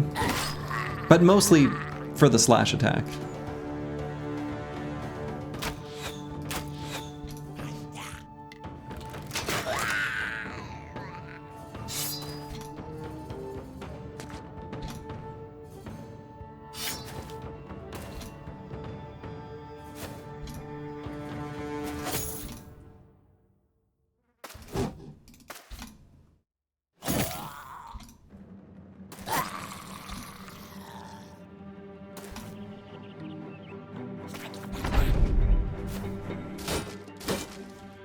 Yeah, there's a lot of things that, you know, are forever going to be a little strange about this run. That fencing sword is one of them. All right, we're gonna, that last ambusher is he's gonna get away. He's already too far away. No shinies? No shinies. To be fair, these aren't the biggest of camps. So we're gonna see if this assassin's robe gets fully fixed up by the time we arrive at our next destination, which I think we're just gonna make be this improvised burial site, though maybe we'll take a peek on this mountain quick. Yeah, finding a named fencing sword is definitely like, it feels a little bit like the game's mocking us, like being a little bit mean. The game's picking on us. It's being mean. It's being rude.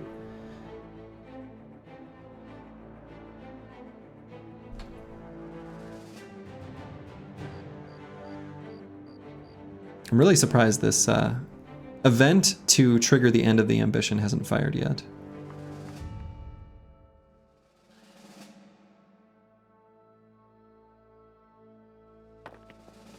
Okay, we got a few Necro Savants here.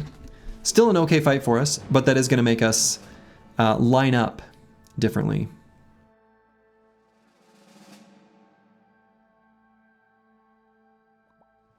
So what is the way we're going to do this? I think D and dice on this corner actually makes the most sense. And probably we just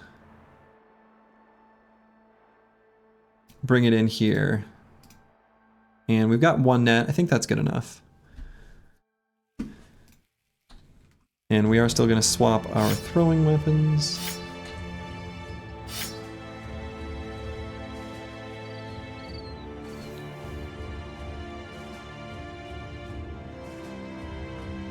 I suppose a preloaded handgun with the accuracy is still okay as well. And I think this is okay. So then on our spear bros,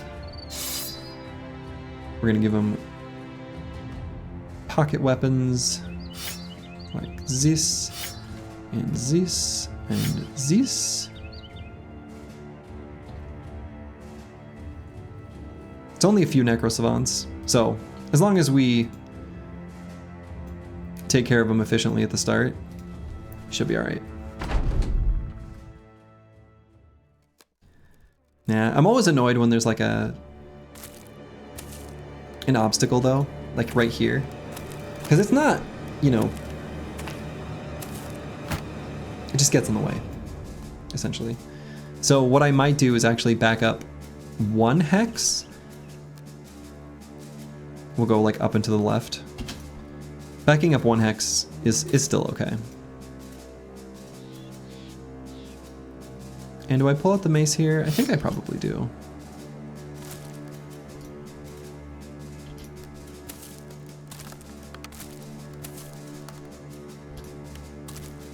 Kind of like an obstacle?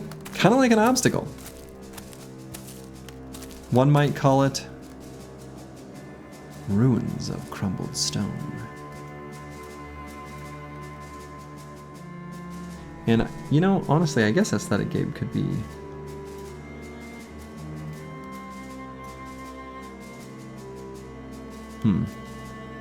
Would I put him here? I feel okay about that? Only if I put the Chaucer, like, here. Where Giant Flail? I think it's an Insane Killer's pocket.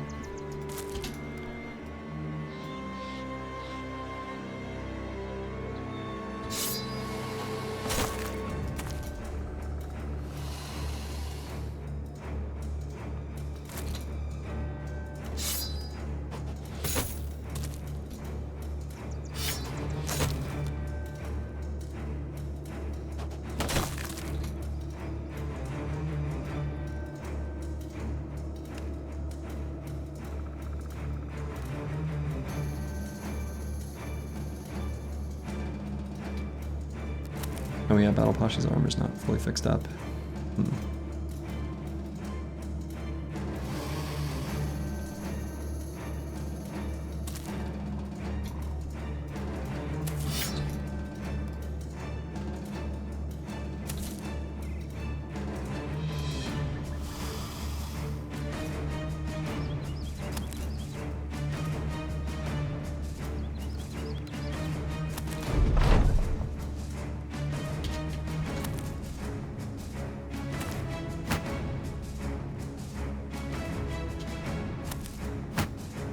Get up in here. Get on in here. Get on in here.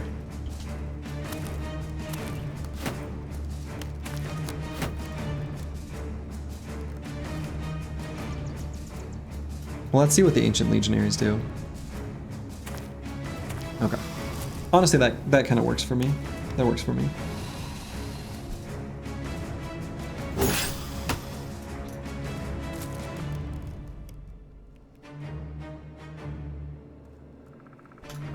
Wait there, see where the Necro Savants go. The Necro Savants are the ones we're really most concerned with. Just 2? Just 2. Alright.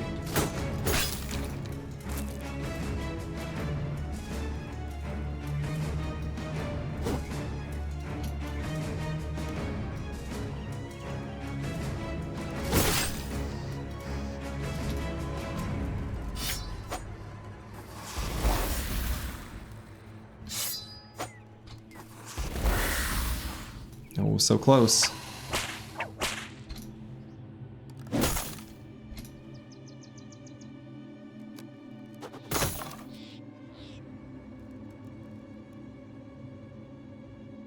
Yeah, we probably still use the thrown weapons. Considering because we got a 6 enemy blast of using the handgun, but yeah, it's still going to be better just to throw.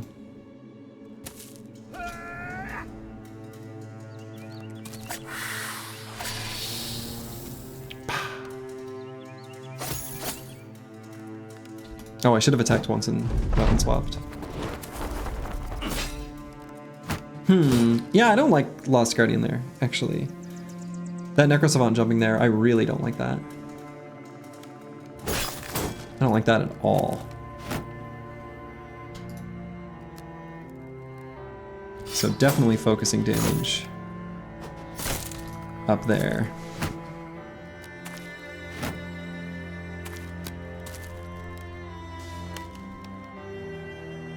In fact, I think I'm going to net this Necrosavant now, or maybe...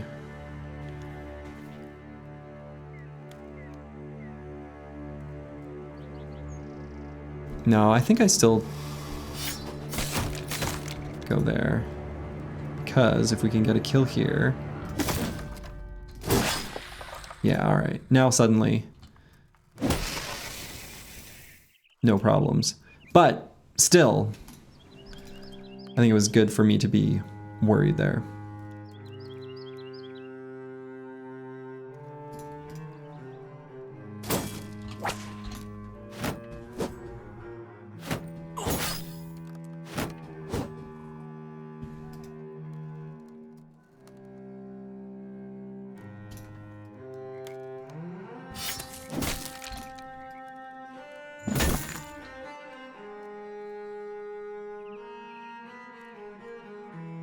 Injured shoulder.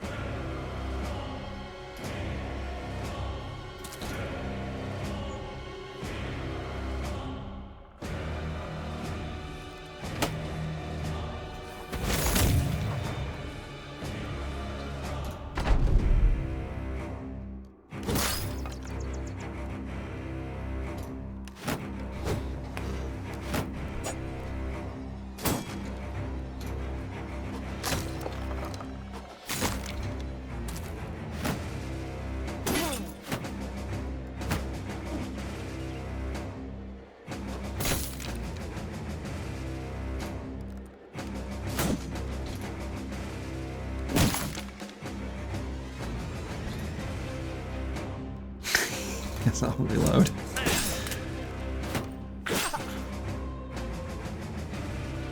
And let's do a reap here. Attack there.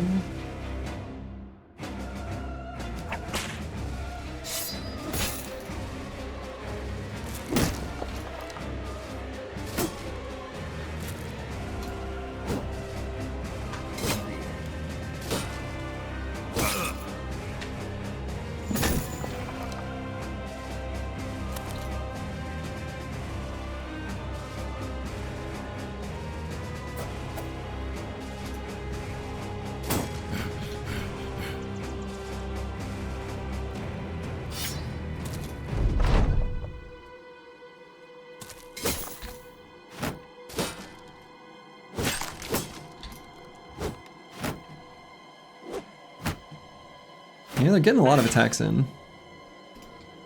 This is this fight's hitting us in the tools pretty hard.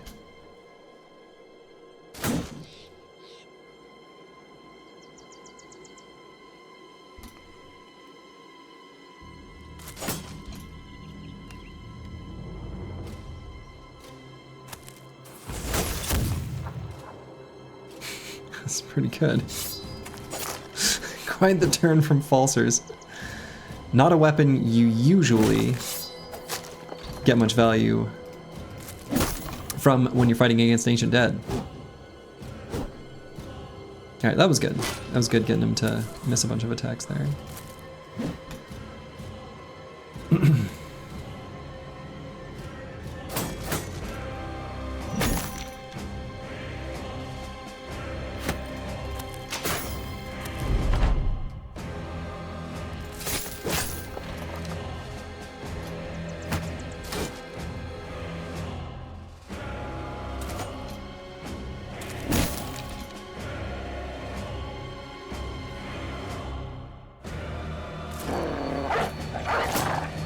Get him, swimmer.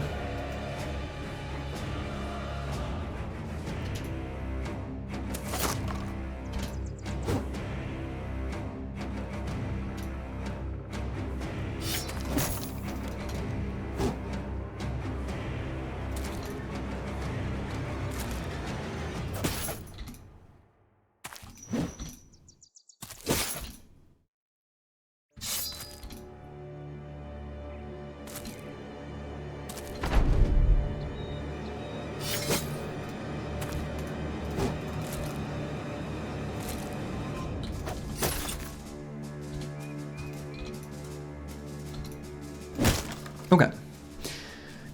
Yeah, we took little scraps of damage kind of all over the place. Okay, not the most exciting of Fame Shields. Yeah, this one's a bit of a disappointing roll. Still a really nice like backup weapon for the Chaucer, but yeah, I mean it's got a lot of durability, which is really nice. Yeah, the durability is really good. It's still a pretty low roll as far as what it could have been, but as a backup shield on the Chaucer, it's good. And we are going to start collecting shimmering ashes.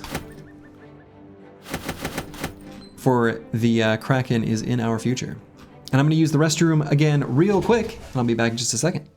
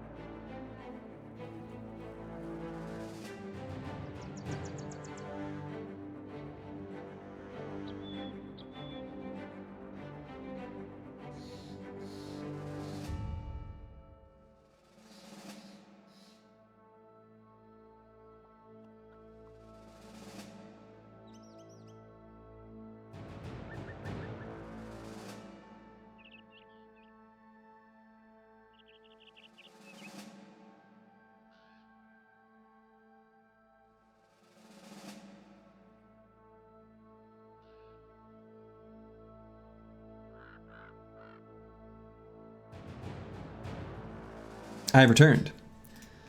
When would we use it? The shield? So it would just be a backup shield for the Chaucer.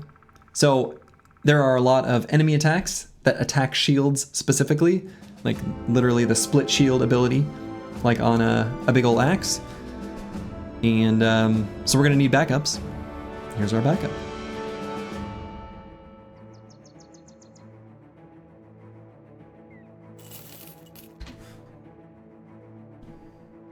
So we can go ahead and put that on the Chaucer now to replace the backup shield he's been carrying around. So this one's gonna have a lot more durability. It's basically the idea. Okay, so let's put the squad back as they were, which I guess didn't really rearrange too much.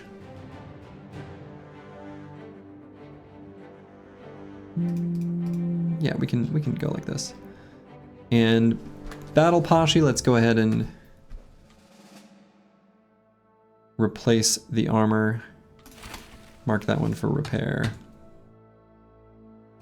Might need to do the same here for Lost Guardian.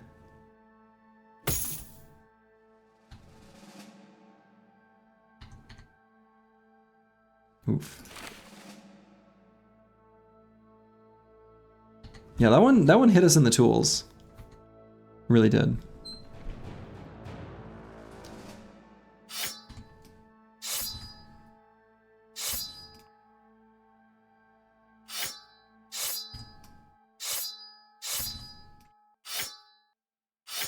So we'll put our weapons back where they were. We'll go ahead and do our swag levels here. And I think on this brother, we just always grab resolve. Falsers, I think we've got a little bit of play here.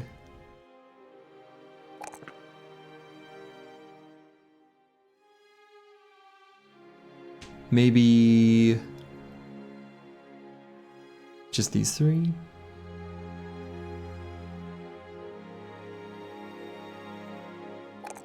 Yeah. Put all three level up pips in resolve. If only I could.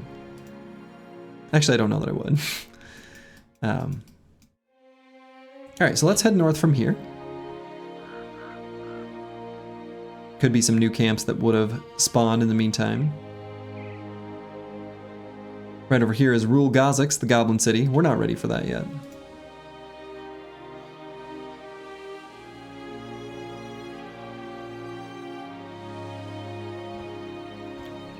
You long for the playthrough where you random the Bannerman? Bannerman's a pretty good one to end up as. Bannerman is like, your name gets said a lot. I'll put it that way.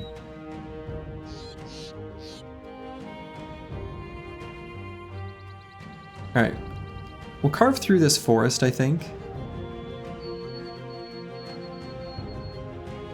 And then we're gonna check out this goblin, like tier 3 camp that we bypassed earlier. And we'll see if they've got a more favorable configuration for us. So let's see.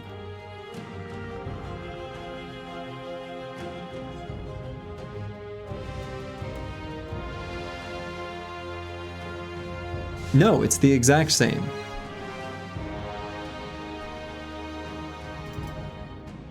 So we'll leave it alone.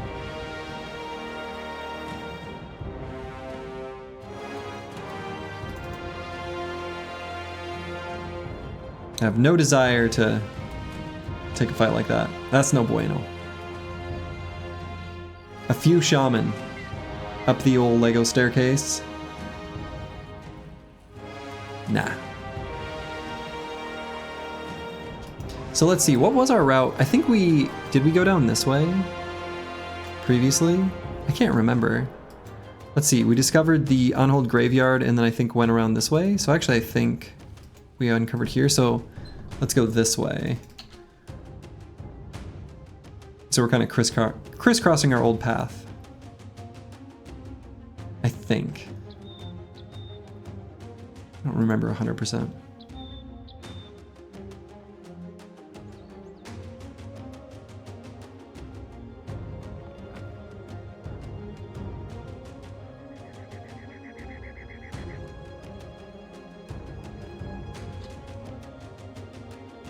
But we do want to find some fights here in the relatively near future.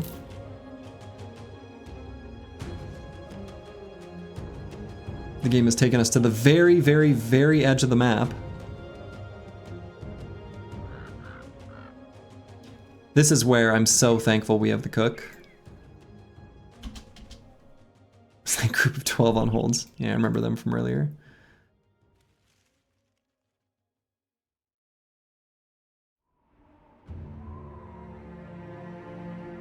If we run out of food, we can always cook the cook. No, the cook is part of our curse now.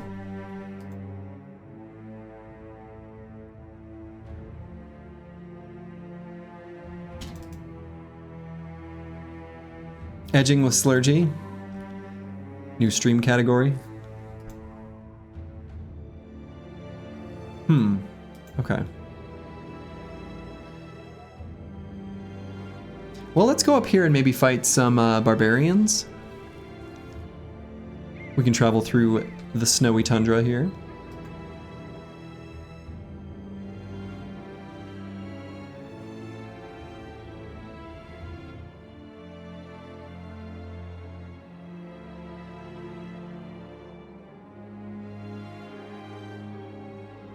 Where are you, barbarians?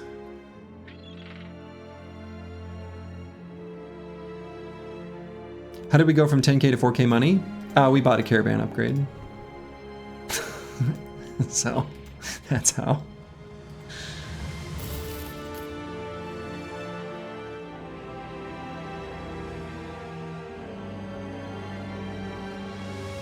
Wow, it's like, there's nothing. What's going on?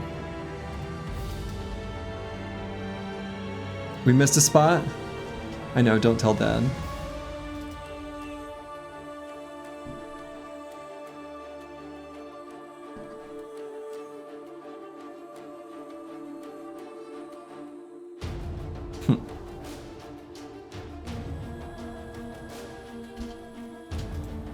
Yeah, orcs passing through here. Interesting.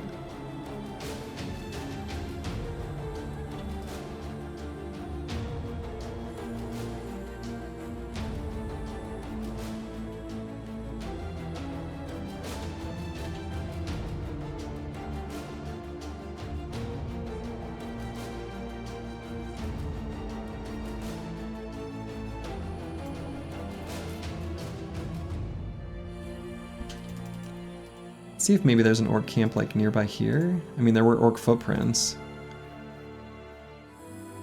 Wow. It's been a really long time since we found a fight.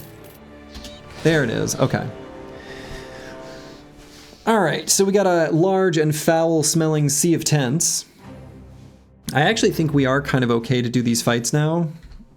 We don't have great weapons against the warriors, though.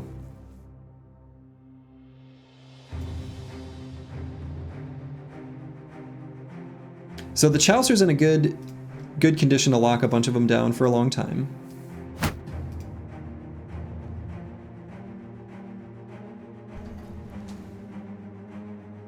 We don't have a ton of damage for the warriors. Like, we've got the Glorious Whip here. Falsters can blast through Young and Berserkers pretty capable. Yeah, we got the Madman Cleaver and Battle Pashi. D and Dice, of course, is the Polehammer and the Marvelous Needle. We got some tools. We got some tools. We don't have good enough melee skill on our Spear Bros to be able to, like, continuously hold off Orc Warriors, though.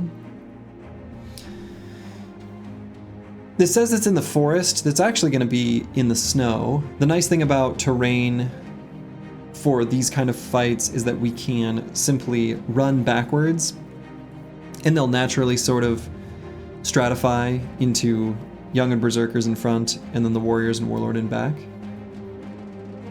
So we do have that option.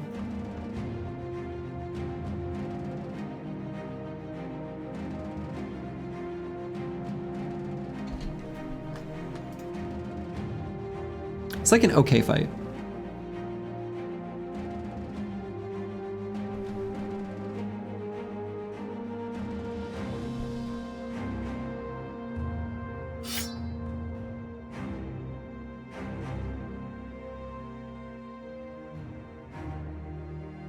Bows maybe here though, can pick off the Berserkers. I'm not really, I mean the thing is I'm not really worried about the Berserkers. We have tons of tools for the Berserkers. I'm more concerned about the Warriors.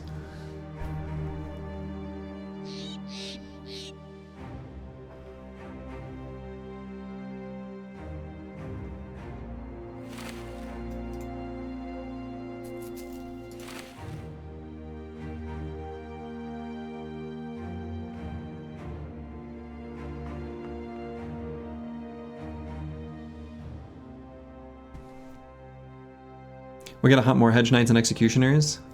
Yeah, to get like bonks. It's like the thing is this is a pretty good fight for us.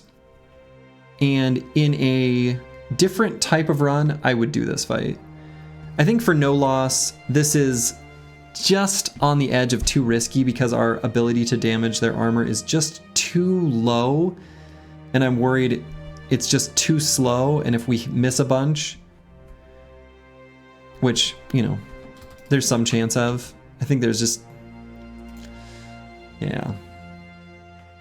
I don't think we do that fight. I think for no loss, that just doesn't feel quite correct. Which makes me sad, because those fights are really fun. But I don't think it's the right fight for the current situation.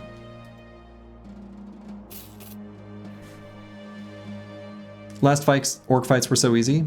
Oh, definitely, but there were fewer of them. Yeah, we'll definitely get there for this run. We just need, like, the thing is, we just lack the ability to deal with all the armor. We just don't have much for damage against enemy armor. That's just the way it is. Yeah, 9 warriors can get out of hand if you don't crush them fast, exactly. Do we have the cook now? We do. We do have the cook.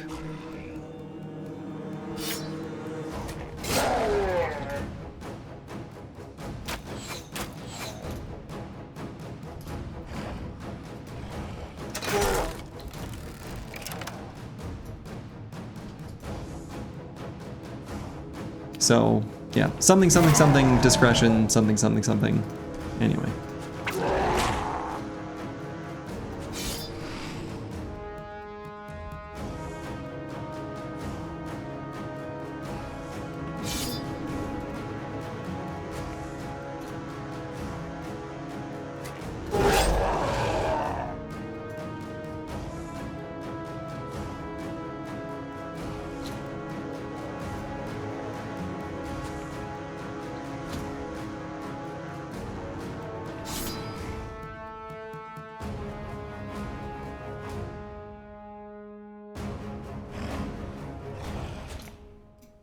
Okay, so on this turn, I'm gonna move forward and throw a jav, but we're gonna be ready to blast and reload with the gun.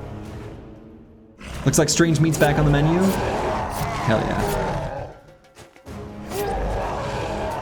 As it ought to be.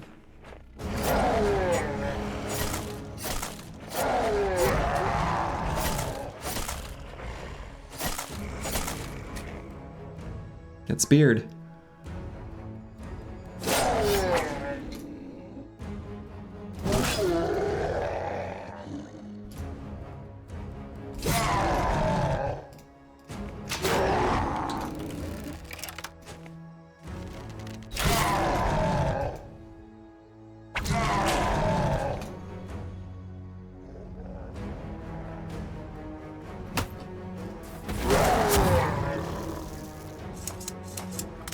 Excellent.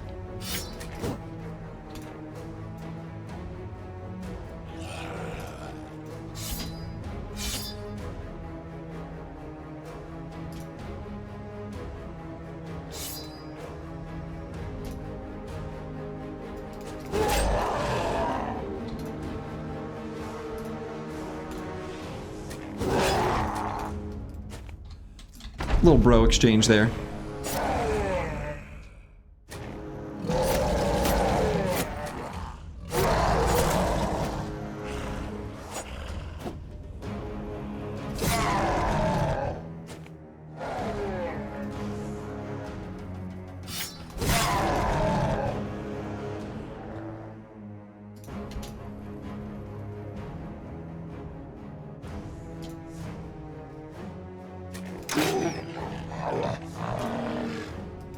Whoa! Spear wall equals cheat. From the orc's perspective, I can see how they would believe that. It's not fair.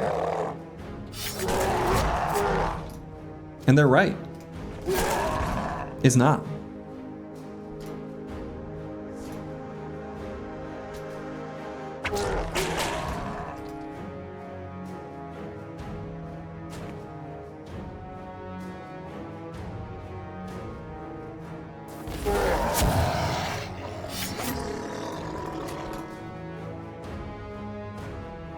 Should Spear Wall be changed or nerfed?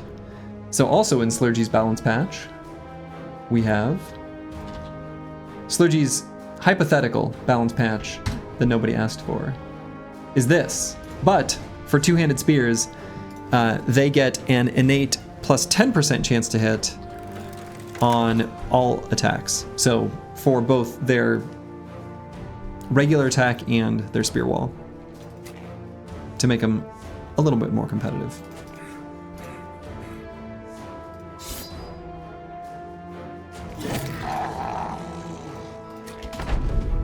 Oh.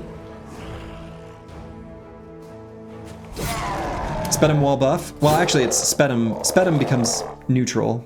Spedum doesn't change because they cancel each other out for the spear wall.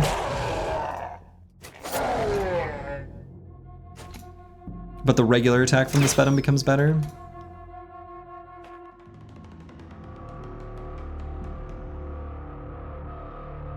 Spedum not using its normal attack feels like a bug to you. It does use its normal attack, doesn't it?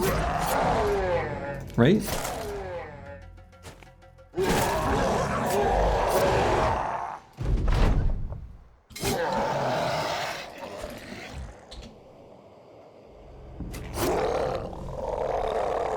Alright, no damage taken.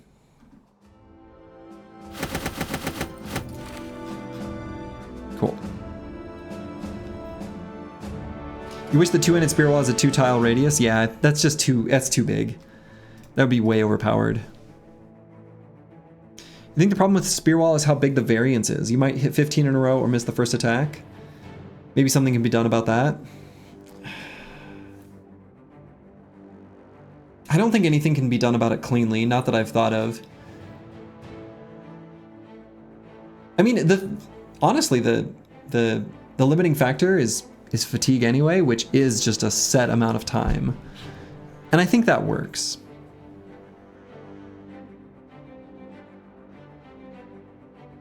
So, yeah, I don't know. Maybe give it an accuracy bonus that degrades every time it procs. Yeah, so you can't like hold off an endless swarm of foes. That seems sensible. Seems sensible. Okay, Unlost Guardian here. Every one of these secondary stats seems a little bit juicy.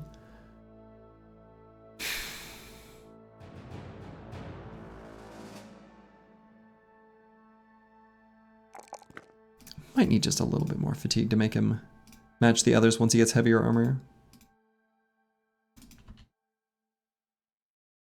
But yeah, the tricky thing for me about, you know, Slurgy's hypothetical balance patch is that literally, other than, I guess, people who have, there's not a lot of people that are using spears the way I do.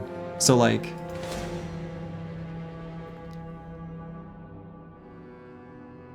yeah, I don't know.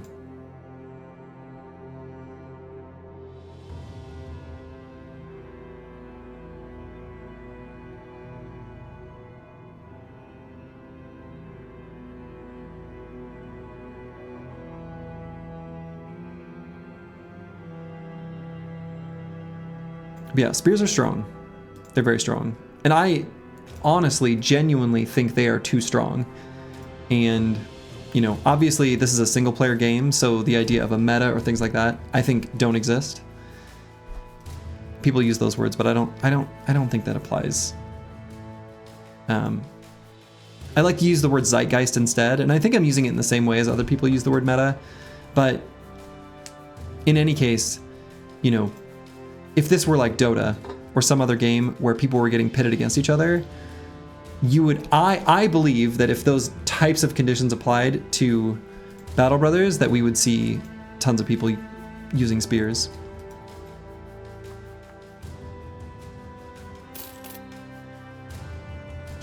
So I do think they're too strong, actually.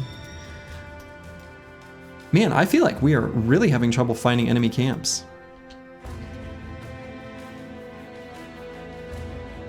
Spear wall getting 20% on its main stab is super strong already. Yeah. You gave up fighting against people saying meta for Battle Brothers? Yeah, I mean, the thing is like, I understand why and how you're using it. I just like a different word. They all went south for the winter? Yeah, maybe.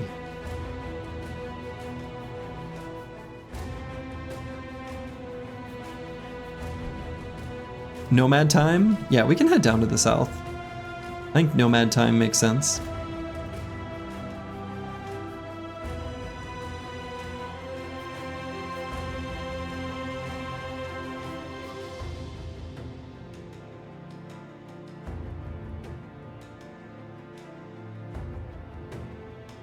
Stinky flail time? I don't know, that fight has me... Oh, interesting. That fight has me slightly nervous. We're running low on meat, yeah. So we got a plethora of Chosen here. I think we can take this fight. We've got the tools for it. So we're going to... I kind of want lighter armors on the Spear Bros, because I want them to be able to hold off for longer.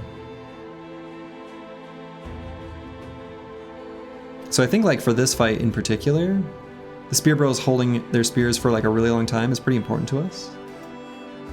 So... And we don't care about our like ranged attack battery.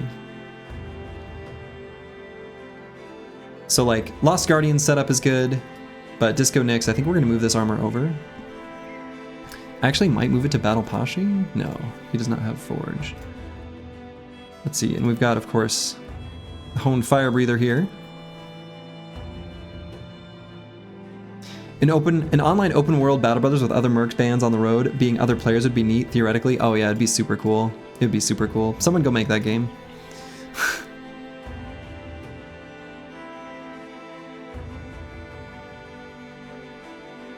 So yeah, maybe if we move like this armor over to Disco Nyx, 68 is actually still a decent amount, but this armor is too heavy.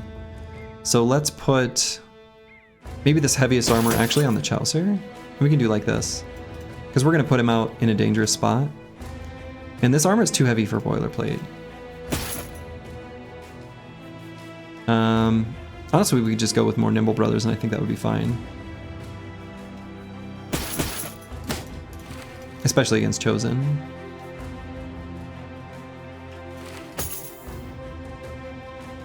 So honestly, even something like this is fine. Unfortunately, nobody's going to start out confident, which sort of sucks, because it's like a bigger, harder fight. But, I mean, only so much I can do about that.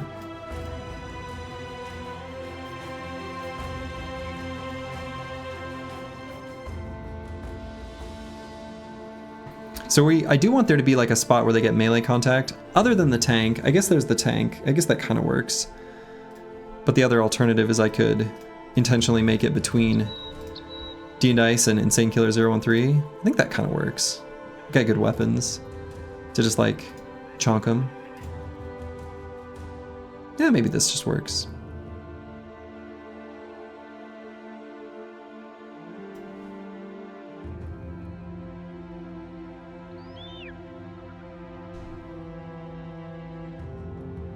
Did something happen? Why are they all happy? Been fighting nonstop? No, we haven't fought at all for a really, really, really, really, really long time. Oh, aren't fighting. Okay, right. So, yeah, let's do this fight. This should be a fun one.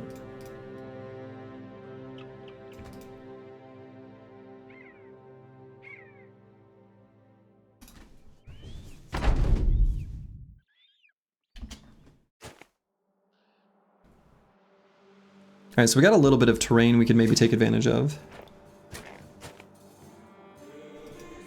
Depends on where exactly they move. Lots of the axes, which is a little bit spoopy. Those are the weapons that do the most damage. So we can move Lost Guardian to here, and then we can let there be melee contact just there. The Chaucer can go just basically like lock up the whole bottom flank here.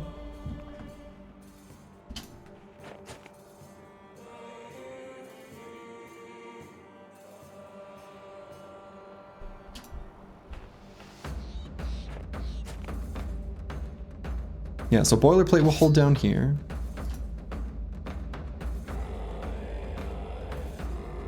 So then if we move Lost Guardian here, then we just push this whole squad on the bottom forward. Or just these two? Yeah, maybe just those two. Disco Nick needs to show why he's your best bro. He is our best bro. Let's see where the rest of them go. Now we don't have that hex anymore.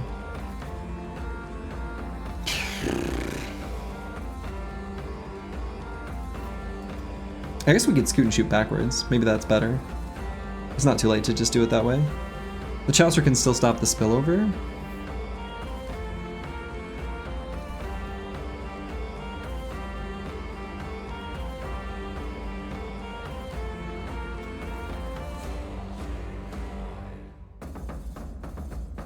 Or alternatively, we just have everyone hold basically exactly as they are, except for Aesthetic Gabe and Battle Pashi, just going shoink, shoink kind of thing. I think that kind of works as well.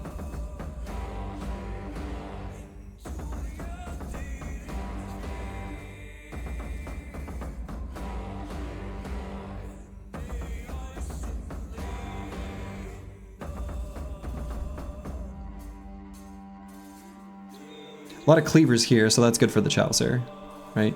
So we could go into this hex on this turn, even if we can't Indom. I think that's okay.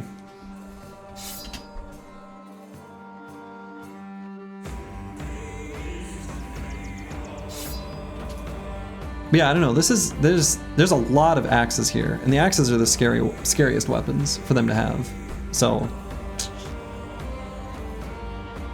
if we stay exactly where we are, this guy gets one attack, which I think is fine, especially if we attack him and make him go later in the turn order.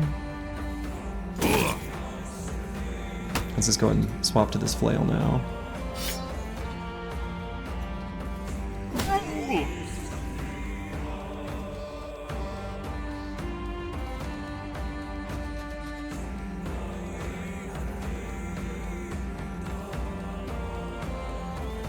We're only one hex away from Lone Wolf, but I don't think I do it.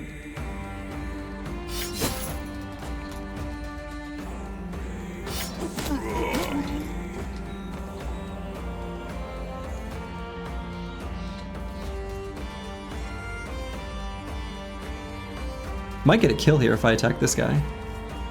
Then I can attack twice. But didn't.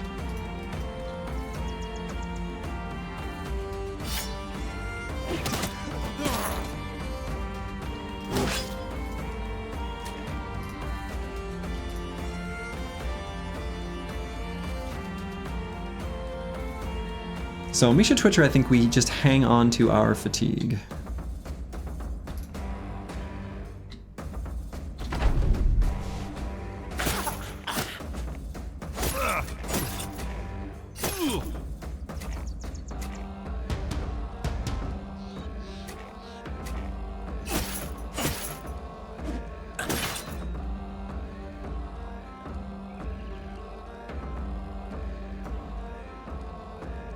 So I guess Squigs will attack.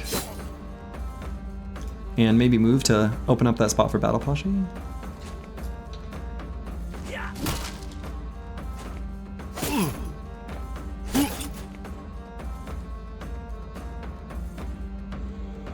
And we're gonna need to help deal with the spill over there, but I don't want to send too many bros that way, just in case something goes poorly up over here.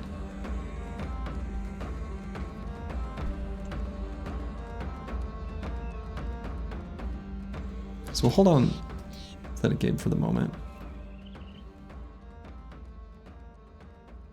So this Chosen will get an attack if he does his like little rotation dibble.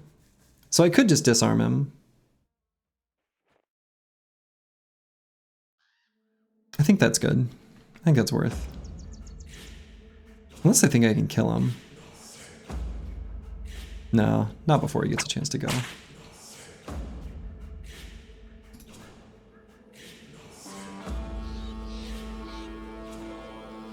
And I could do the poison here. Prevents this guy from doing like his rotation or adrenaline and things like that. And the next enemies we hit. I don't know if it's worth the AP or not.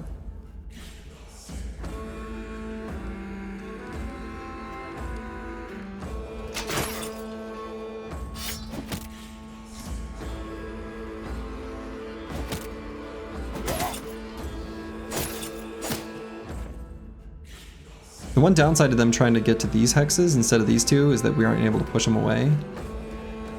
So...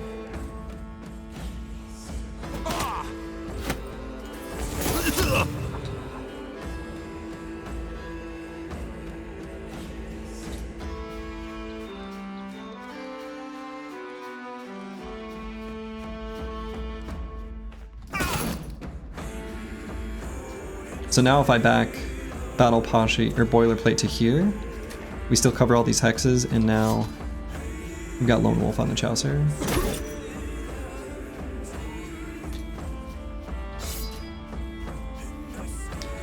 So they hit our shield, it's still in pretty good shape.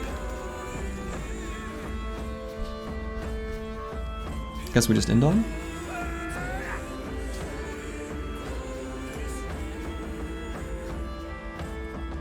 Boy, I think I attack with the hammer and then use the dagger. Ooh. Can it be lethal with a regular attack? Probably not. But I don't think I use the fatigue for puncture here.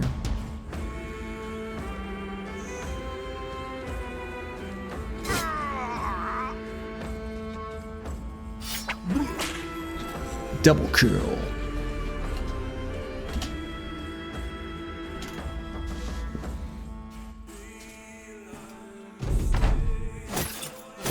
So more of them are going to spill around the top.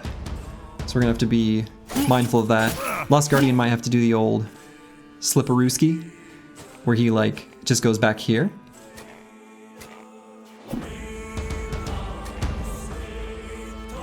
Yeah. So if we can eliminate this chosen specifically, then when Lost Guardian goes here to Spear Wall, we can hold him off. But we've got a few things we want to do other parts of the battle first.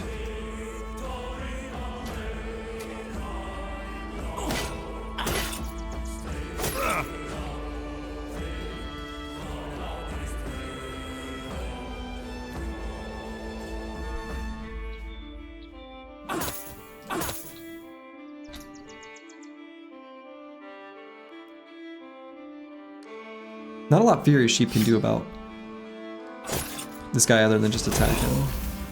Same with him and Curse Word.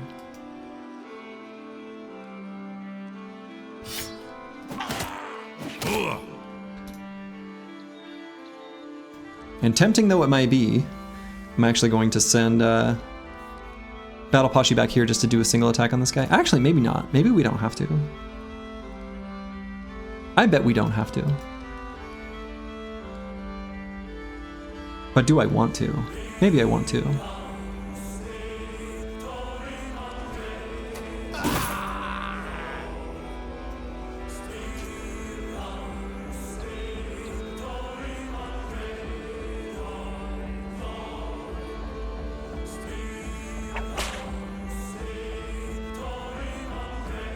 And I don't think we do a shield wall on Misha Twitcher. I think we save the fatigue. And we'll wait just a moment on Aesthetic Gabe.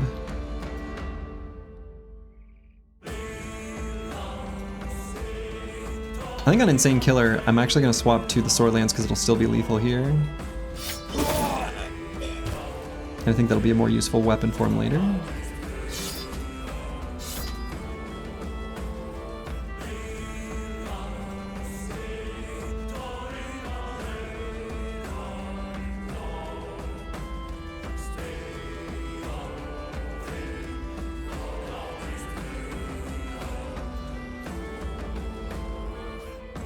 So D and Dice, maybe I do a just pole hammer attack on this nerd.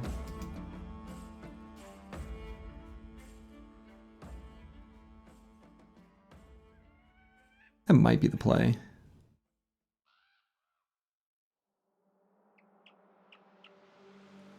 Honestly, I guess I'm still not totally convincing him to move Lost Guardian back here is the main thing. Especially now that I've got him down to just 3. I think I don't.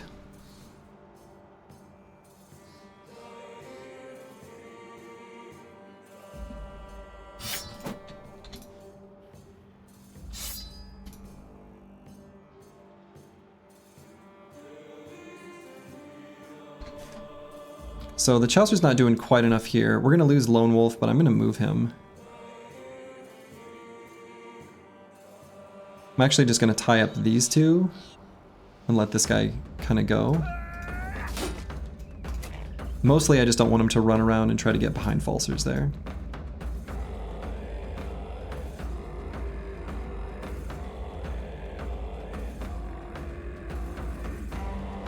And Squigs has rotation, in case we need it in the future. If I move him here and attack, then that limits our ability to move up and do like rotations if it's needed, like up here.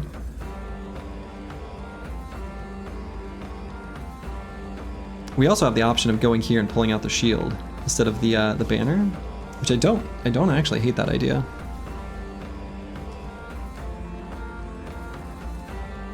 It's got very good defenses. Pretty high pile of health too. I think I'm going to. We lose the banner, but we managed to get everyone basically confident, you know, early on. So then I'm actually going to put Battle Pasha back here.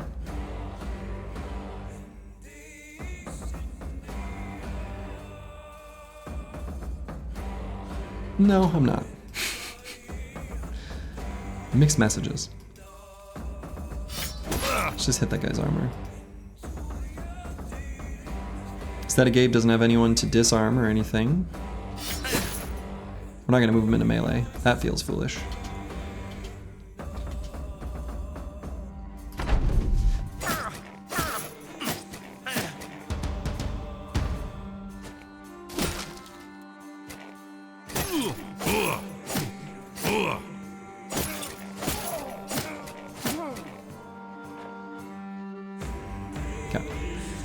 Yeah, so that's why I wanted Squigs here.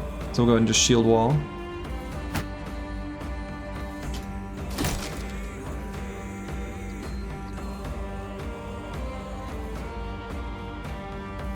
And I don't think there's much chance of this specific chosen dying, so I might just attack him. Well, no. I guess Furious Sheep, nah, doesn't have Fearsome, but has Duelist, might get some damage in here, so let's actually just wait. Rotate to the rescue, rotate to the rescue. We're still gonna go for this one though. That's the prime target.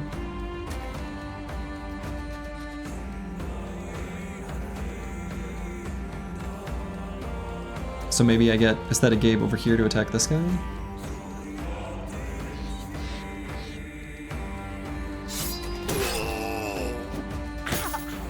Punching? He's desperate. There's not really a good play for Falsers at all.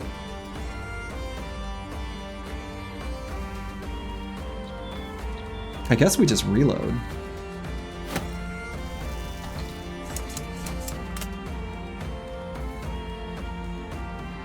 And Battle Pasha, I think I just swapped to this weapon here.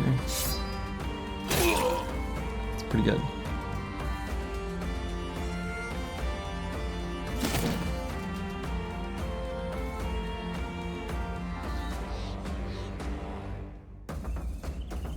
And let's swap weapons. How's our spears holding up? 50%? They're all done, right? Yeah, so there's no more chance of us needing to move. Now we should Twitcher. We have the option of doing a disarm.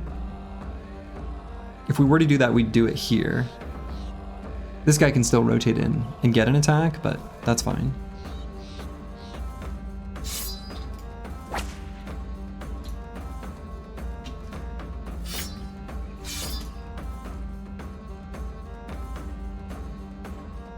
Still attack this one because he's hurt.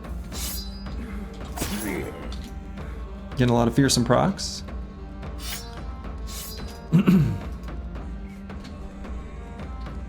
Shield's still in good shape. And let's see.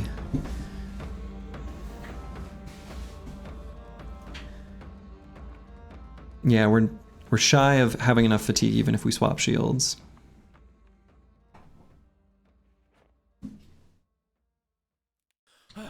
So we'll just skip our turn.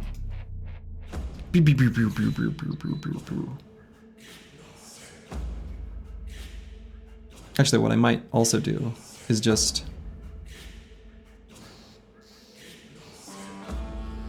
No. I'll just chill here.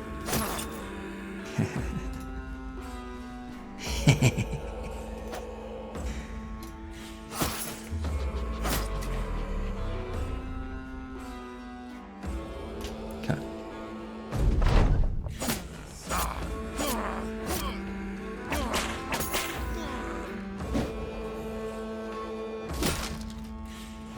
No more rotate? We don't need to rotate anyway. Or, oh, no more rotate because I did the, got him fleeing? Yeah. No more enemy rotations.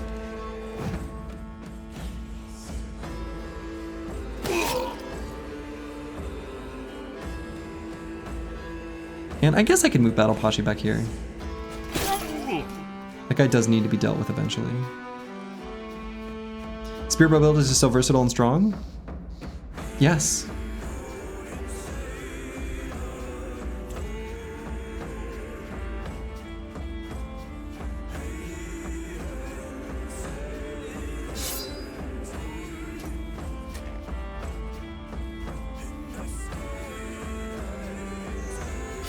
You like the adrenaline flea? That was cute, yeah. Let's see, let's let the Chaucer indom and then we're actually gonna blast. Catching him in the radius, but I want to hit more of them. I guess I could also just fire here.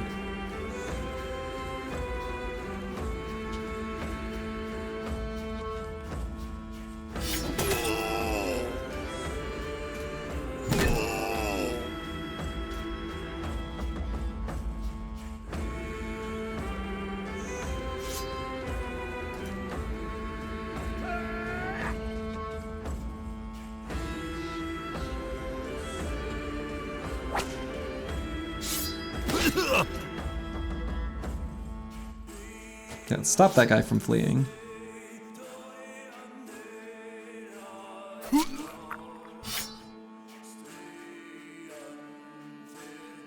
Guess we'll save the fatigue here. Amazing how there's still 12 of 18 enemies left, but the fight is over. Yeah, the fight's basically over. Sometimes Chosen will, like, you know, they can get some late phase damage in on you. Unfortunately, we do have to move Falsers because we can't let this Chosen get contact with him. So we'll just move him to, like, here. It's probably not going to do much the rest of this fight, unfortunately.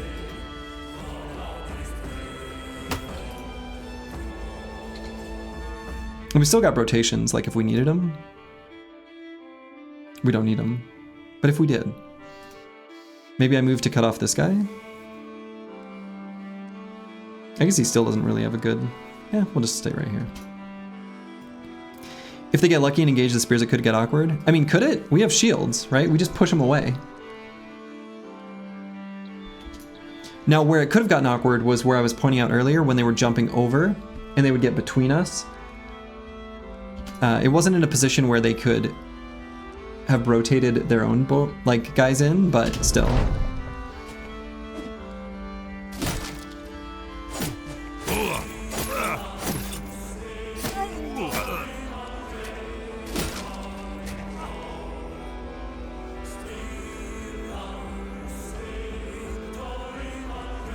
See, I guess I just go here and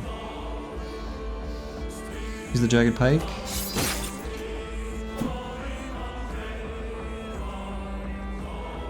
They don't like that shield? Yeah, that shield is... I'm a little worried about it. I hope it's not about to break.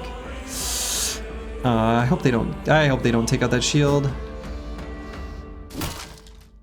Okay, I think it's just barely survived.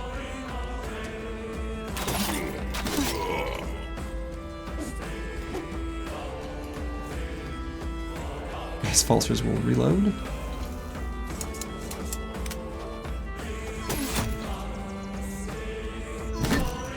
And the thing is, we're doing this with, like, genuinely pretty terrible accuracy across the squad, except on the Spear Bros. It's kind of a prestige roll on the Slurgy squad. where accuracy is paramount.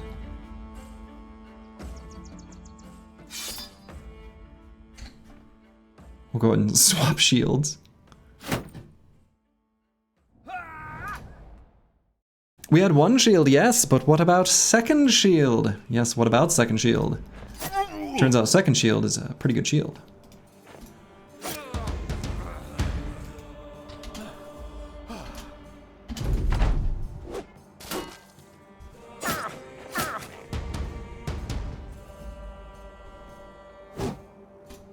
We definitely, you know, I will say this. We held off more effectively with the spear wall in this fight than average.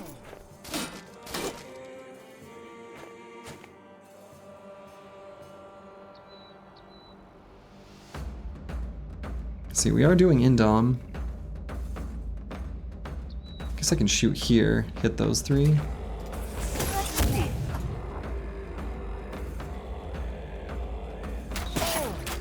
But anyway, this is why here in Slurgy Land, we are believers in the spear.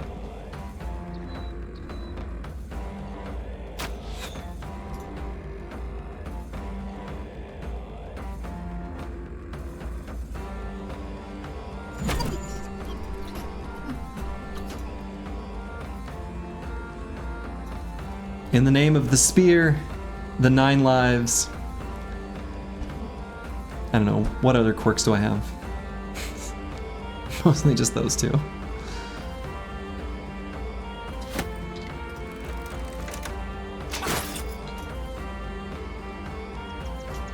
Pathfinder? Yeah. More than 40 successive spear rejections. Sounds like your Tinder experience. Yeah, I mean, that was, like I said, I think we definitely high rolled the spears, you know, keeping them back.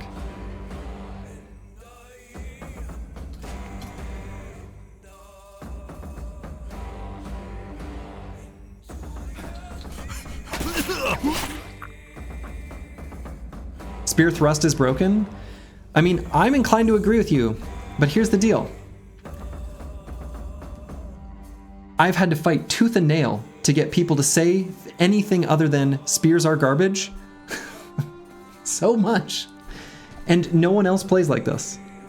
I think it is too, I don't know if I'd say it's too strong. It equalizes the playing field, right? Think of it this way. If all you built were like fatigue neutral dodge quick hands bros, you would have a little bit more success in that Ancient Dead fight that I actually had a close call on. But you're probably not splat here, but you're gonna lose a bro if you have those types of builds. Whereas we took very little damage, like in total, in this fight.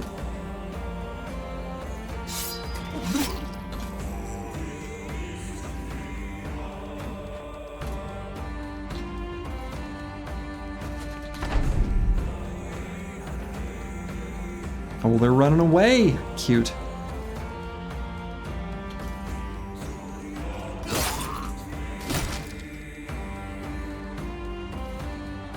The spear build is just consistent and is not as RNG reliant as the standard 200 fat newt, you reckon? I mean, it sort of depends on the fight. It depends on the fight. Because a fatigue neutral is incredibly reliable against Ancient Dead and a number of other fights. Like that's your standard kind of tool. And we don't want this guy to run away.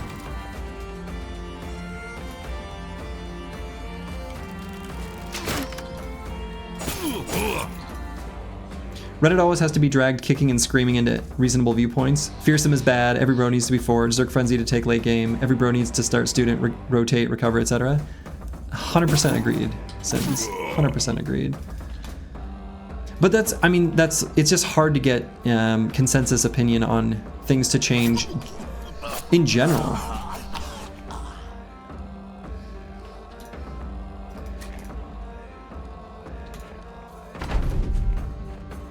And we're gonna run them down. We let not a single chosen escape. Not on my watch. Recover is a waste on 90% of bros. I would put that number higher.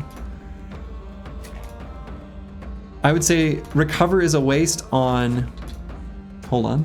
Let me do some math here for a second. About 91.6 repeating bros. I'll leave it up to the mathematically inclined viewer to figure out what sort of tricky math I did over there.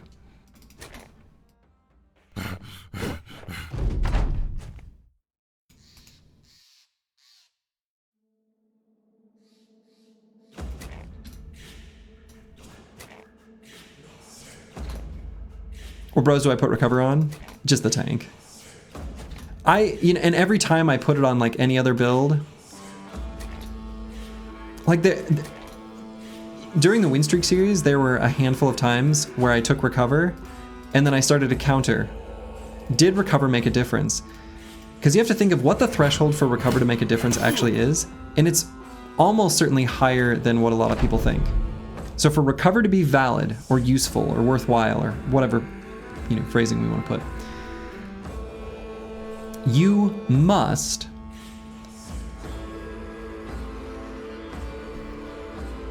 hit the enemy. All right, so let's say we're out of stamina, right?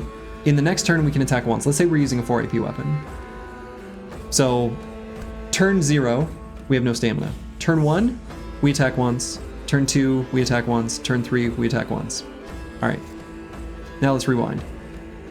Turn 0 we're out of stamina. Turn 1 we use recover. Turn 2 we attack twice. Turn 3 we attack twice. So it takes a full 3 turns for it to ever be worth it, or 2, I guess, from the time of using recover. And that is really idyllic. That's really ideal circumstances. Most fights, most battles, it's just simply going to end by the time that comes up, basically.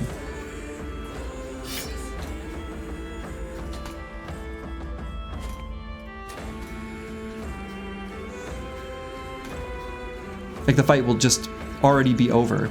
And so actually I would argue that one 4 AP attack that your bro was able to do on like turn 1 in our imaginary scenario is almost certainly more relevant than any future attacks. It takes so much more time for the battle to be going on for recover to be worth it. I'm not gonna say recover is never useful, even beyond a tank. There are a handful of builds that I've made where I was happy to have recover in the big fights and the big fights that matter, but it's so rare. You think a lot of players simplify every fight as a DPS race and laser focus on that simple, straightforward approach, and anything that doesn't conform to that is useless, and any opponent that counters it is bullshit. Yes, well stated. Also, literally 0 damage taken other than the Chaucer. Amisha Twitcher took 4 points of damage? What hit, or 3 points of damage? What hit him for 3 points of damage? When did that happen? Oh, he got punched. I forgot about that. No, it was a chosen who had been disarmed that punched him. I remember now. Yeah, we only got punched except for our main tank. And we are rewarded with a shiny. The followers are rewarded. We got a nice light heater shield. Makes for a nice backup weapon, or backup shield. Or actually, this having low weight, actually no, this is going to be really good for our spear bros.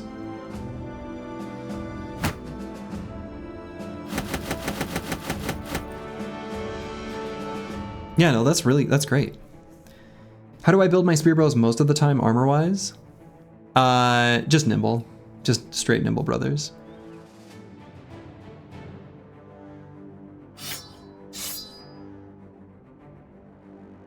So let's grab these heavy rusty axes.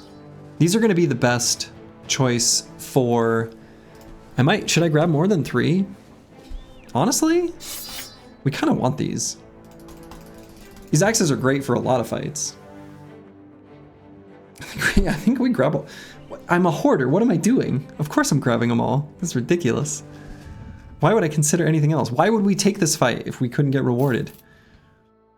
Anyway, I will say we did, like, that was kind of a high roll from the spear performance perspective. They don't always go that well. Right, there are sometimes, like, you have a 20%, you know, 1 in 20 rather, a 5% chance of something going amiss.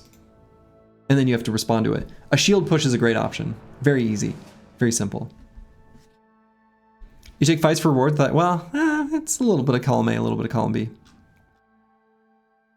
Okay, so we are actually going to equip this Shadowproof Warden on one of our Spear Bros. We like that this is lighter than a Sipar. Actually, quite a lot. So maybe we give this to Disco Nick, who's wearing this like heavy armor. God, that looks so nice. He looks so good. All right, and we're actually going to put the squad back as they were.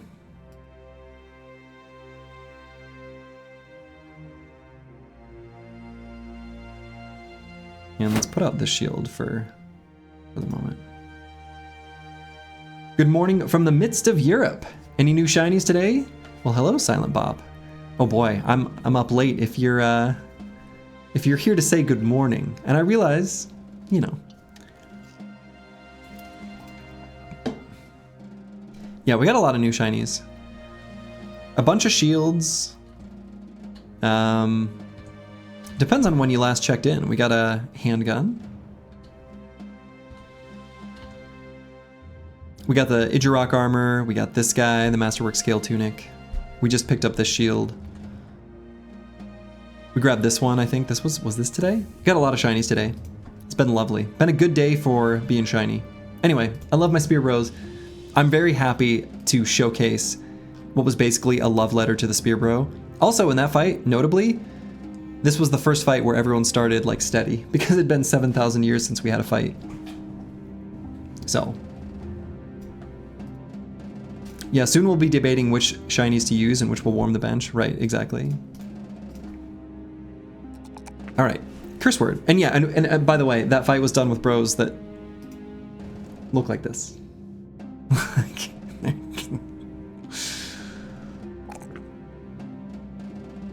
Let's see, I guess he probably really doesn't need resolve.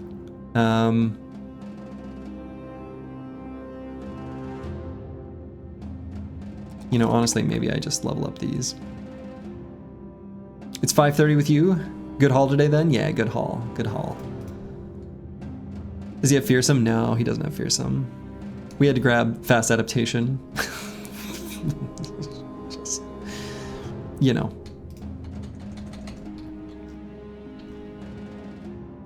Okay, so let's head back down south. What we could do, let's see, if last time we discovered, let's see, what should our route be? Maybe like through here,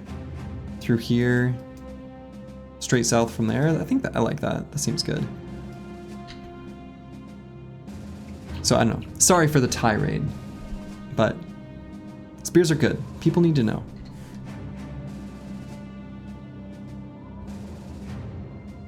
So these heavy rusty axes. So I know something that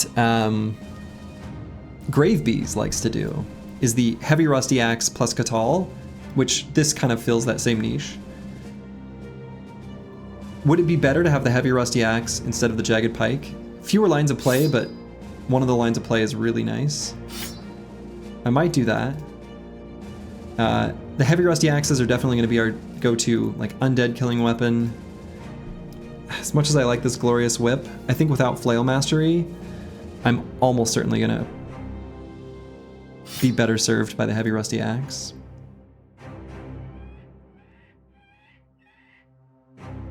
Yeah, I like the axe. Yeah, I do too. The axes are just really good. Right? I mean, Aesthetic Gabe can have one.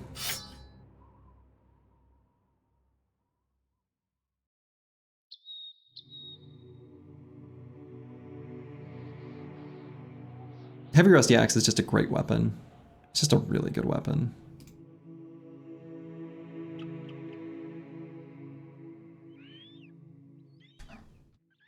What's the next goal for the company, bro farming?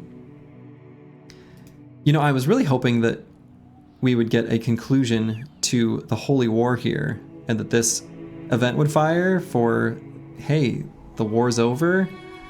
I really thought that would happen any day now.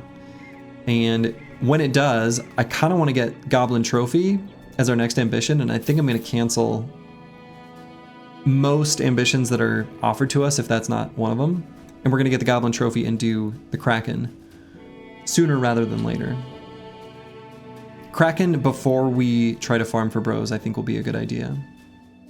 Funny how it says dragging on. No kidding. But yeah, Last Day in Japan, the pen on the heavy rusty axes is indeed nuts. Hasn't even changed to almost over. Does it always go to almost over, or can it go straight from dragging on to over?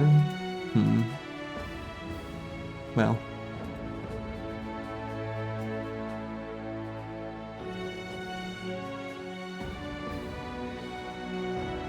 We need to pick up some strange meat or something. I'm feeling thankful for the cook, but I didn't want to have to feel thankful for the cook, if that makes sense. Yeah, we're gonna go beat up some Southerners. I think that will be the plan. So we'll make one good sweep through, like straight from here, south, kind of through this area of fog we haven't discovered. Maybe into here, and then we'll head down and sweep the desert again. I think that'll be the plan. More assassin armors? Yeah, maybe. With the cook, you don't know if we're low on food or not. With the cook, we can kind of just trust this number. Without the cook, the number is a lot less trustworthy, because the food will just go bad. Okay. Orc Sea of Tents.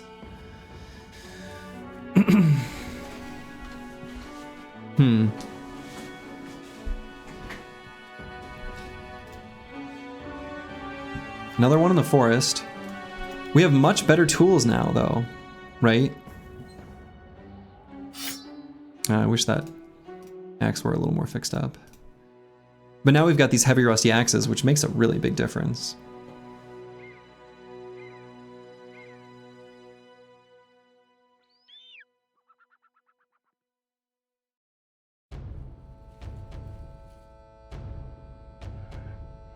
So I think I am going to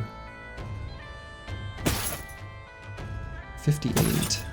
Feels a little low.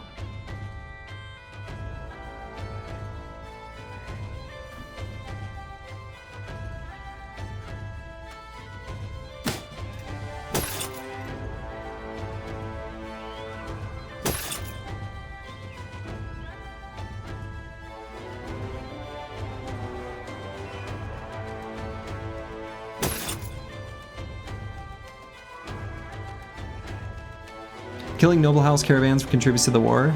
Yeah, I think it does. I think it should. It should.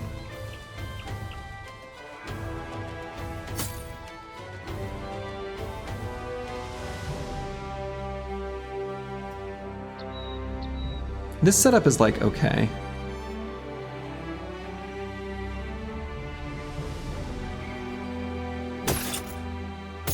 Actually, I kind of think I like the fatigue savings. I think this isn't beautiful and perfect, but I think it works.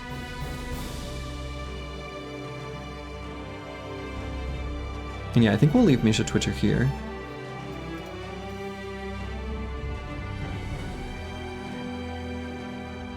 So yeah, in this kind of fight, since this is in the forest, we're gonna back up. I think leaving the Orc Trophy here on Disco Nick makes sense.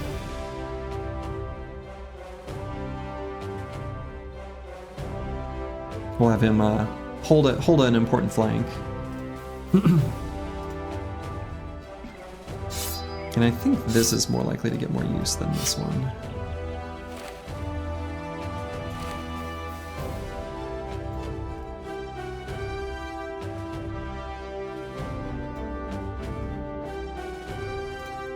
Could use a fire pot in this fight.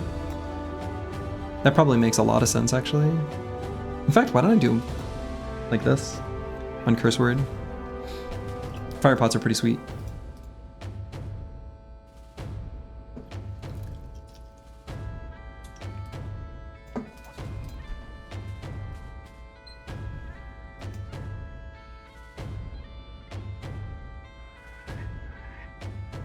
Okay, let's do this fight. Turbogosh. Do I want to equip a coat of scales somewhere? Now that I'm thinking about it.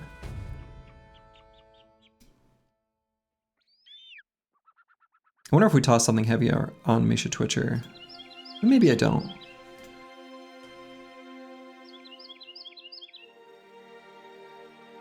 If one of the rusty axes breaks, who cares, to be honest? Yeah, I just don't want it to break when I want to still be using it. That's the only real consideration.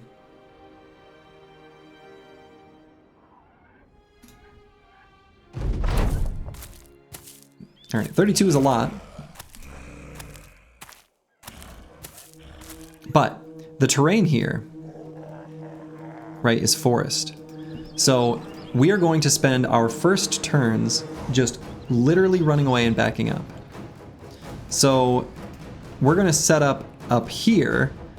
Looks like there's 2 spots. Yeah, this is, at least at a glance, let's get a little closer. If we can hold this high ground spot, pull them out here, maybe just a single spear bro here, a single spear bro here. Or maybe they can team up 2 spear bros here and here. I don't know exactly yet. And then maybe the Chaucer holds down here, something like that. That'll be really good. You're scared? I think we're okay.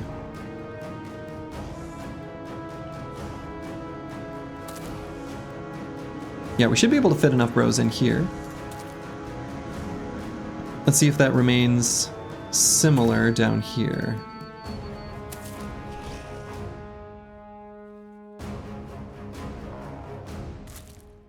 No, I think we're good. Slurgy Classic, Scoot and Shoot. Yeah, but we're gonna start out just simply with the Scoot. Just the Scoot for the moment. Yeah, it looks decent. I think so. I think so. The only thing that's gonna be hard to manage is, like, if they split up, that can be a little bit annoying. And they don't split up exactly as evenly as we'd like. That's the trick, right? So if they're unbalanced and we are, you know, anyway, we've got a little gap in here, which is nice. So I think what I'm gonna do is we're gonna put the 2 spear bros down here because it looks like there's a secondary opening. Well, maybe.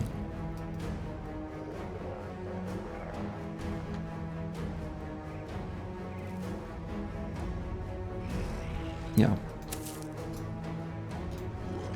How many orcs can the tank handle with only 1 shield? I don't know, but he's got 3.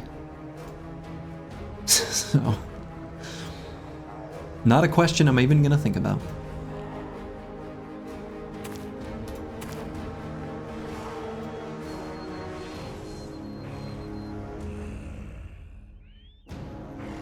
And, you know, I think we will end up putting the Chaucer, like, right here.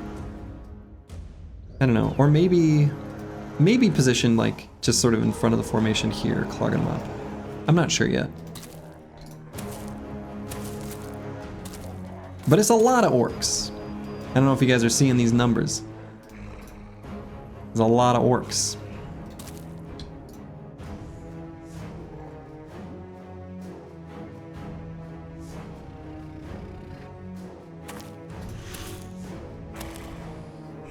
So I'm gonna get a little vision of the little bit of stuff that we need to see here before I decide exactly how to arrange the team.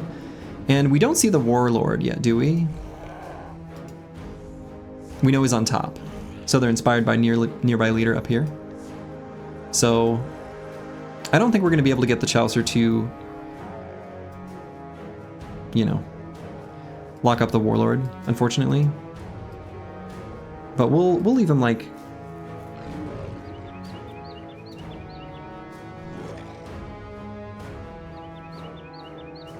somewhere down here where he doesn't get like too surrounded. Spears may be splintered this day. Yeah, we've got two spears on each spear bro. But yeah, I don't know. I'm tempted to like lock more of them up, but I'm a little nervous. I've had main tanks fail, and I don't like it. They can only hold for so long, and he's gonna have to hold for a long ass time.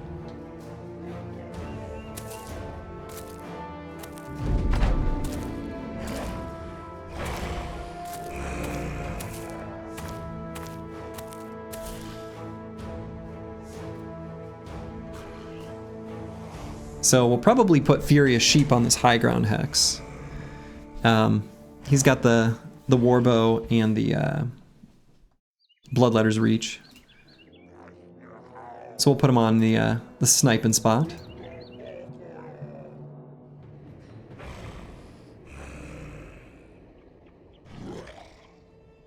So then I think Disco Nick just right here.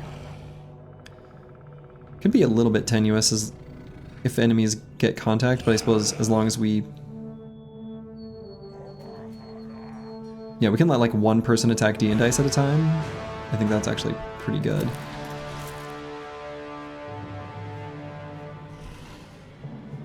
Okay, interesting.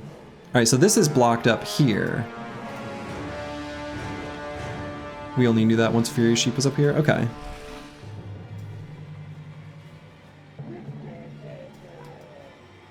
So let's go all the way to here. We actually maybe put the Chaucer like... We'll put him here, but we may pull him out from that spot.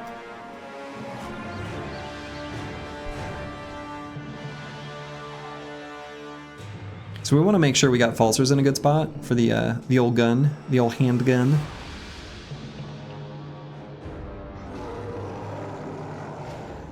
He also can help out on top too.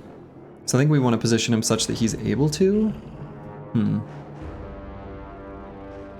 Nobody pulls out on you. That's the spirit, I think. Yeah, so then if we put D and Dice there, Disco Nick there, I guess we can get a shot off then if we're gonna go here. First blood, but not dead. First attack.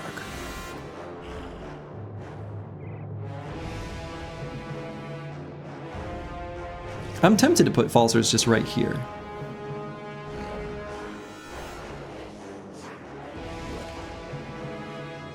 There's a mild amount of spook to doing so. Just the teeniest, tiniest bit. I guess we got rotation if we need it.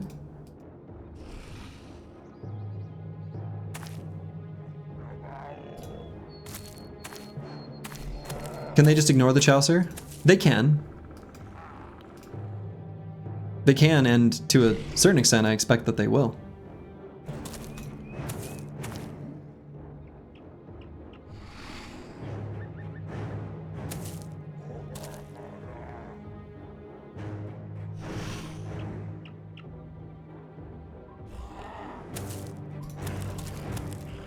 Yeah, the tank can lock down the bottom path, exactly. That's kind of what we're planning on doing.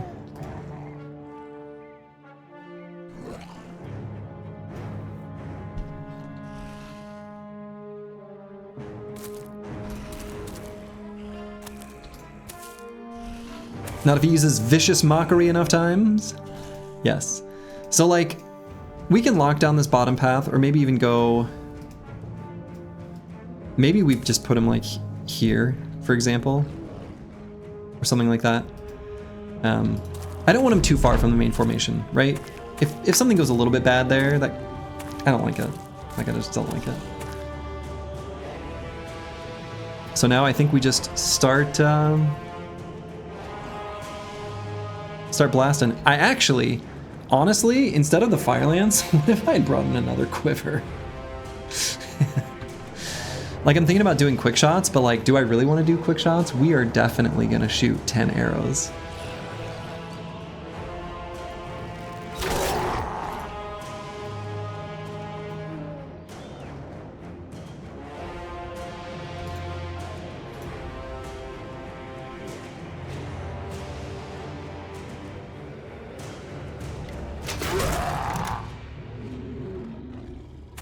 Now, I do want to put Curse Word here to get vision up there. There was an Orc Young that was like chilling up this way.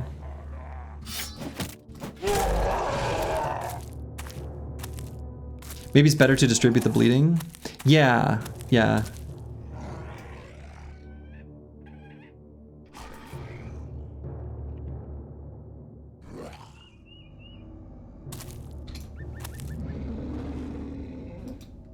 And so I guess I do have to start with the spear walls.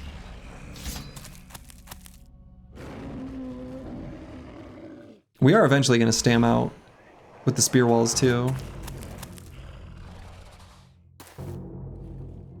So the Chaucer gets Lone Wolf here. It's a little weird, but...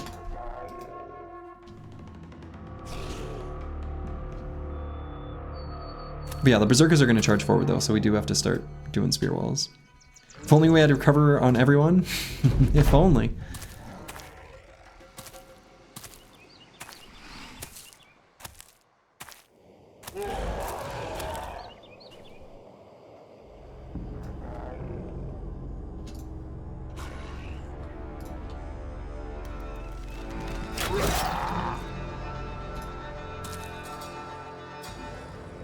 Honestly, spreading out a little bit of damage.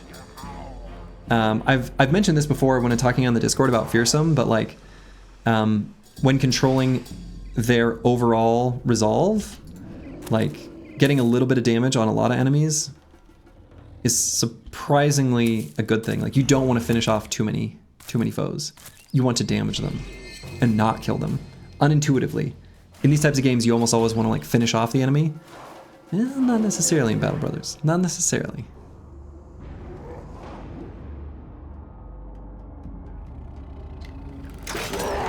So I'm going to bring Curse Word closer here so we can throw some fire pots. We're going to get some serious benefit from the fire pots. And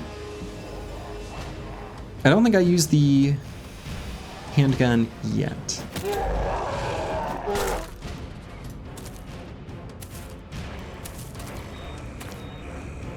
What you mentioned about using their number against them? Yeah, exactly. Exactly. And I don't think I finish off this Berserker. I think I'd rather get an attack back there.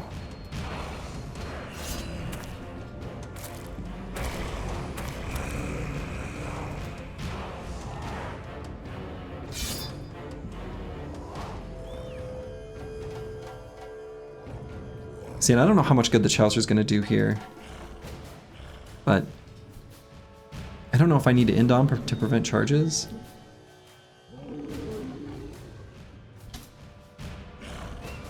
Do you even want the Chaucer to distract anyone? Oh, we do. We do.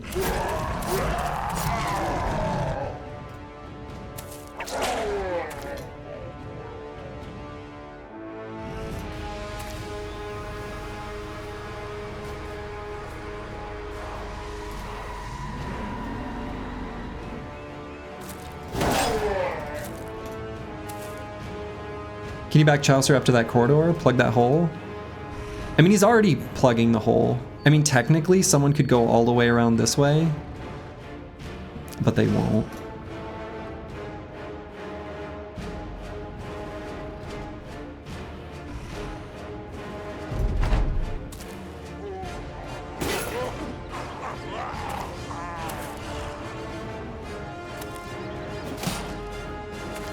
Yeah, so that guy going around back here I don't really love.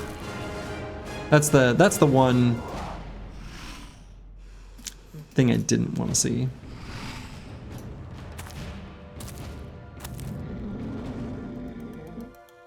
So we don't have a good aim shot here, huh?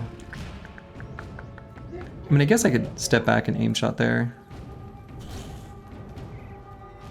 No one uses me to plug a hole. The Chaucer, probably? Probably. Yeah, I don't know. I think I care about this Berserker here.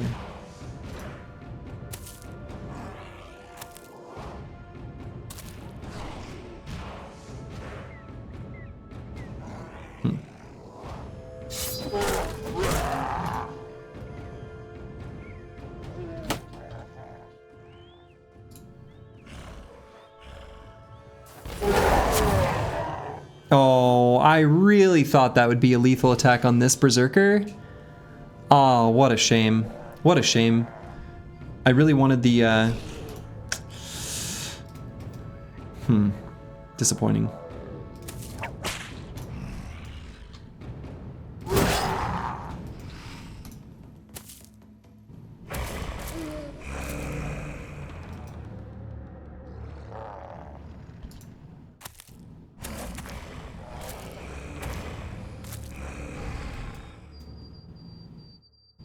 Oh, they are spilling around this direction.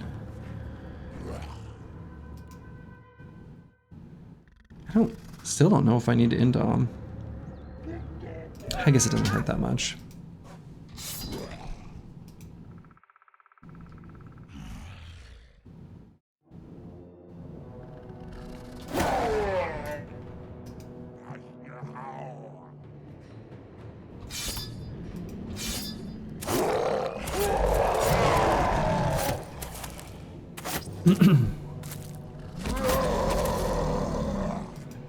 North Hole is scary.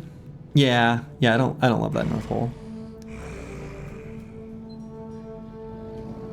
He's disarmed right now, but like, and I could bring Aesthetic Gabe up to help too. Right, next turn he can hop over and attack. I think that's probably good.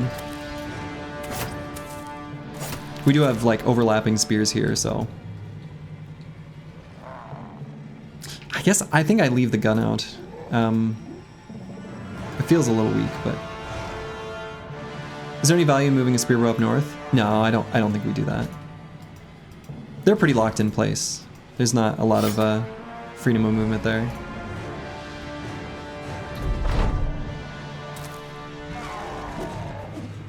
Okay, glad those missed.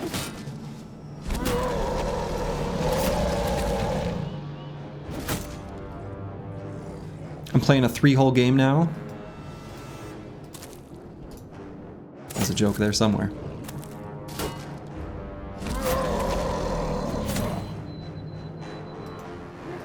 Alright, so this is why we brought Aesthetic Gabe over.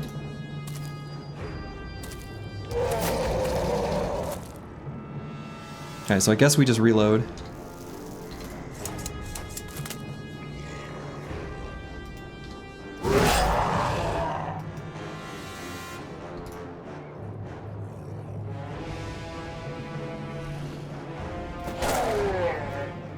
So I could throw a fire pot there. I think I like that. Fury Sheep actually has really good melee defense, so he can withstand being in melee for a good little while.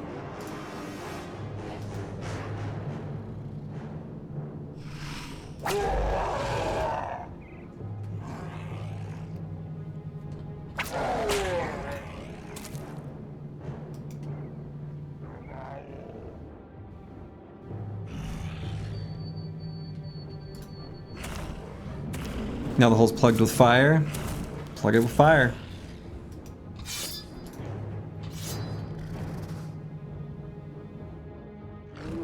I guess an option that I already took away from myself. I could have moved Boilerplate back and ended turn. I might do that next round if they don't get through the spear wall.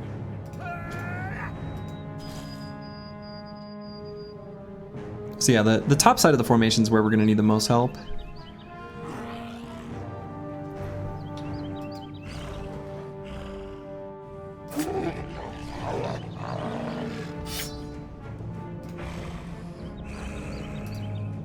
I mean, I think I can let something get into melee with D and Dice. It's not like too dangerous. We do have like rotation too and disarms, but you know, he's got heavy armor. He's got good melee defense, but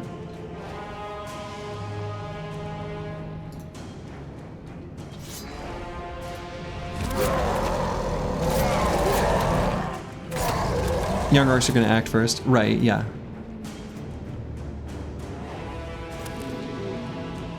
So we'll just keep Squigs in a central position.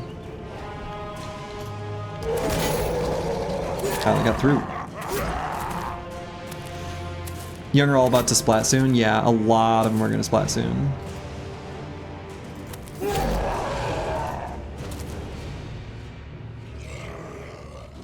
And I think I do this regular attack, even though, you know, a single thrust does make it so that we can spear wall for one fewer turn, right? So it matters.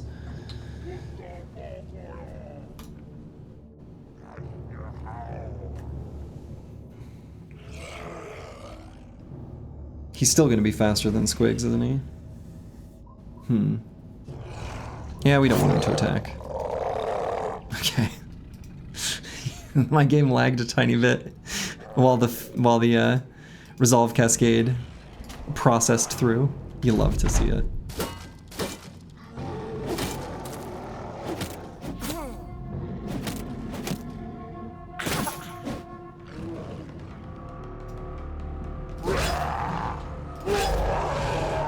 Good lord. Die.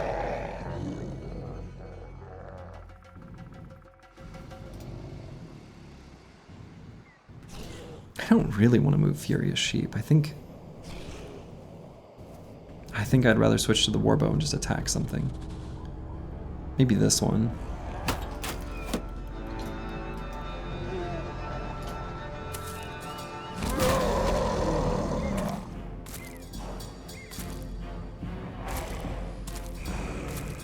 Now keep in mind they do have a Warlord, right? So he's gonna rally him.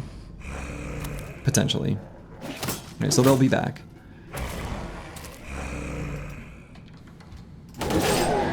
Those ones, they're not coming back. Those ones are just gone.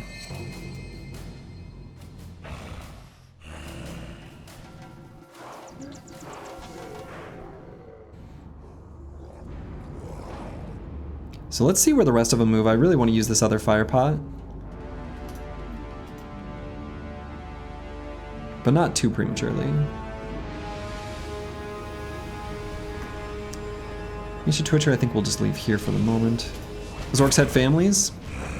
Had being the most important word there.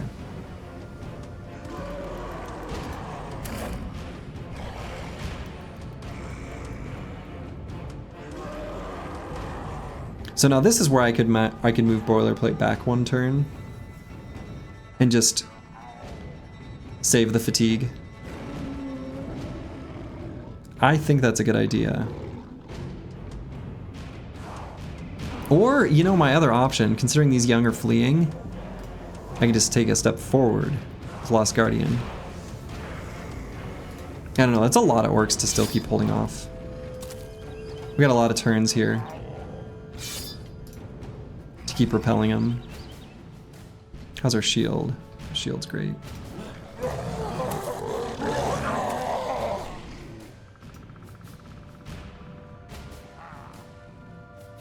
So now Falser still has his reload turn, right? Oh no, I guess it is loaded. Okay.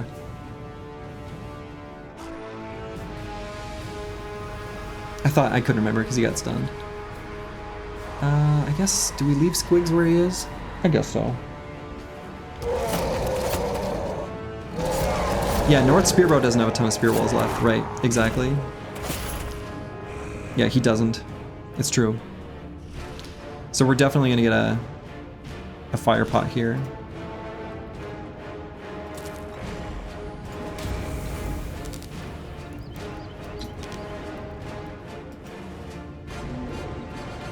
But Disco Nick is also like super durable. So when they do get through, he'll be able to withstand it for a little while. That's a good pot? Yeah. So then we gotta move back, unless I want them to get melee contact with Insane Killer.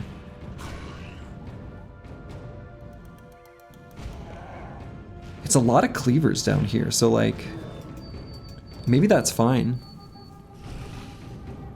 Maybe I move Boilerplate up.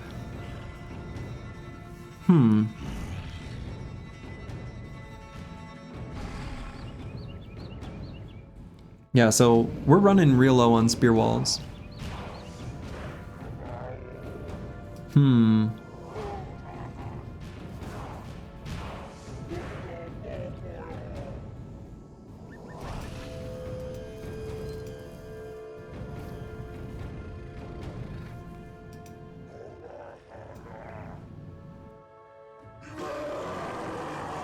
Shh, orcs, I'm trying to think.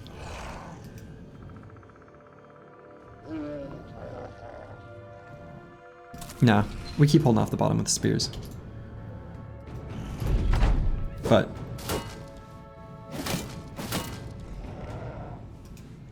we need to be ready. So one of these orc warriors might run like to here, so we're gonna have Aesthetic Gabe ready to deal with that. Here we're definitely gonna do some blasting. Any we can finish off? No. Oh, this one. Yes.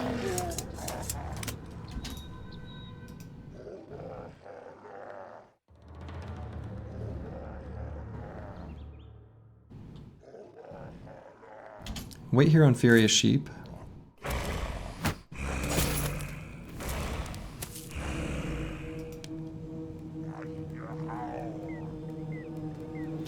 North are mostly warriors, south are mostly young. There's a mix. There's a mix, right? Because there's 4 warriors down here, 6 warriors up here. I mean, what you're saying is mostly true. But there is still a little bit of a blend. So yeah, Disco Nick's not going to be able to spear wall again though. So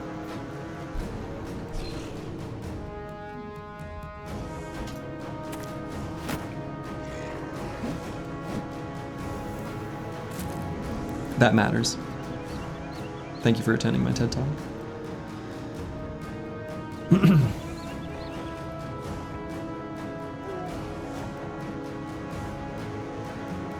So let's attack the one with the...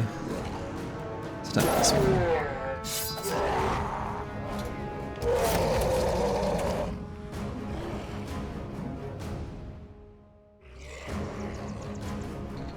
How are we doing for ammo and stuff? Okay. I think we'll probably just throw both jabs and then accept that we're going to be using the Magnificent Shooter after that. North flank's a little scary. Yeah, the north flank is the scarier part of the battlefield for sure. Agreed. Okay, we still have another spear wall there.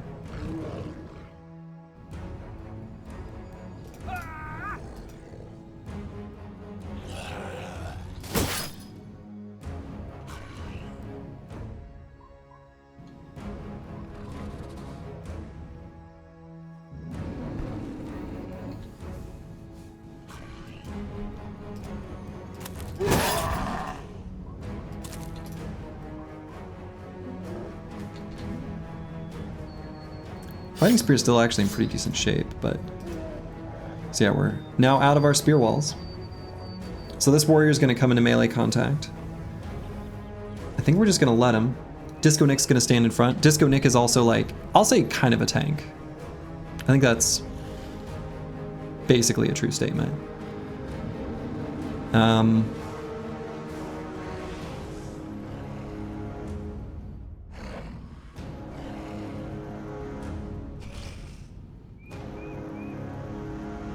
Tempted to step forward here, actually, on him. We do have rotation, right? So if he gets in too much trouble after too long, we can rectify the situation. I think that's okay. I think that's the play.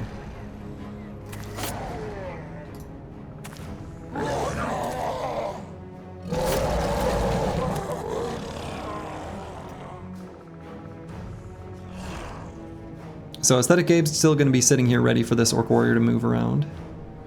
We're going to move Furious Sheep, but while we wait.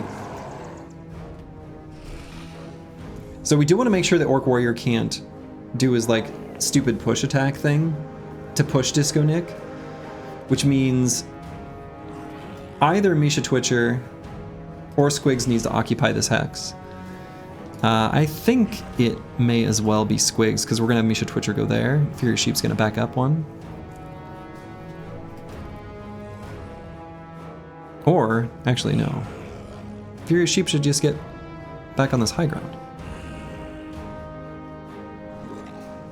In any case, Squigs can still go here.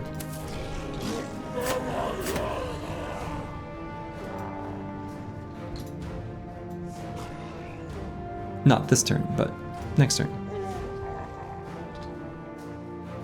So where do we shoot? Yeah, 6 shots left. Let's still do an aim shot. I guess we'll just do it. I don't know, maybe somewhere like here. Neither one of those two have shields. Yeah.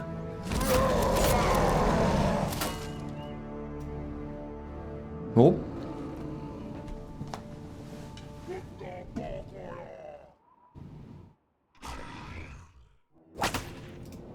No, don't hit him in the head.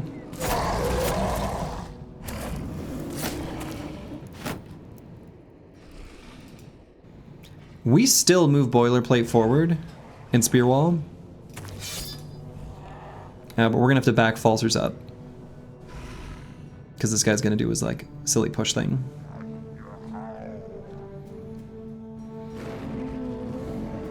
Weirdly enough, I think on the Chaucer I might just attack. It's not the best. But we are still spear walling though, right? It's not like it was cancelled or anything. Orc warriors don't have a charge like berserkers.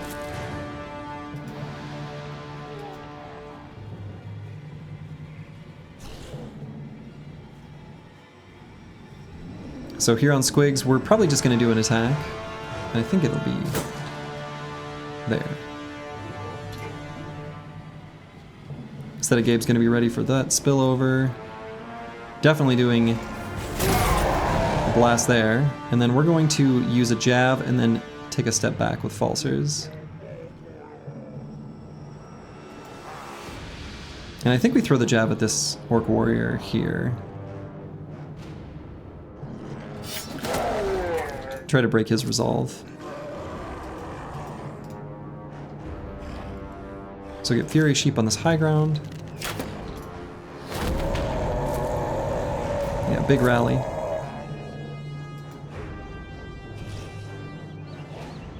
So Misha Twitcher is going to be working through the armor alongside Aesthetic Gabe with the big ol' axe.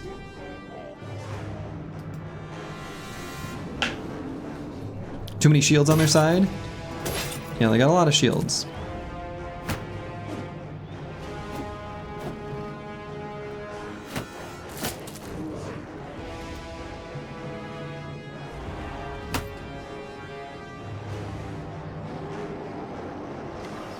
So with Curse Word, I guess we either attack this warrior or this warrior. I think we start working on this one.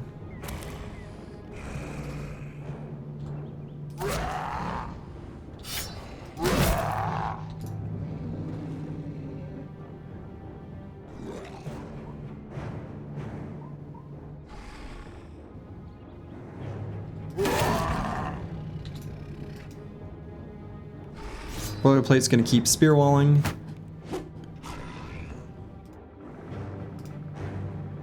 Insane Killer actually may as well go to like here. It's a somewhat dangerous hex for him to be at.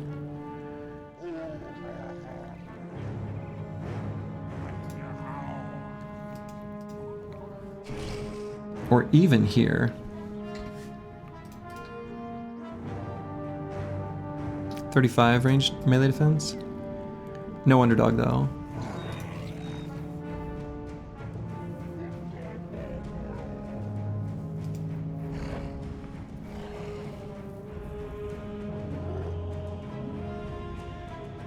I don't know, like this guy's fleeing.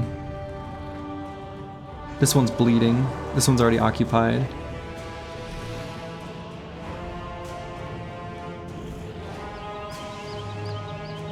He's one of our heavy rusty axe boys.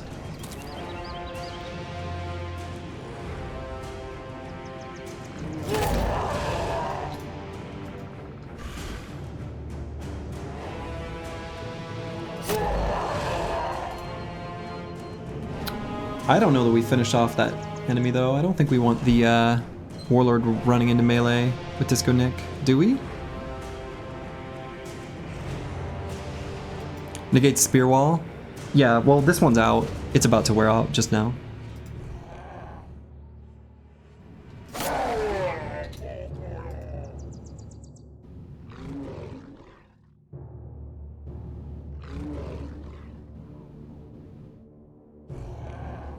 So on the Chaucer, I might recover and then be ready to, honestly, like shield wall and hold up these two warriors for next turn. Okay, so this one, yeah, his spear wall was just ending. So we'll just get our single attack in. I don't know. We're a little bit low on damage.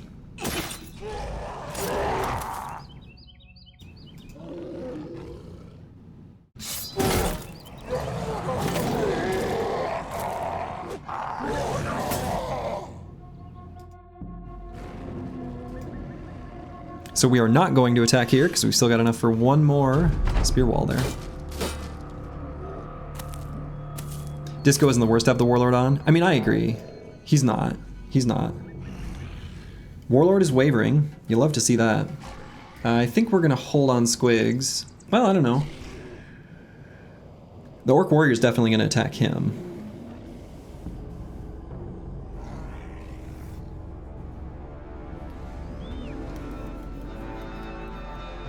The other option is, you know, right now if we attack this Orc Young, kill it, rotate Battle Pasha in. Battle Pasha using the Cleaver I think makes sense. It's got good armor damage on it. And it's going to be a much more effective weapon against the Warriors. I think I'm convinced. But then we have to save fatigue on him for later. Squigs has a shield. He does. He does. So Falsers, I guess we're in a safe spot to reload.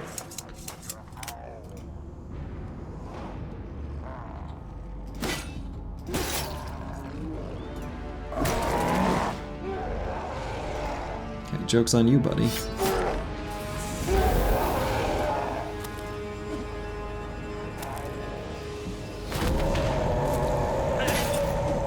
Somehow that scream got the Chaucer wavering from all the way down here? I'm surprised that even did a check. What's the range on that?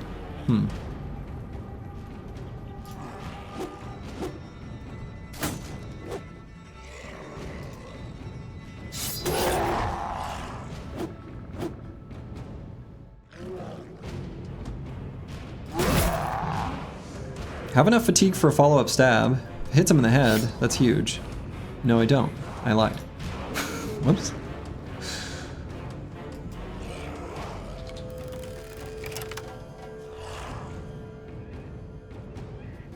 Where do I think the bigger threat is?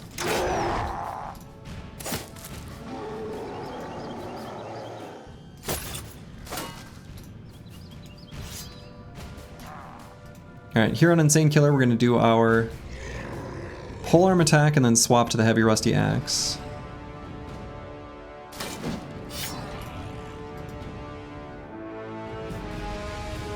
Disco Nick could get lucky and hit this guy in the head.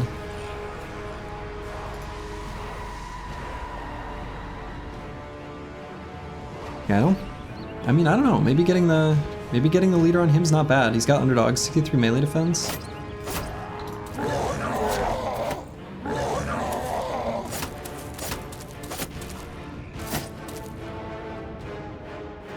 Yeah, putting away the axe stole his fatigue. Yeah.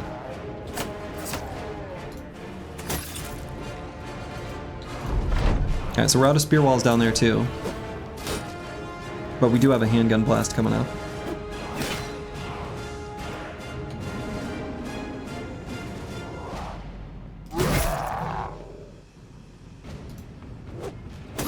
Think of the tools. It's gonna be a huge tools up and down. Boy, I'm maybe gonna do something that feels... Okay, never mind. Not even an option. Alright, that's probably good.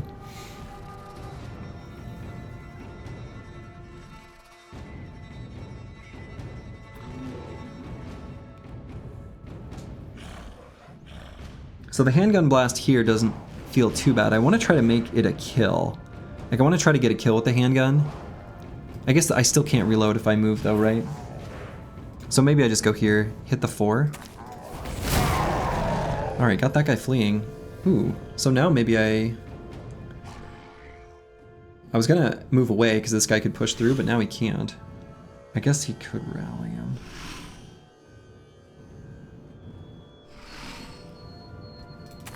Let's go there.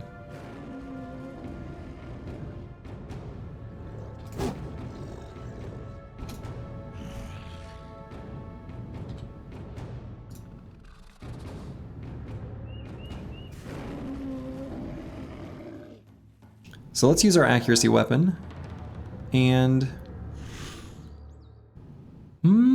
actually, we're gonna wait. Let's wait on Battle Pashi to attack first. Ooh, Warlord going down that way? Alright, I don't think I like that, actually. We can always move Misha Twitcher down there, so that is an option. And we can rotate Insane Killer out if things get too dicey. So we need to keep ourselves open in that line of play. Yep, alright, we're probably already gonna do it.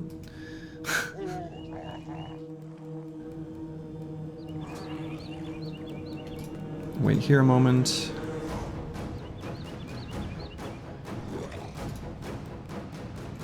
Fatigue and 17. Maybe I go for the decap. I think that'll be lethal even if it hits him in the body.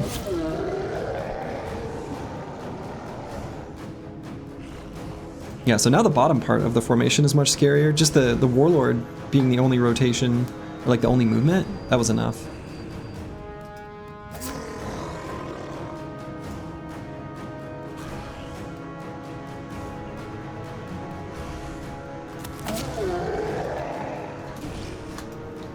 So we need to respond to that. We gotta respect that. So Curse Word and Misha Twitcher, both, I think. Now the Warlord could be inclined to move north. He might be, and if he is, good. Actually. Well, I guess let's see what happens to them as they flee. But regardless, Insane Killer's gonna need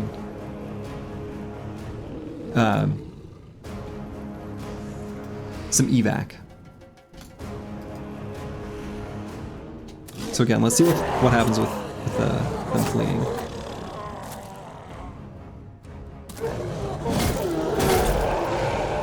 Okay. So yeah, we'll move Falsers here, Curse Word there, Misha Twitcher there. We'll be ready to rotate. So Furious Sheep can now... we got all our jabs. Let's use those here.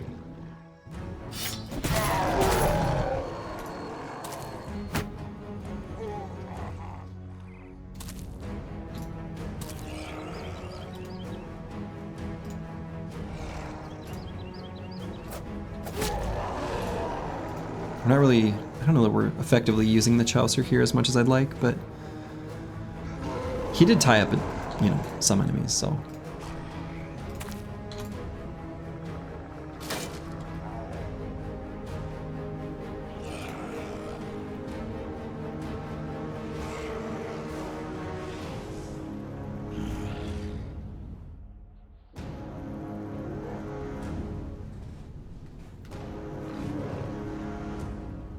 Save our fatigue there, actually. So we don't want to kill this Orc Young. That would be bad. So let's push Disco Nick through Zone of Control. That feels a little stupid, but maybe not that stupid. He's in really good shape, right?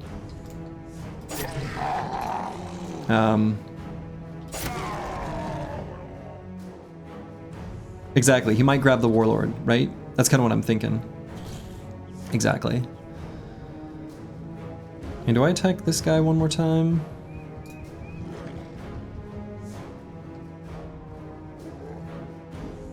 I think I leave this wavering Orc Young with the club here.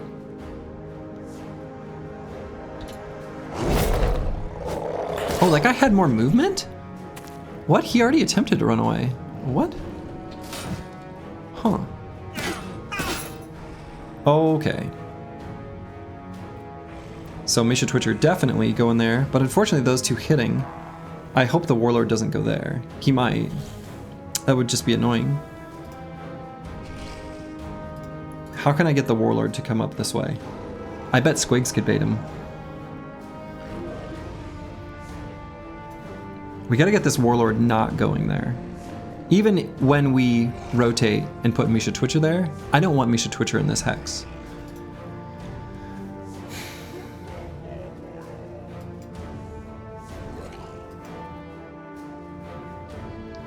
Give him a Snickers. But I feel pretty confident that if I were to put Squigs here, the Warlord would run up here. But that's almost like a pretty dangerous spot for Squigs to be, and he has to move through this Warrior's zone of control then too. So I guess we don't. Okay, he did that instead? That works for me.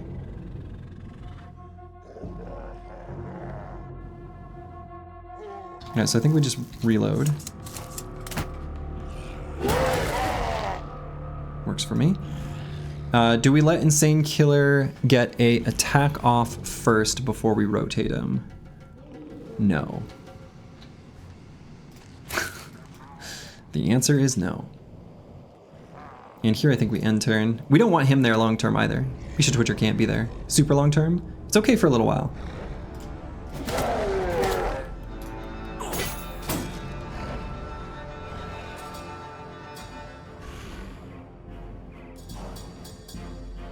Alright, is there any world where we can get the Chaucer in range of this warrior who's fleeing?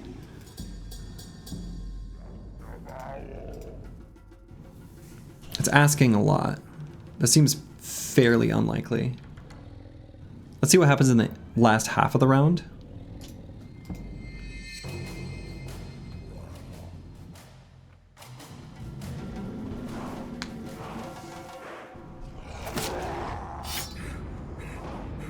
Oh my god, we got bit by the weapon swap again. I gotta be more careful about that. That's so stupid. Alright. So do I move Lost Guardian to here? We can't let this warrior occupy that hex, right?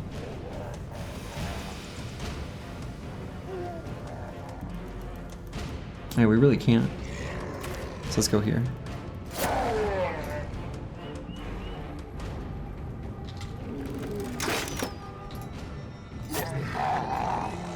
Alright, so we can get boilerplate here.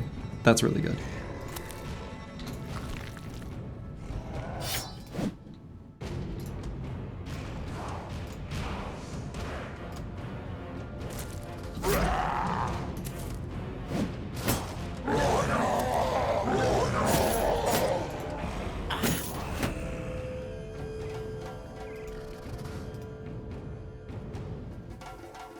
So if this Orc Warrior is going to make it through, instead of occupying that hex, let's force him to go to this hex and get surrounded.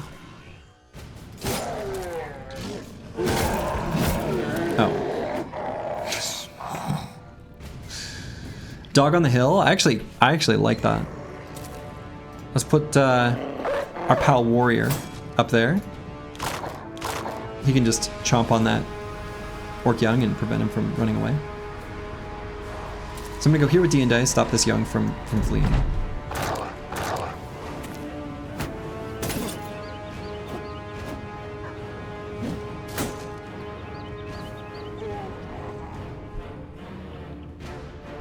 We'll wait here for this Orc Warrior.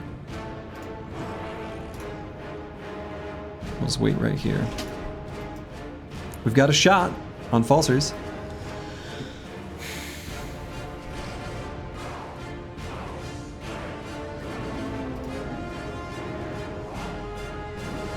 So we can go here, shoot here, and then back up. We don't want this Orc Warrior to push through and hit him. All his armor's been blasted through. So we gotta back up.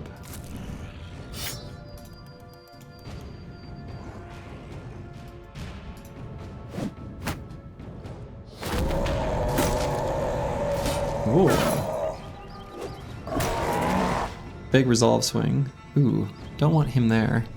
Still got one more turn, but I still don't like it.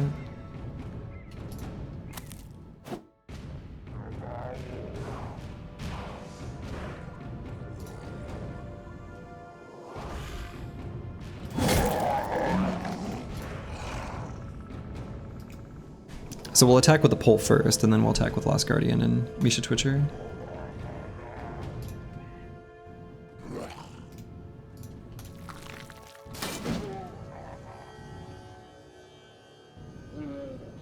And I don't think I even swap away from the pole. I think we keep that.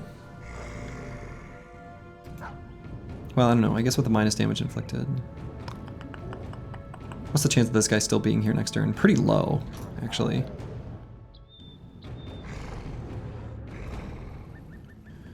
So, curse word.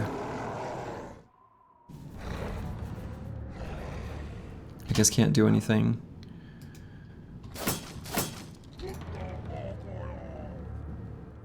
Boilerplate. We're gonna put a dog down here as well. I guess here?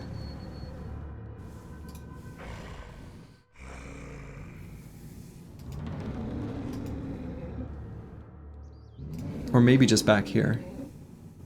Attack this fleshy young. Okay.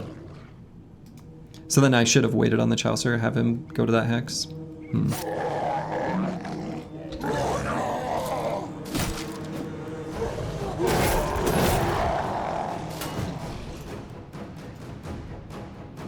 Yeah, we can't move Falsers forward. I don't think we can do anything with them. We get Squigs ready to rotate next turn. He'll have exactly enough.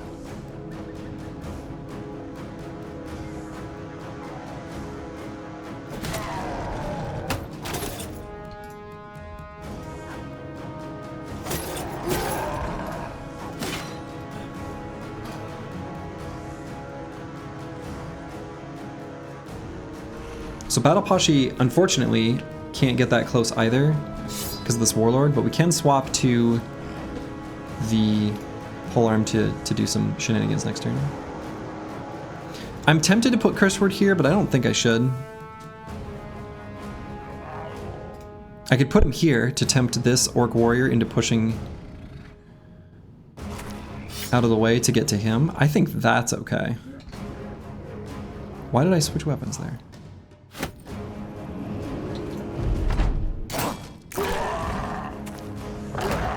A few of the young that were fleeing a while ago are coming back. So I guess we have the option of just rotating him now, huh? We go before the warrior. I don't know, he's at 79 health, right? He's like kind of okay. He's kind of not okay.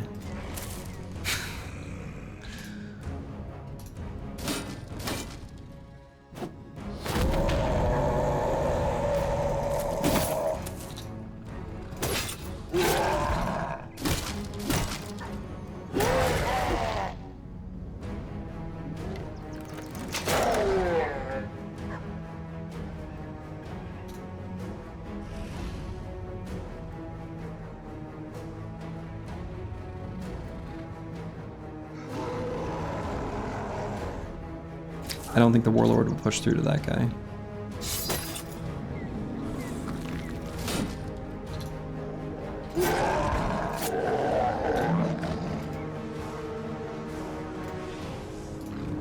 Yeah, let's see if that one dies. Disco Nick will just continue his duel. I guess he should shield wall, huh? And I guess he's kind of destroying it. We'll just attack.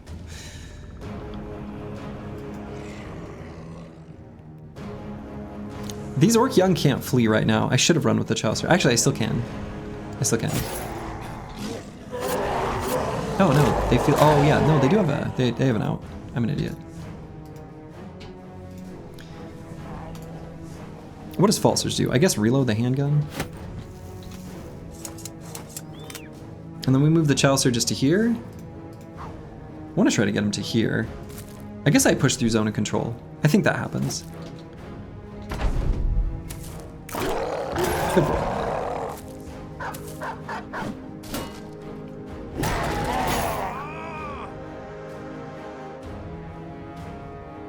Curse Word got hit in the head there. Don't love that. In turn with Squigs just to save the fatigue for next turn. I think we do.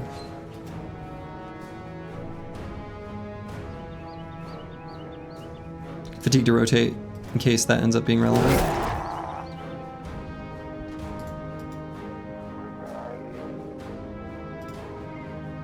We don't have a shot that doesn't hit an ally with Falsers.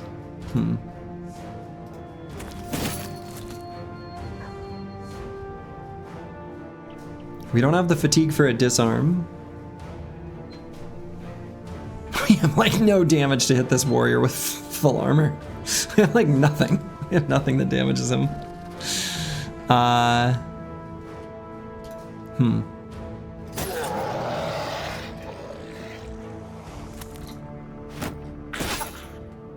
At least like at that part of the battlefield, right? Oh wow, he did push through there. Just gotta get some fearsome procs in, if we even can. I don't think he'll push through to Insane Killer. I cannot imagine that happening. But I'm still slightly worried about it. No, I don't think he will. What if he does?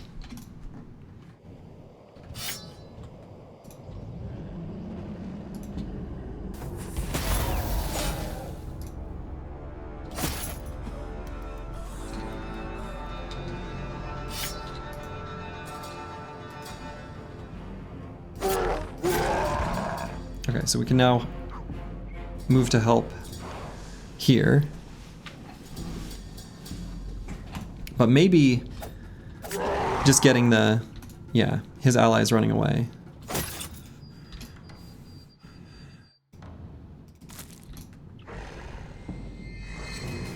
So maybe I do this blast, even though we hit our ally, it's fine. If he wants to push through to Falsers, I guess that's some AP wasted and he's more fully surrounded, so maybe that's fine. Right, he can only attack once. So I guess that works. He really can't do that much. So I think it is fine, actually. They have a predisposition to wanting to use the line breaker ability really bad to get to the banner. We'll see if that ends up happening here.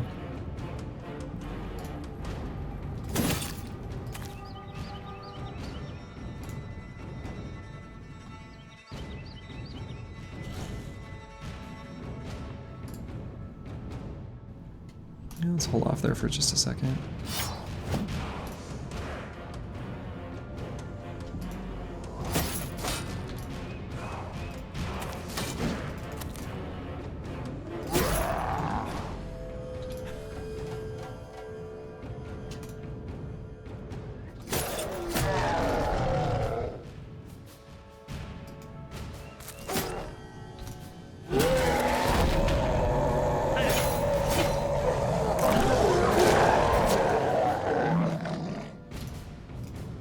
Okay, so now that his armor's fully gone, let's get a bigger surround. Warlord's fleeing. What's up, Nog? Urdong. Urdanog? Alright, it's over. Jesus Christ. Oh no. By hitting run them down? Hold on. We've got new tech. I really want this guy to die, though.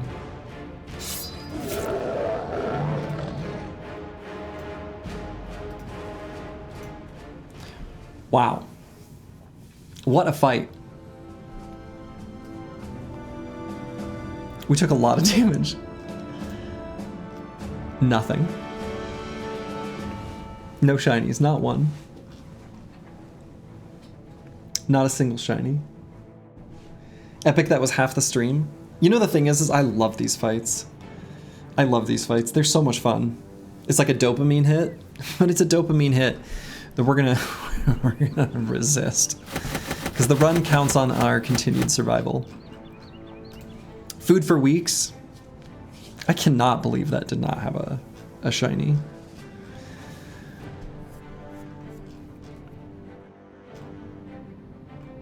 Yeah, a lot of tools. But like, the tools are making up for, you know, a bit of lost ground. We didn't have any like emergencies on the battlefield. We had a lot of, oh, this is bad. Oh, this is like questionable. We didn't really have any emergencies though. The closest, I guess, was Insane Killer 013, but we had a pretty clean out. Though I think part of that relied on the Warlord not being too dumb. How much tools are we spending? Oh god.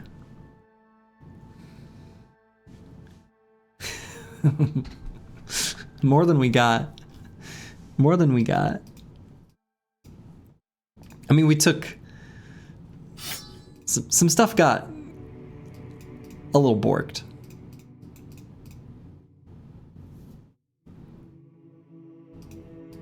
Take off the axes? Yeah. Yeah, we can take off the axes. Fixing up these axes is actually a ton of it. Though I think I might leave that one. Yeah, these ones that are nearly fixed up I think is fine.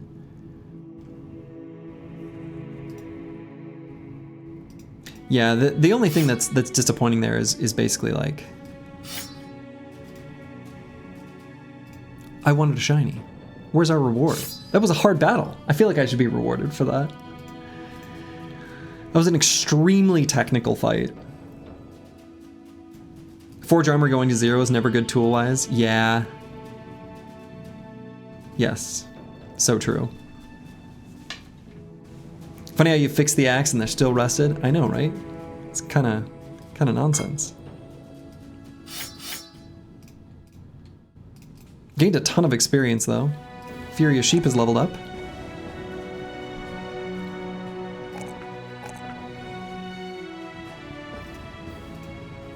The roll had to be small to miss the shiny hit. Yeah, and we're also like a little bit close to civilization here.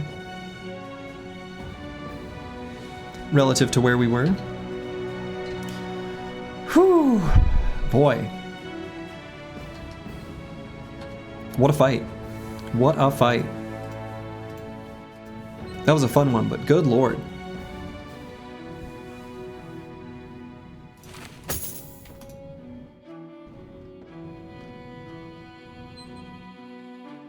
Is the Southern Cleaver worse than the Khopesh? Which Southern Cleaver? Like the Southern... They only have 2-handed cleavers, right? Exhausting, no doubt? Yeah. Yes.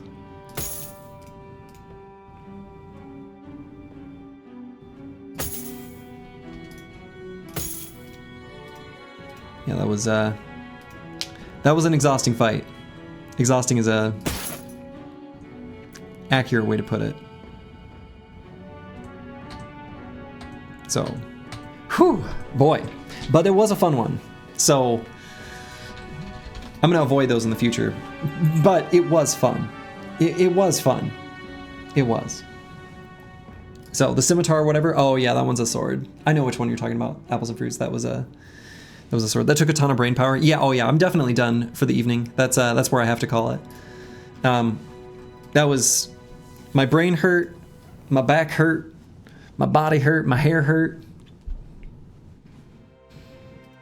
Avoiding 32 orcs, why do that? I know, right? It was nice to see there was a fight we avoided at the beginning of the stream, but we got to do it at the end. Yeah, for sure, for sure. Thank you, Backseating. GG! A good day though. I mean, this was a really fun stream. Really, really fun battles. Really fun, like, technical fights against lots of different types of enemies. Technical fights against goblins, technical fights against barbarians, technical fights against orcs. I got to, you know, use the spear bros in the ways I like to use them. But that one was, that last fight, that was pushing it too far. So, you gonna stream tomorrow? Yeah, I should be around tomorrow. Tomorrow, I will be streaming. Okay, so I'm gonna go ahead and send y'all over to friend of the stream, DatBoy4792. And so that's where I've got to call it for the evening. I've got to get a good night's sleep, and I'm gonna need plenty of caffeine tomorrow, but I did just buy some fancy frou-frou coffee. So, to all of you, wherever you are in the world, I hope you enjoyed this little stream, because I did. Hope you have a good one. This is The Run. Ta-ta.